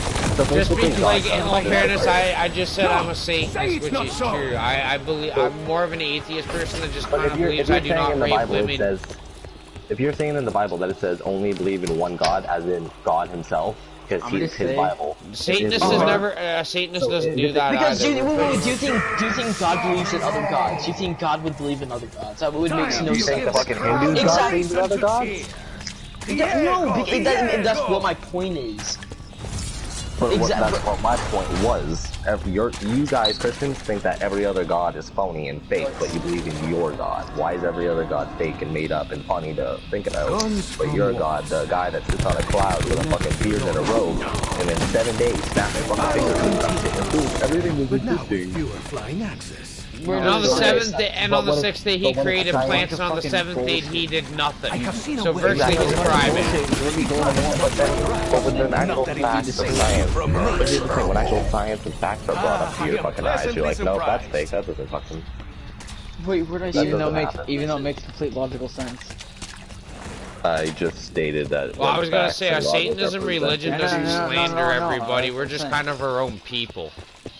Like, I'm just neutral, I just don't give a fuck. I don't believe in God. Basically, when a person that I just believe you don't rape women, and that's a very hardcore belief. I have a head out. But then there's scientific proof to this. No, I don't. But I do have Strange how the school system watching us. Wait, I have seen that look before. Mr. Professor, is that you? Oh, don't do that. God's really mad at you. That's what it says, laziness. Wait, is it sleeping lazy? Finally earned your strength. Is you sleeping in bed? No, it's not. You're resting yourself. But if I'm awake, I'm already awake. No, you're running off the instinct. You just spent the whole day awake. Stronger than they look. You can't do anything. You're sleeping, preparing for the next one. Why are you doing that, huh? I know I said I'd fight to my last push, but I would much rather get more ammo and keep fighting. So how's your mic then? I don't know, again, atheists and Christians don't get along usually. No, I mean, I'm a Satanist, I'm pretty much mutual along, I'm pretty much like a you now. A Satanist has pretty much turned into an atheist that just believes they don't rape women and we're more open to living in our own free will too.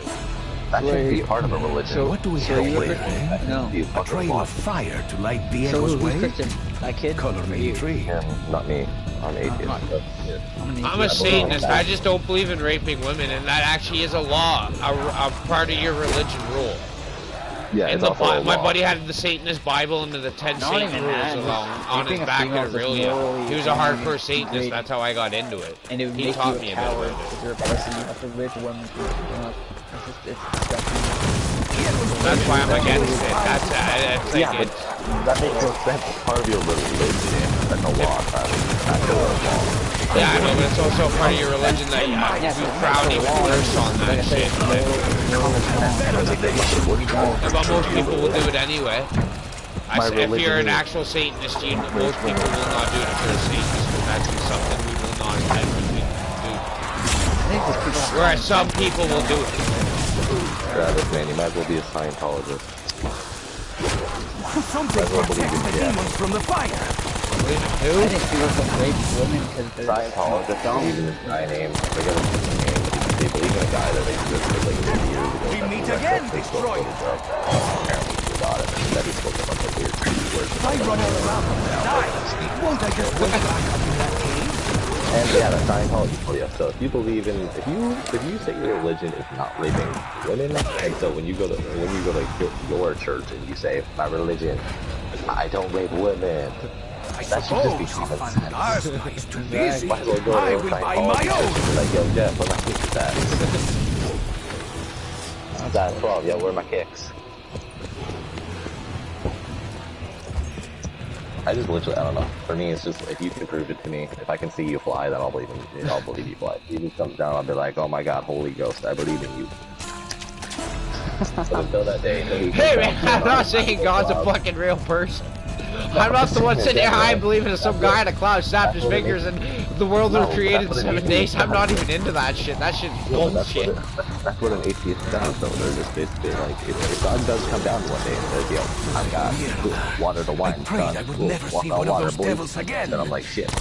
I actually prayed for a decent breakfast. Bro, I need to fist bump this man. When that shit happens, I fucking will bow on my knees and be like, bro, I'm sorry.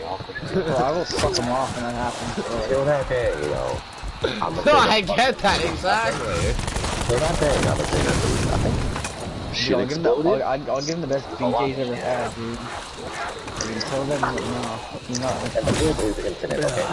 The universe is infinite. It's infinite, spanning intertwined. You don't need a fucking book. Yeah, that's exactly what you said. So you bring up facts, instead of facts, exactly what you said. There's just like one minute. The fear of the world is that the universe will start expanding one day. And then Objection! Overruled! So there is a chink in your armor. If that's what scientists are scared of, if the universe stops growing, then that's the problem. Do you think we're gonna die now? I am a legend! No. I think In a drug-induced nightmare world. It's been calculated that our resources will last us about another 80 years until we start drowning and getting fucking desperate for shit. One has to remember to stop and smell the roses. That's crazy. I would give anything for some roses right now. They must not serve. Isn't there something up for Planet national that's seed billions bank? of years fucking form. Is that real, the national seed bank? That is a real place? No, I'm not. I don't believe in God whatsoever. I believe that book. It's scientifically proven. I'll believe it. We must be doing something right. They are sending more. This guy, man, somebody can float down from heaven and talk to shit with me. I'll believe in this No, please, no applause. Just throw in Jack come down and give me some teachers. I'll believe in him. Scientology the other way. Religion is a very fickle matter. That's what it usually. That's why I say, and you can't conclude that I was born a Christian, I was baptized, I went to church for all my youth in elementary school and all that like that. No, I was baptized as a fucking Presbyterian. Which is virtually almost the same thing. At like 10 years old, I was like, you know, this should be max ammo.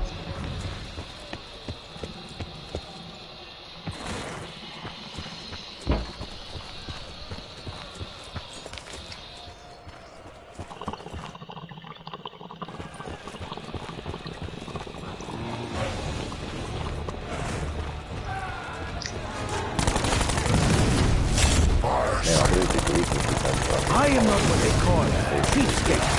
I believe you get what you pay for.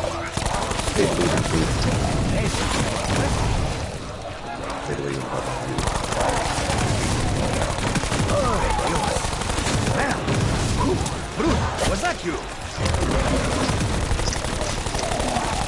Thanks to yourself, Hugo. They better be working hard at Monster Factory, because I am running out of time. Like literally when I said spray, I'm like, so it makes sense. My military Monster called me type. was created and No, she calls me Doug. it's hard to believe that the fucking world was created and there was nothing and then there was fucking atoms exploding and fucking boom, the universe was born. Yeah. And then over billions and billions and billions of years. Muchas gracias, Wolf. Loaded gun.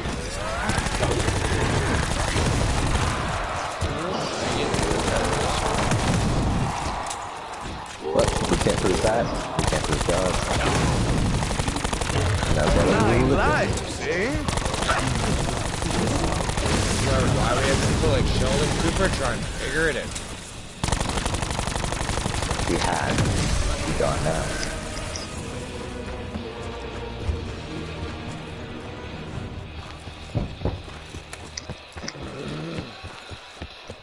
Did you watch the final episode of Big Bang Theory? Where he gets his fucking... Oh, it's amazing. Oh, you can tell me. We'll probably buy it on DVD. It's literally the last episode that they ever created, and it was basically the episode where Sheldon and Amy got their Nobel Prize. Nobel Peace Prize. Because they came up with a theory and they got a Nobel Prize for it. And then, like, the whole, at the very end, basically, Sheldon just fucking stops being a dick. He realizes that he's always an asshole or something like that. And then he can't leave people with emotions very well, so he fucking just ends up always being a dick. When I was a boy, I wanted to be a lion tamer. I take it all back now.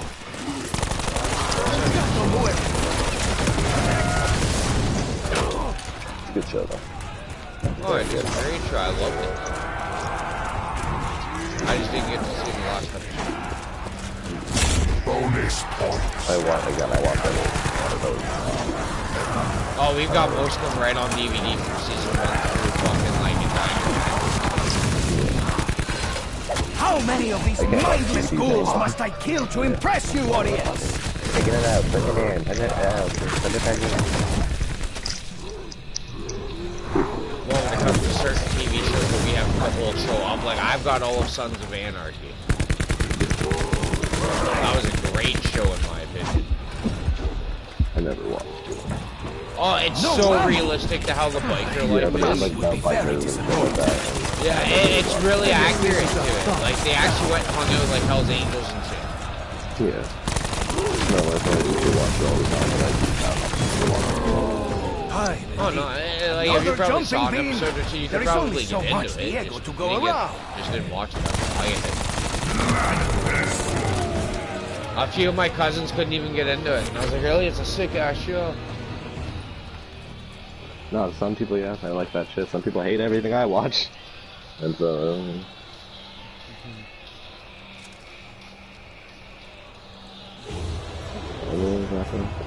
but I guess, what's his face left? Either because he wanted to go to bed, or because he was tipped off that I was fucking shouting about his existence.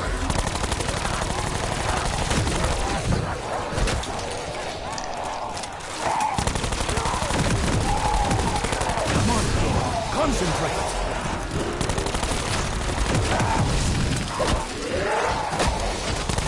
I once fought a jaguar back in Mexico. They were safe. You know what's funny in this map, sir? I'm on round 19 and I'm still using my strength. At least I don't have to look at your face anymore. I haven't swapped another gun. I have a pack of punch gun. I run around the spawn area where the strike even is purchasable in this map. So if I run out of ammo, I just train around and pull a loop, maybe fire some other guns if I need to extra points, and fucking go buy more ammo. I can literally run a whole map with just the first one. I don't even need the one shield. I just kind of prefer it.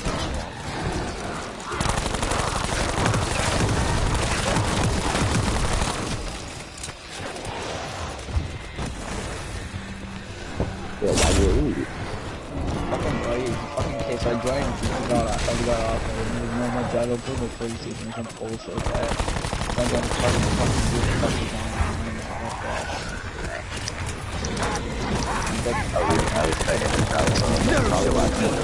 Blind rage every time.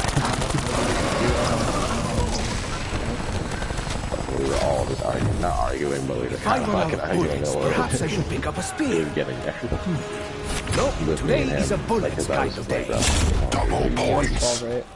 Let's be honest, he believes in what he I wants. should always get double points just for being me. Yeah, clearly. I've explained to him 3 different times that apparently God motivated God to Sounds ominous. He corrupted. He's like, well, we have free will, but the devil's the one that corrupts us. Ah, looks like it's time for the Mexican axe dance again.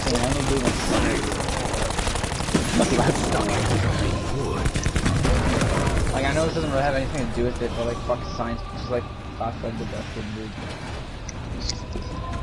It's cool. And all the highest my class.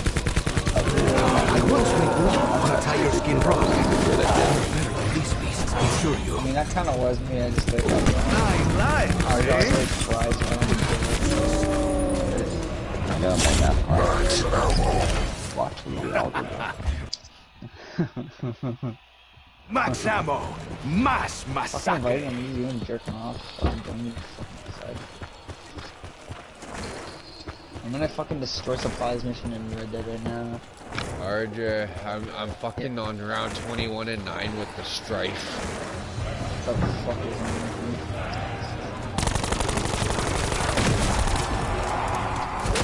If you're gonna destroy supplies What?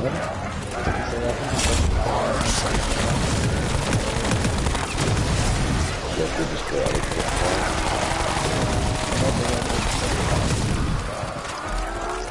I have seen a weapon called a boom.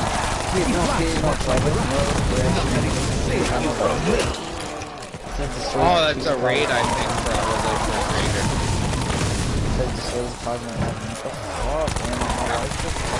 Right between the eyes. I know, I didn't even do my treasure map last game. I stole one in the middle of our fucking, in the middle of our fur trade because I saw a guy up on the hill. He said, "Hey, get over here." And I was like, "Oh, I'm taking that. I can actually get that." Phantasma will take care of me. We have a special bond. You wanna grind for like stealing shit down there? My lady friend Griselda used to call me Tiger. I don't think you're trying to grind for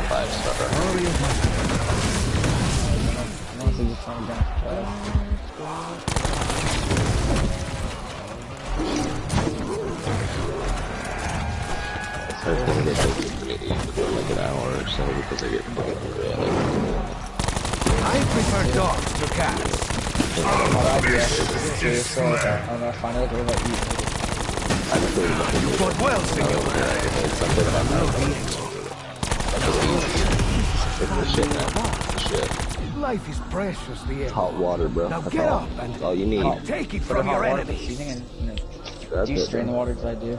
I just mean the How only can I ingredient deprive you the need crowd water of their actually get it favorite Mexican gladiator? Do you strain the water or no?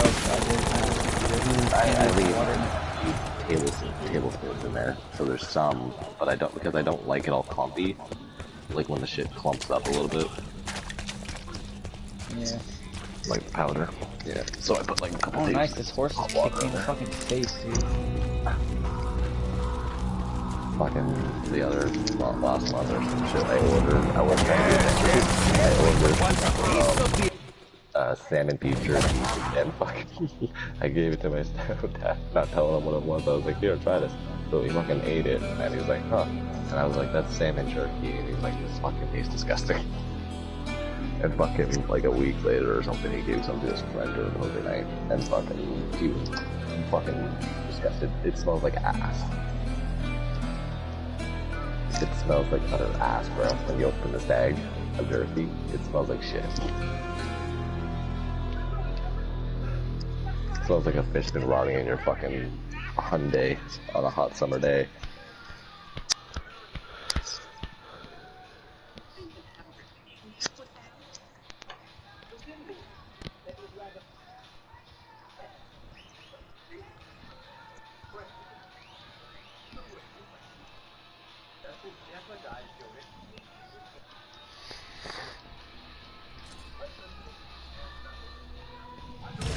Oh fuck!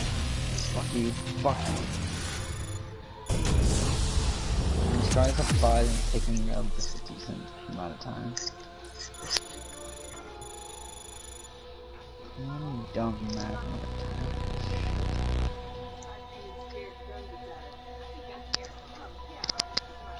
Travis, are you down to get on there? Huh? Are you down to get on some Red Dead? I'm taking a break from that game. Damn. God damn. Oh, fuck. After doing all that story shit and all that. Oh my god, you stupid fucking horse. Move, you goof. Really, that's a fucking challenge today in Zombies. Take the fast travel 20 times. Go fuck yourself. You can go take fast travel 20 times.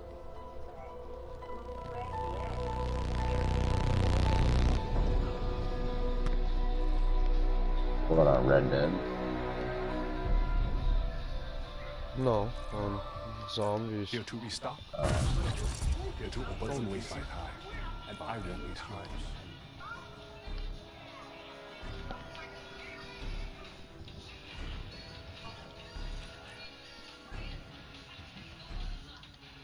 Oh, so for so many cases you can actually buy random shit. That's interesting. I just chose to apply how much shit did I get? 0.16 gold and $9.82. Go fuck yourself. I got just the thing.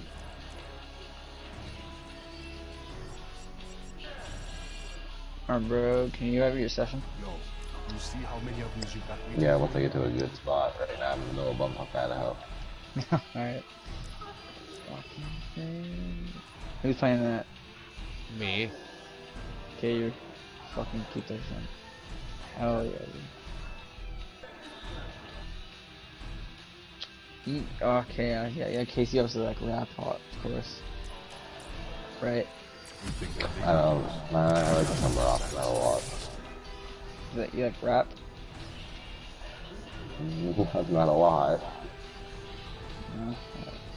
I had a buddy of mine say, he's like, oh yeah, he's like, raps, he's like, Eminem's garbage, country music's better, and I was like, are you fucking like mentally retarded?